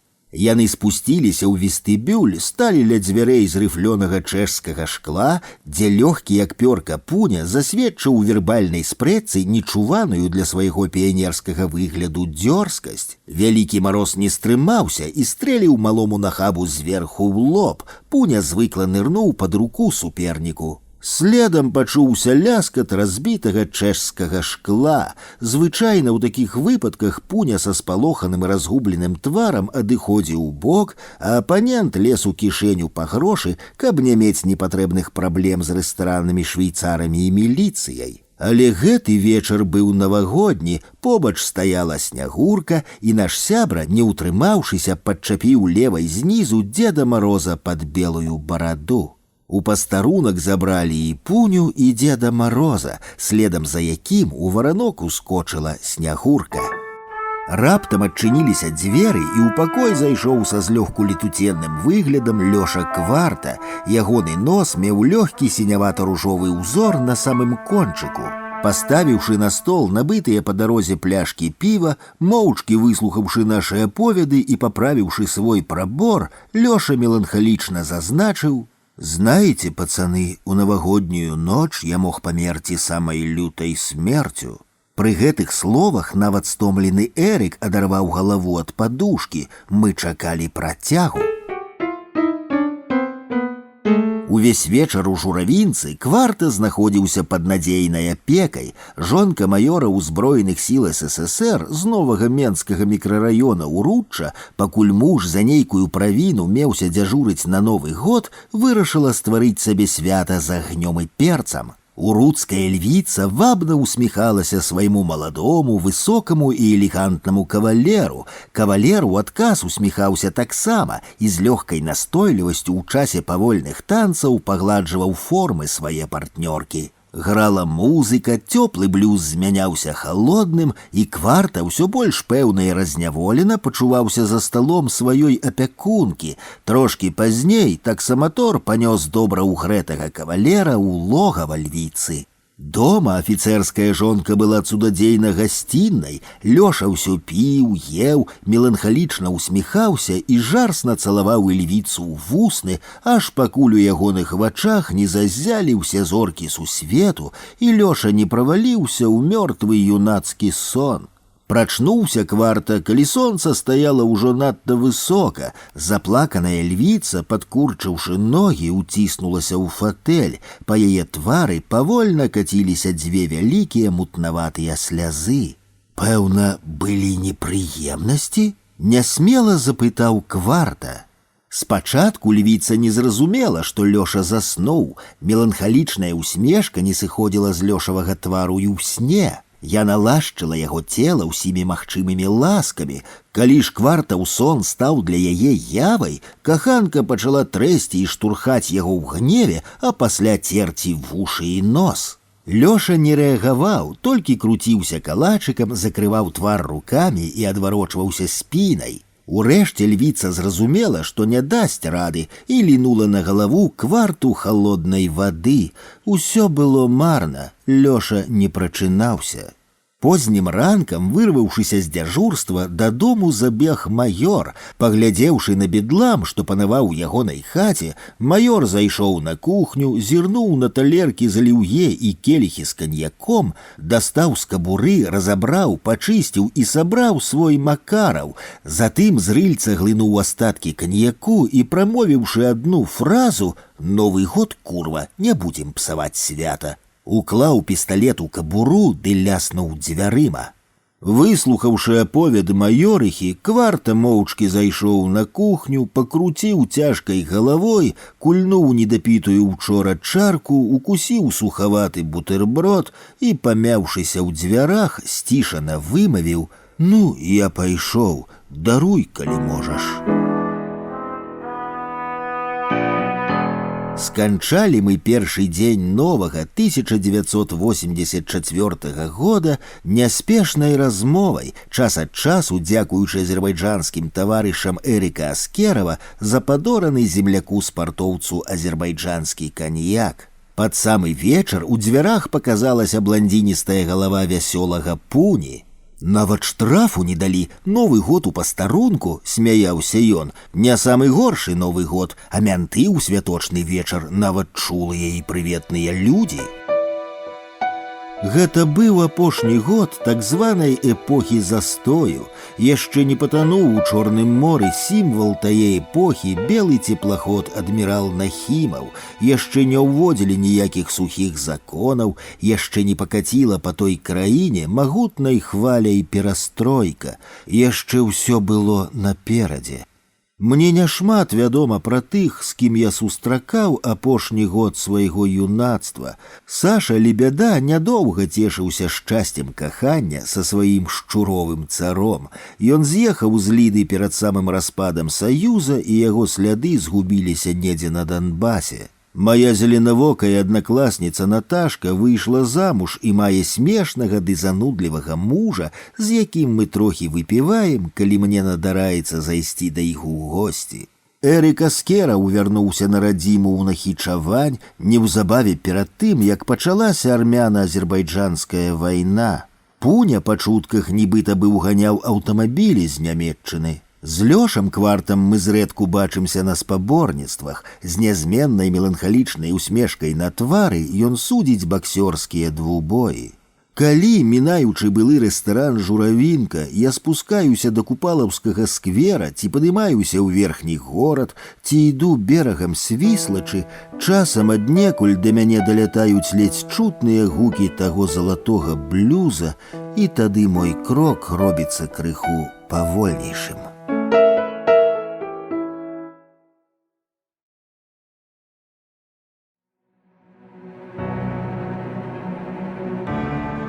Хмара. Сонца жарыла, як у апошні дзень. Стаяла такая задуха, што без вады было не абысціся. Мы сабраліся і душэўнай кампаніяй паехалі на цну. Я, Віця, Кася, Сева і Гена.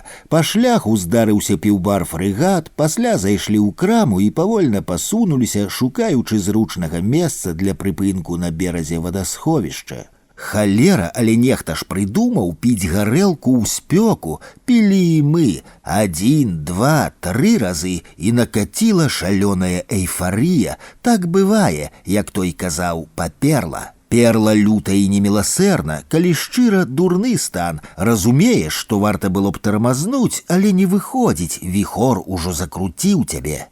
Ты цішэй у ваду скачы, заўважыў Віця, самы асцярожны сярод нас. Вода холодная, сэрца гарачае, можа здарыцца канфлікт тэмператур. Я канфліктаў не баюся, я возьму і утаплюся. Па-дурному рагатаў я і зноў кідаўся ў ваду. Сонца паднялося і паліла яшчэ зласней. Кася, паглядзі, ты плечы спаліла. Паказаў Гена на пачырванелую скуру Касі. Далей высветлілася, што няма чым намазаць спаленыя Касіны плечы, што Гена згубіў акуляры, а Віця знік. Калі акуляры знайшліся, а Віця прыйшоў з лекамі ад апёкаў, пачалі будзіць заснулага Севу. Пабудзілі, і ўсё працягнулася наноў, аж пакуль раптам не заўважылі гэтую хмару. Адкуль яе прынесла, ніхто толкам не мог растлумачыць. Хмара была вялізнай і чорнай, яна марудна і непазбежна сунулася, як нам здавалася, на нас. Напаўзала, нібы жахлівы і злавесны монстр, неадступна і бязлітасна. Мы стаялі і нейкі час зачаравана глядзелі на яе, настолькі вялікім і жахлівым быў яе магнетызм. Яна ўсё прыбывала і прыбывала, рабілася чарнейшай, закрыўшы сабой і пякучае сонца і ўжо палову неба. Мне стало страшна, страшна па-сапраўднаму, не як ад нейкай звыклай пабытовай сітуацыі, але страшна глыбока, калі страх замяшаны на невыноснай тузе, калі ты ведаеш, што ты драбінка і нічога змяніць ужо не ў стане. Апакаліпсіс. Прашаптаў я, гледзячы, як клубяцца сотні чорных ценяў унутры хмары. Пэўна, нешта падобнае адчувалі і мае сябры. «Усё, збіраем манаткі!» — скамандавала Кася. Мы хуценька згарнуліся і пасунуліся да прыпынка. Хмель выветрываўся па меры набліжэння хмары. Яна даганяла нас, даганяла бясшумна, як хіжы звер. Ніводнае маланкі, ніводнага грому, ніводнае кроплі, але ад гэтага рабілася толькі больш жудасна.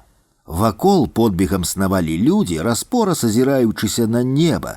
Калі мы пачалі падымацца ўгару на прыпынак да фрэгата, насыпала першых буйных кропляў. Перад самым носам сышоў цалкам набіты тралейбус, але нам пашчасціла, бо да пляцоўкі заруліў выпадковы таксёр. Рушылі з месца і нейкі час ехалі моўчкі. Уцяклі, падумалася мне. Я яшчэ раз азірнуўся на хмару, зрабілася цемнавата, і таксёр уключыў фары. Усё ж трывога не адпускала, нейкая стрэмка сядзела ў галаве і не давала супакоіцца канчаткова, але хмара адстала, і хмель пачаў вяртацца. Віця, Кася і Гена выгружаліся ўжо з жартамі, быццам бы ўсё супакоілася, але па дарозе дадому на бульвар ламанула такая залева, што таксі спынілася. Галоўнае паспець прамінуць Бангалор, самае нізкае месца, там заўжды потоп, заўважыў таксёр. Мы паспелі. Ты далей ці да мяне? Спытаў я ў Севы. Дамоў. Ледзь прамармытаў Сева, але паглядзеўшы мутнымі вачыма на залеву і шэрасць, што панавала вакол, перадумаў. За акном, не сціхаючы, лупіў дождж, і трывога ўсярэдзіне зноў пачала падымацца пад горла. Я затэлефанаваў маці і спытаў, ці дома брат, што меўся выправіцца ў кінатэатр «Масква». Брат быў дома. Неўзабаве залева скончылася, і мяне адпусціла канчаткова. Сева хроп на кушетцы, я ўключыў расійскую свабоду, чакаючы экслібры з Пятра Вайля, і, не дачакаўшы, таксама заснуў. Было гадзіны 3 ночы, калі змучаны смагай, я прахапіўся і пайшоў па ваду. З радыё загучалі пазыўныя свабодаўскіх навін, а праз імгненне я так і застыў з кубкам у руцэ. Да свядомасці даляталі асобныя словы, якія складаліся ў жахлівую навіну. Мінск, метро Няміга, канцэрт, залева, шматлікія ахвяры. Сева, чуеш, на Нямізе людзі патанулі. Падышоўшы да кушэткі, трос я прыяцеля, чамусьці адразу мне здалося, што менавіта патанулі. Сева не прачынаўся, я павярнуўся да начнога акна, і перад вачыма зноў паўстала тая хмара, як яна паўзла над цной, як мяняла свае формы і колеры ад ліловага да чорнага, ад чорнага да ліловага. Колькасць ахвяраў дасягнула 53. Чарговы раз ужо ранкам паведаміла свабода. Ты чуў пра Нямігу? Спытаў мяне Сева. З 3 гадзін ночы па свабодзе першай навіной, адказаў я. Не па нас тая хмара ішла. Павольна прагаварыў ён праз паўзу, задуменна дапальваючы цыгарету.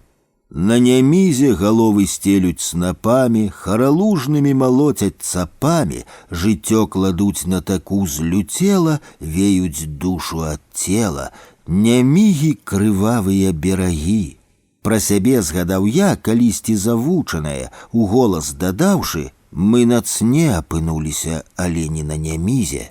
Каля ўвахода на станцыю метро Няміга стаяў міліцэйскі патруль, людзі неслі кветкі, побач туліліся кубкі моладзі, шмат у каго з юнакоў цяклі слёзы, нехта нешта распавядаў, але найбольш мяне ўразілі далоні на столі пераходу, то бок сляды ад іх. Я паспрабаваў уявіць тую жудасную карціну, калі гэтыя чалавечыя далоні спрабавалі ўхапіцца за столь, каб выжыць, і міжволі засланіў далонямі свае вочы. Гэтыя далоні на столі я бачу кожнага разу, калі спускаюся ў метро Няміга. Яны нікуды не зніклі, няхай сляды ад іх шматкроць зачысцілі і зафарбавалі. І тады я згадваю тую страшную чорную хмару, якая з'явілася неадкуль над цною, але сабрала сваё жніво на Нямізе. Ніхто не ведае, калі яна прыйдзе зноў і па каго.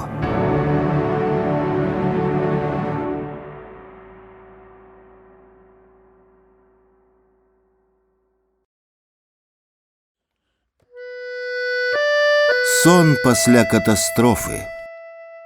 Канец красавіка, сядзім з сябрам у ягонай кватэры на бульвары, п'ём гарбату і глядзім у акно. За акном цёткі, захутаныя ў капюшоны і шалікі, выгуліваюць сваіх пёсікаў. 30 гадоў пасля катастрофы, кажа сябра і сумна так усміхаецца. Мне акурат сон прысніўся сёння, але перад тым я табе адну гісторыю распавяду, чарнобыльскую. Калі рэактар грымнуў, я асістэнтам кінааператара на кінастудыі працаваў, і так склалася, што патрапіў у першую экспедыцыю туды, у пацярпелыя раёны.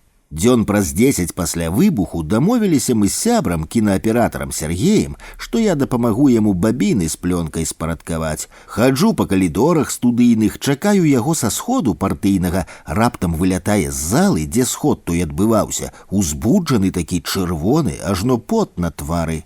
Пытаю, што здарылася, а ён толькі губу закусіў, ходзіць узад уперад, маўчыць, пасля выпальвае, ды ў Чарнобыль паслалі ў экспедыцыю, падхойнікі. Аказалася, што на сходзе тым вырашалі, каго паслаць. Аднаго камуніста паднялі, кажуць, паедзеш? Той кажа, не паеду, у мяне дзяцей няма яшчэ. Следам паднялі мэтра аднаго, кажуць, заданне адказнае, трэба, каб усё прафесійна было знята. Мэтр, трэба аддаць належнае, па-элеганску выкруціўся. Добра, кажа, паеду, але буду здымаць праўду. Падвісла няёмкая паўза, і для мэтра зараз знайшлася іншая тэрміновая праца. А тады ўжо да сярогі пад'ехалі. Вы, кажуць, Сергей, кандыдат у члены КПСС, вось вам партыйнае даручэнне. Што рабіць? Адмовіся, канец кар'еры. Карацей, пагадзіўся сярога. Глядзіць мне ў вочы і пытаецца, паедзеш са мной у групе асістэнтам? Паеду, адказваю, як сябру адмовіць, да таго ж гэта ўчынак быў такі мужчынскі, мы ж на Хемінгуэі гадаваліся. Ну і маладыя, хоць і напалоханыя чуткамі, але не ўсведамлялі той катастрофы, была такая цікавасць юначая, а як там? Так што заскочыў дадому, джинсы новыя нацягнуў і на кінастудыю. Ухойнікі прыехалі апоўдні, а там палівачка ездзіць і палівае бясконца пляц перад райкамам, коламі кружыцца, як завадная, пырская і пырская вадой, і больш нічога.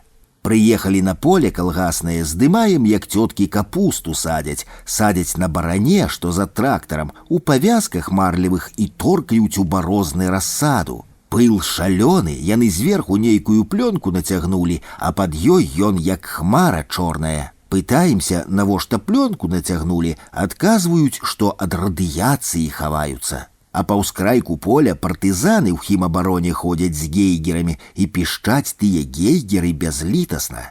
Пасялілі нас у будынку інтэрната ПТВ, навучэнцаў эвакуявалі, а нас туды. Аглядаемся, зайшлі ў ленінскі пакой, пустая шэрая зала, 3 крэслы і тэлевізар уключаны. Сюр такі, у тэлевізары Гарбачоў, кажа, што эвакуацыя адбылася паспяхова, а нам толькі заўтра тую эвакуацыю здымаць.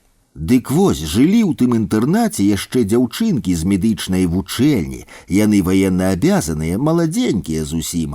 Перад тым нас папярэдзілі, каб мы не чапалі іх. Мы спачатку падумалі, што яны фаняць, можа і фанілі, хто там разбіраўся. Такія гадоў 18, амаль школьніцы. Мы зайшлі, ведаеш, а яны ў вайсковай бялізні ходзяць. Кальсоны там на завязках, кашулі белыя. У мяне першая асацыяцыя з фільмам «А досведкі тут ціхія». Такая фізічная прысутнасць вайны, аж дрыжыкі па скуры. Не ведаю, дзе яны былі, што рабілі. Мы на вячэру расклаліся, толькі пляшку адкаркавалі, а там віск, енк. Выглянулі, дзяўчына бегае, як ашалелая, крычыць, а 3 таваркі ейныя яе злавіць спрабуюць, супакоіць. Такія справы. Павячэралі, выйшаў я пакурыць перад сном, гляджу, сядзіць адна, прыгожая такая, валасы доўгія да плеч, слёзы цякуць і цякуць. Моўчкі, я да яе падыходжу, стаў, куру побач, яна маўчыць, а пасля пытаецца ў мяне: «Дзядзечка, а мы памром?» А мне самому 24 гады. Што адказаць, як заклінавала, а пасля нешта пачаў такое звычайнае, абы не маўчаць. І захад сонца ў неймаверным колеры, фарбы насычаныя, малінавыя. Я нават у Таджыкістане ў пустэльні, калі там здымалі, такога не бачыў. Пытаюся, як тваё імя? Лена адказвае, а мяне Олег клічуць. Пагаварылі трошкі, аказваецца, яны салдацікаў і пажарных з зоны правяралі і апрацоўвалі, нагледзеліся ўсякага, вайну, словам, сапраўдную пабачылі, ні псіхолага разам з імі, нікога, толькі дзядзька заўхоз. Наступным ранкам нам з'язджаць ужо, і яны сваю хімабарону складаюць. Падышоў да яе і кажу: «Лена, усё будзе добра, чуеш?» Яна так, вачэй не падымаючы, кіўнула галавой і пайшла. Тоненькая, валасы развяваюцца. Неяк так мне прыкра зрабілася, проста немагчыма. Нібыта мог дапамагчы нечым і не дапамог.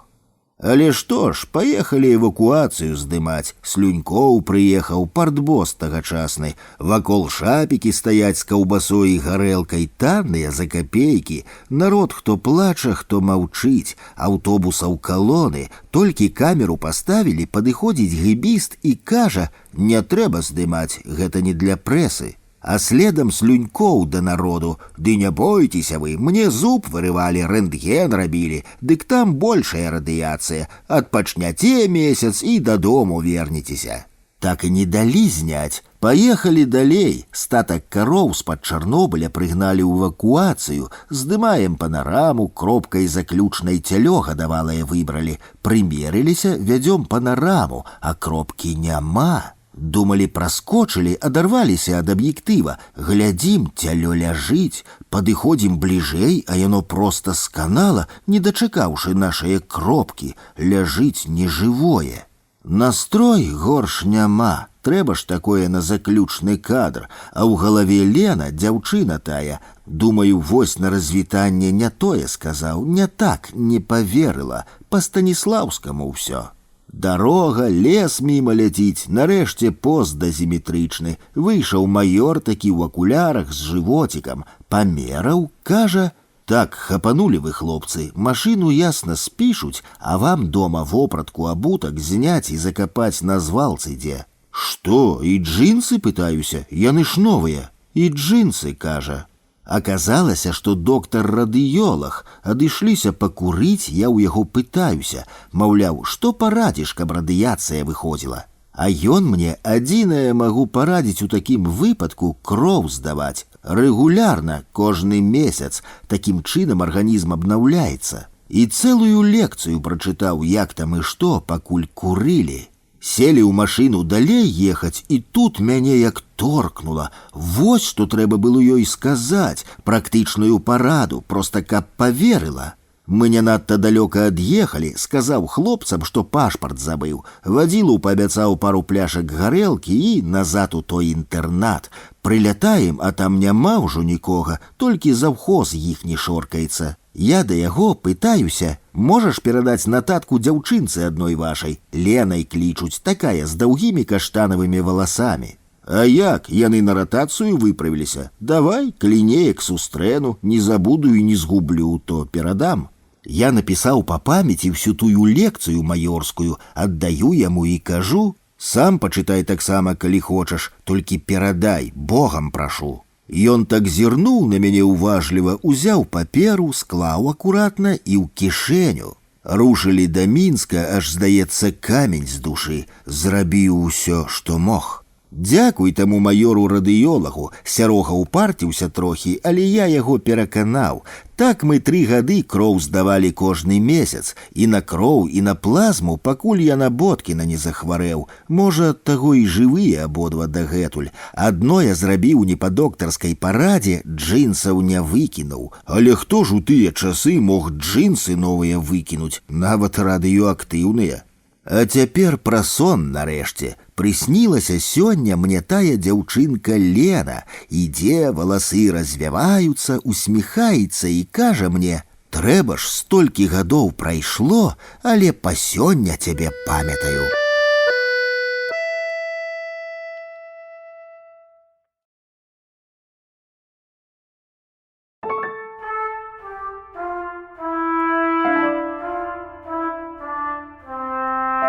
Рэйс гандлёвы Менск-Варшава-Менск.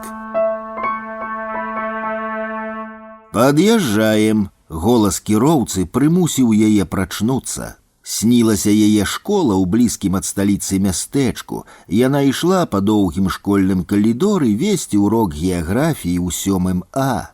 Калідор усё не сканчаўся. Калі ж яна ўрэшце зайшла ў клас, за партай сядзеў толькі адзін, трохі спалоханы, з белабрысым віхром, з адчайнымі блакітнымі вачыма вучань. Праз сон яна ўсё намагалася згадаць ягонае імя і прозвішча, але так і не дала рады. «Дзе твой клас?» — хацела яна запытаць у хлопца, але голас кіроўцы вярнуў яе з гэтага трызнення ў рэальнасць.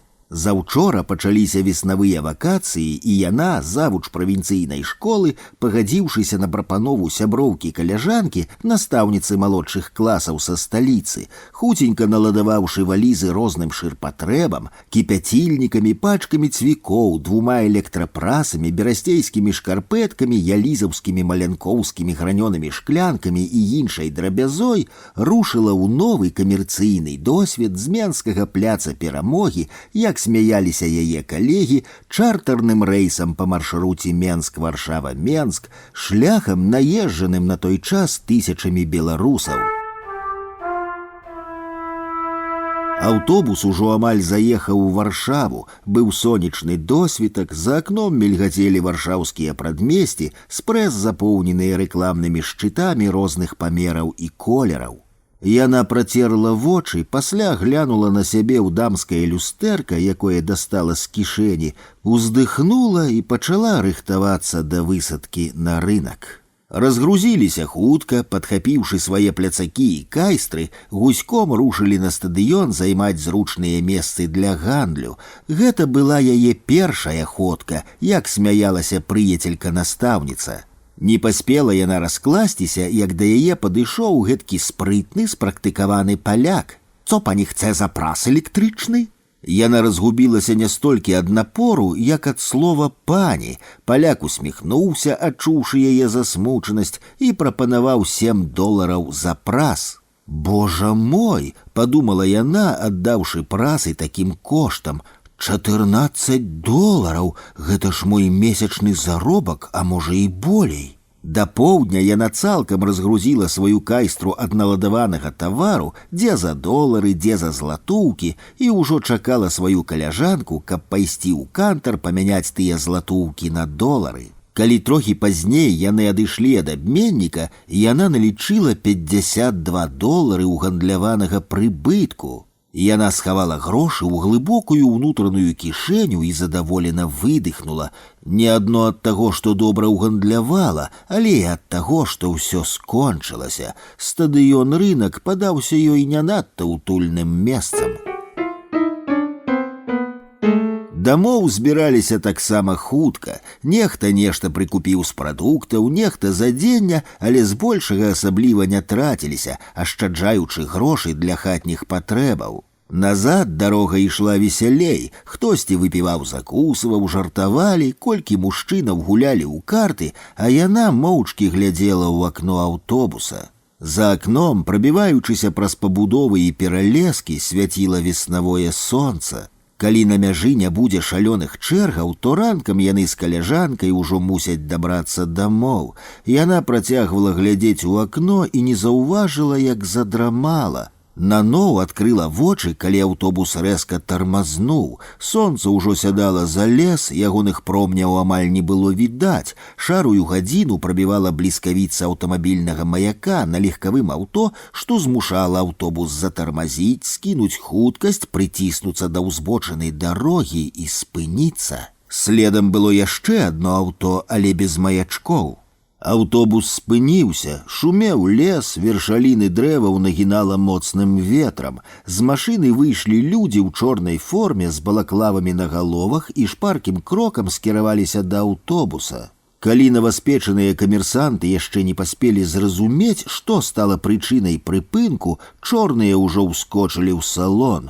У руках яны трымалі хто бізун, хто пісталет, хто аголены штых-нож.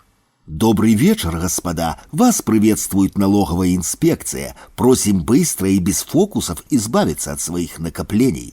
Звяртаючыся па-расейску з відавочным беларускім акцэнтам прамовіў галоўны з чорных, моцны з рыпучым голасам дзяцюк і адразу перацяў бізуном бліжэйшага да яго мужчыну. «Быстро, я сказал!» – зароў ён на перапалоханую грамаду. Рабаўнікоў было 5, 2 пабеглі ў канец аўтобуснага салона, 2 былі ў пачатку, галоўны застаўся каля кіроўцы. Яны пачалі з нахрапам забіраць усё, што ўяўляла сабой каштоўнасць, але перадусім грошы. Мужчыну, які, схапіўшыся рукой за спінку сядзення, паспрабаваў падняцца, каб бараніцца. Бугай са штых-нажом імгненна прыкалоў руку да спінкі сядзення. Ва ўсе бакі пырснула кроў, пачуўся крык болю і адчаю, следам жаночы віск. «Я же сказал, без фокусов!» Зноў зароў галоўны бандыт. Перапалоханыя людзі пачалі мітусліва лезці ў кішэні, кашалькі, пляцакі і аддаваць у гандляваныя грошы. Яна была ў жаху, акно яе сядзення было ў крывавых пісягах, побач збялелая каляжанка, у якой калаціліся рукі, і хударлявы высокі злодзей у чорнай балаклаве. Яна таксама пачала ўжо расшпіліваць куртку, каб дастаць свае $52, падумаўшы толькі, што дарма склала ўсе грошы ў адно месца. У той час, калі ў каляжанкі настаўніцы вырывалі скручаны чырвонай тоненькай гумкай скрутак у гандляваных долараў, яна сустрэлася позіркам з гэтым хударлявым бандытам. На яе глянулі блакітныя халодныя вочы. «Божа мой!» Паспела яна падумаць перад тым, як яе сэрца сціснулася ў жменю, нягледзячы на тое, што ён быў у масцы, менавіта па гэтых блакітных вачах яна пазнала яго.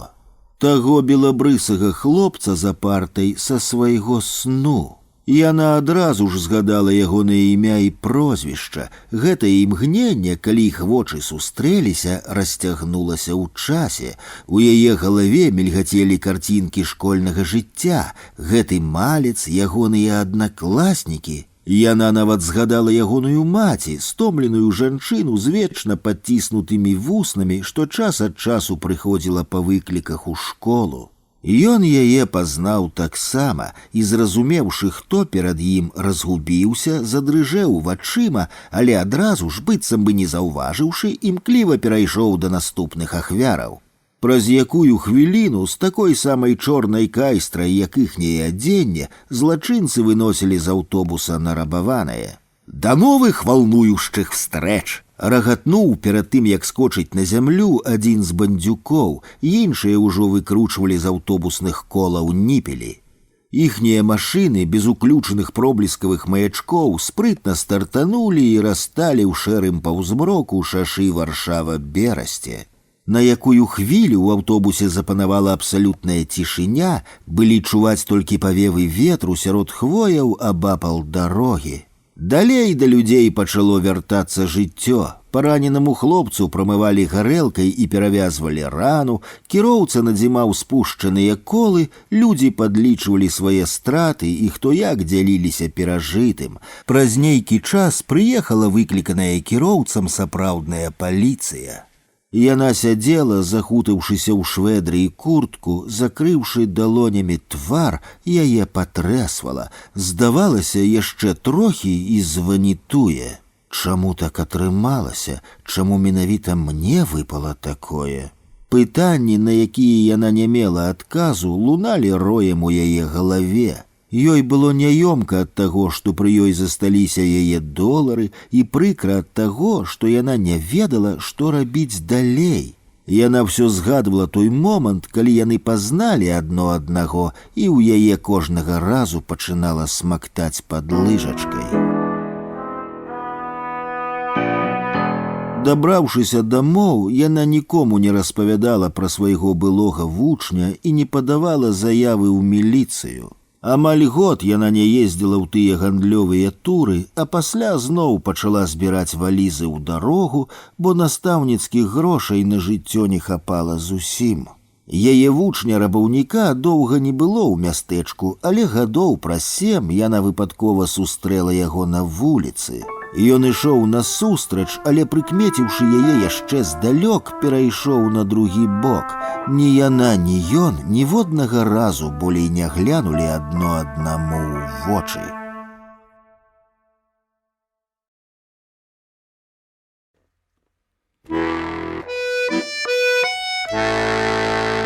Кабанчык. У садзе, падчэпленая да галінаў старой грушы, вісіць вялізная кабанова туша. Пад ёю на снезе стаіць міска, куды сцякае кроў. Дзед Ян падстаўляе пад струменьчык крыві медную конаўку. Побач у запэцканым крывёй ватніку стаіць дзядзька Міша. Настылая на марозе медь пакрысе запаўняецца чырвоным, ад конаўкі ўгару падымаецца густая пара. Гадзіну таму дзядзька Міша, наваліўшыся на кабана і чухаючы за хракавым вухам, мерыўся вызваліць кабанову душу на волю даўгою вузкаю з канаўкай для сцёку крыві калёнай нямецкай швайкай. Але ў самы адказны момант, калі фіялетавае лязо збіралася ўджаліць сваім холадам сэрца жывёлы, на сцэне з'явіўся я, 6гадовы падшыванец, і з выглядам бывалага вайсковага хірурга зазначыў: «Да, жалка кабанчыка». «Што ты, саплё, пад руку лезеш?» Злосна вылаяўся раз'юшаны дзядзька, ускочыў і даў мне выспятка. Конаўка запоўнілася чырвоным, дзед нагбом, толькі кадык, як поршань рухаўся, выпіў да донца. Пакуль ён выціраў пачырванелую вакол вусна ўшчэць, дзядзька плескануў у конаўку гарэлкі, і дзедаў кадык запрацаваў ізноў. «Наступнага сам будзеш біць». Дзядзька паказаў швайкай у мой бок. Наступных прывезлі з ракаўскага рынку ў траўні. Двор аж зазвінеў ад віску і енку. Цётка Насця адразу, як усіх парасят вывернулі з меха на зямлю, пазачыняла дзверы на вуліцу на засаўкі. «Зараз чыта з 13-га дома прыбяжыць, крый Божа. Мінулым летам, як зірнула вокам сваім зайздросным, з кабаном невядома што ўсчалося». На вуліцы майго дзяцінства, што месцілася ў прыватным сектары між чыгункай і старым менскім аэрапортам, жывёлу трымалі праз дом, а тыя, хто не меў, збіралі і аддавалі рэшткі прадуктаў тым, хто гадаваў.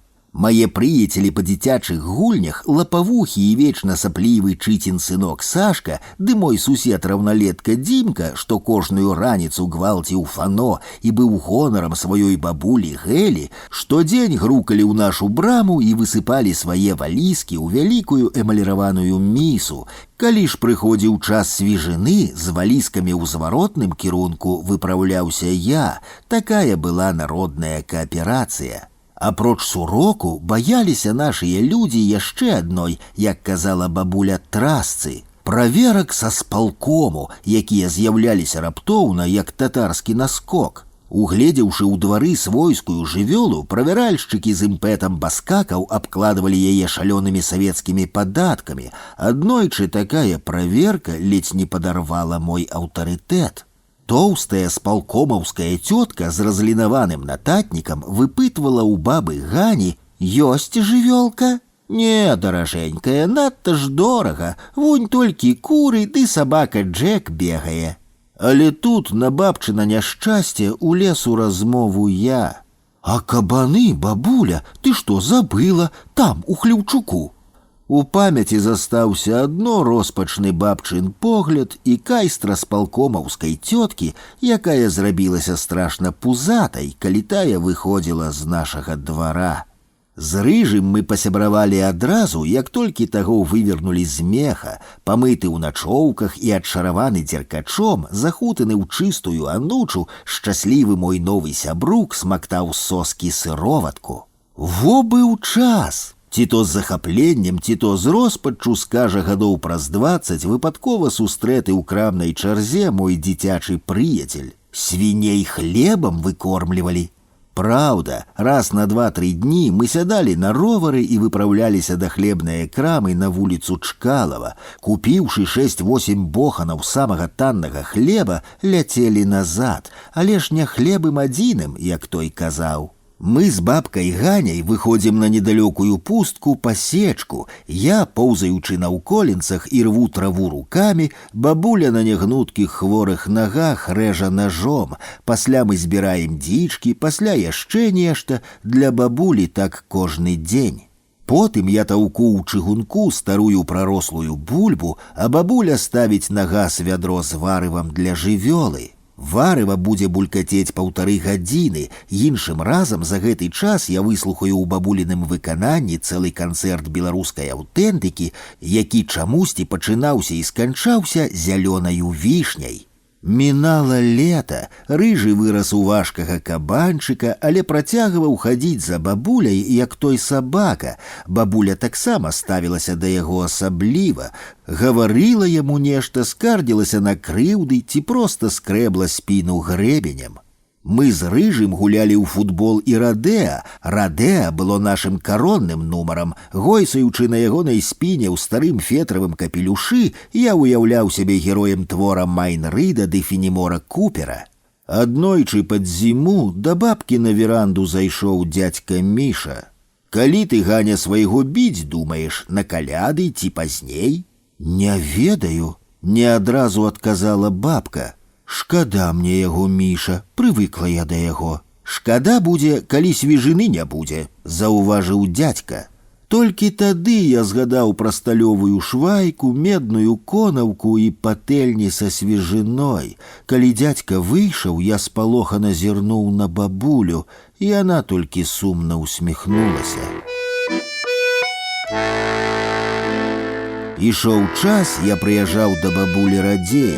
Рыжы рабіўся ўсё больш мажным, яго ўжо меней выпускалі ў двор, а пра наша радэа я зусім забыўся. Неяк прыехаўшы, я не адразу звярнуў увагу на тое, што з хлява не чуваць знаёмага рохкання, але калі зразумеў, пытацца пра тое ўжо не хацелася.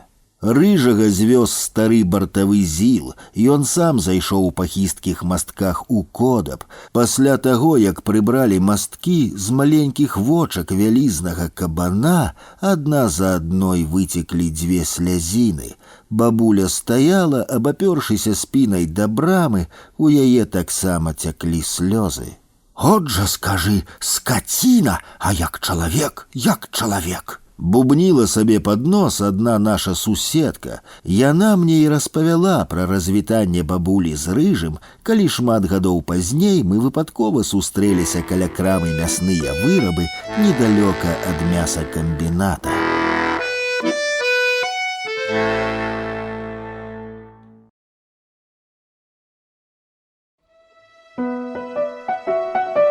Вясёлыя карцінкі. Да новага года заставалася няшмат часу. Віяланчэліст цяжка выбраўся з аўтобуса, ледзь выцягнуўшы цяжкі футарал з інструментам. Другую руку займала кайстра са святочным пачастункам. Адышоўшы колькі крокаў ад прыпынка, ён паставіў рэчы на снег, каб перамяніць зацёклыя рукі.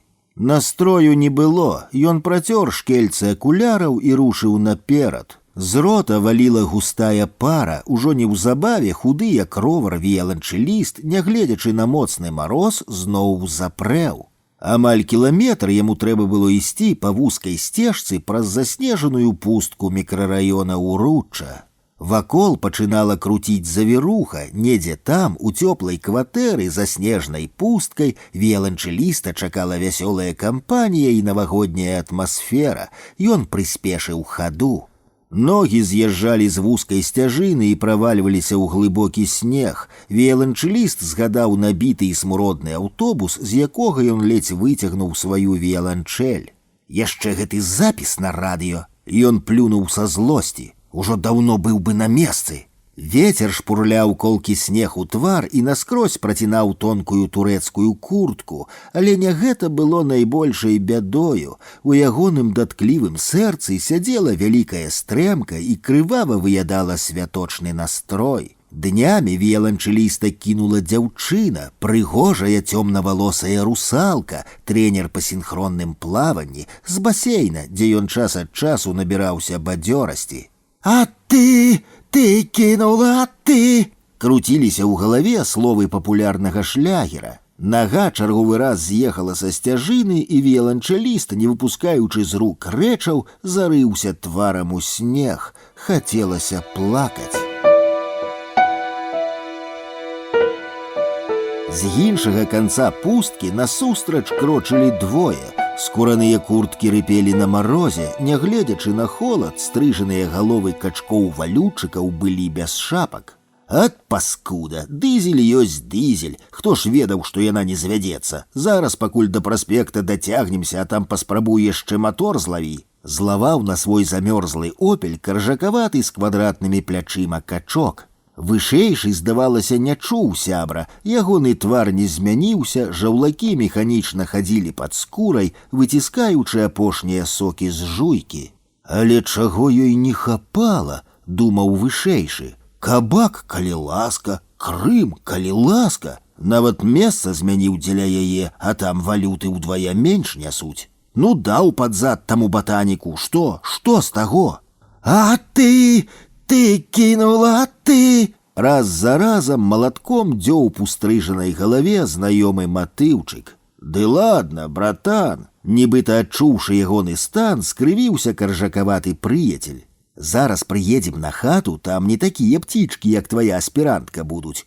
Ва! Ускінуў рукі да грудзей локцямі наперад. Галівудскі стандарт, пацаны абяцалі акторак, галоўнае да новага году паспець.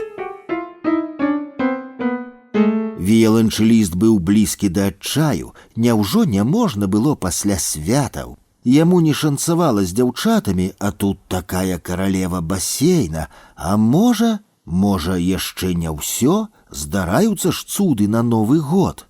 Аджа ж! Ён скрывіўся ў грымасе, згадаўшы яе вочы тады вечарам ля кінатэатра «Кастрычнік», калі змушана праглынуў язык у адказ на адкрытае хамства нейкага бамбізы ў расшпіленай моднай зімовай марынарцы. Чарговы парыў ветру адчайна зашкамутаў ягоны доўгі тоненькі хвосцік на патыліцы. Ён нахіліў твар, каб схавацца ад снегу, што голкамі сёк па вачах. Зноў усярэдзіне накаціла пякучая крыўда.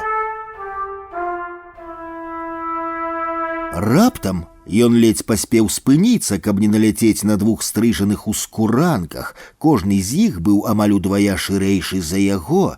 Некалькі імгненняў трывала паўза, толькі было чуваць, як выя завея. Табе што, педріла, можа, дарогу саступіць? Здзекліва працадзіў вышэйшы бамбіза, што стаяў бліжэй. Віяланчэлі кайстра адначасова выслізнулі з рук віяланчэліста. На яго з упэўненым спакойным нахабствам пазіралі празрыстыя халодныя вочы. Віяланчэліста нібы працяла токам. «З Новым годам!» Істэрычна выгукнуў віяланчэліст і залудзіў вышэйшаму качку проста ў нос са смычковай рукі. «З новым шча!» Не паспеў з'едліва перакрывіць той і павольна, як у рапідзе, заваліўся ў сумёт. Удар атрымаўся кароткі, шчыльны, з акцэнтам. Кроў аж пырснула з разбітага носа, імгненна тонкімі пісягамі расквеціўшы твар і снег чырвонымі ўзорамі, трапіўшы на руку і белы шалік віяланчэліста. Хвядос чырвоны нос. Чамусьці прыгадаўся віяланчэлісту класік. Хвядос чырвоны нос. Невядома чаму згадалася некалі чутая казка другому валютчыку, які застыў з вырачанымі вачыма і разяўленым ротам над сваім павержаным сябрам. «Я віяланчэліст!» Высокім сарваным фальцэтам выгукнуў віяланчэліст і, падхапіўшы свае рэчы, імкліва рушыў далей. «Як у Тайсона атрымалася!» Сам сабе ўсхвалявана думаў віяланчэліст. Адрэналін калаціў сэрца так, што з яго нават выскачыла крыўда на русалку. Вецер змяніў напрамак, падзьмуў спіну і данёс роспачна здзіўленае «Уй, бля!». На турботныя роспыты кампаніі пра кроў на шаліку віяланчэліст упэўнена запатрабаваў каньяку і гарбаты. Ён трымаўся з выглядам ветэрана Афганістана. «Харызма!» Захоплена гледзячы на яго, шапацелі дзяўчаты. Час ад часу, пазіраючы на сябе ў люстэрка, ён хмурыў бровы і напружваў цягліцы. «А ці не пастрыгшыся мне пад бокс?» — разважаў віяланчэліст. Новы год трэба пачынаць без пазыкаў па-новаму.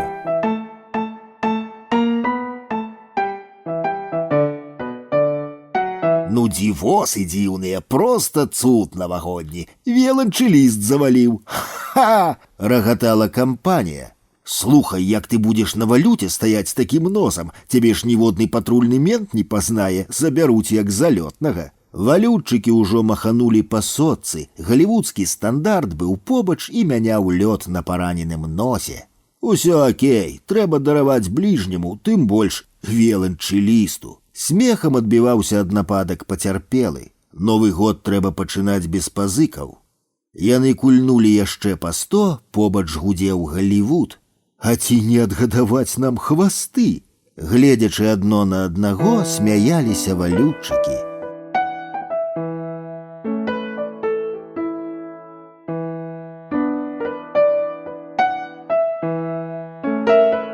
На гадзінніку было ўжо без чвэрці 12, а «Тытанік» ніяк не ішоў на дно. На дзявочыя вочы напаўзала сляза, у халоднай вадзе Атлантыкі паміраў Ды Капрыё. Ведаеш, я развіталася са сваім веланчылістам.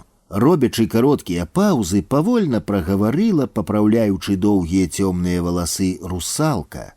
Слушна зрабіла, я са сваім валютчыкам таксама. Новы год трэба пачынаць па-новаму, без пазыкаў. Адказала зграбная спраўная аспірантка з моднымі акулярамі на маленькім носе. У суседнім пакоі звінела гітара, чуўся смех, пералівалася разнакаляровымі блікамі ялінка. У прыадчыненыя дзверы прасунулася усмешлівая галава з барадой. «Хадзем, цыпачкі!» – прамовіла галава. «Зараз праб'е, пара!» У тэлевізары нарэшце памёр Ды Капрыё, агні «Тытаніка» схаваліся ў глыбінях мора, стрэліла пырскамі шампанскае, і прыйшоў Новы год.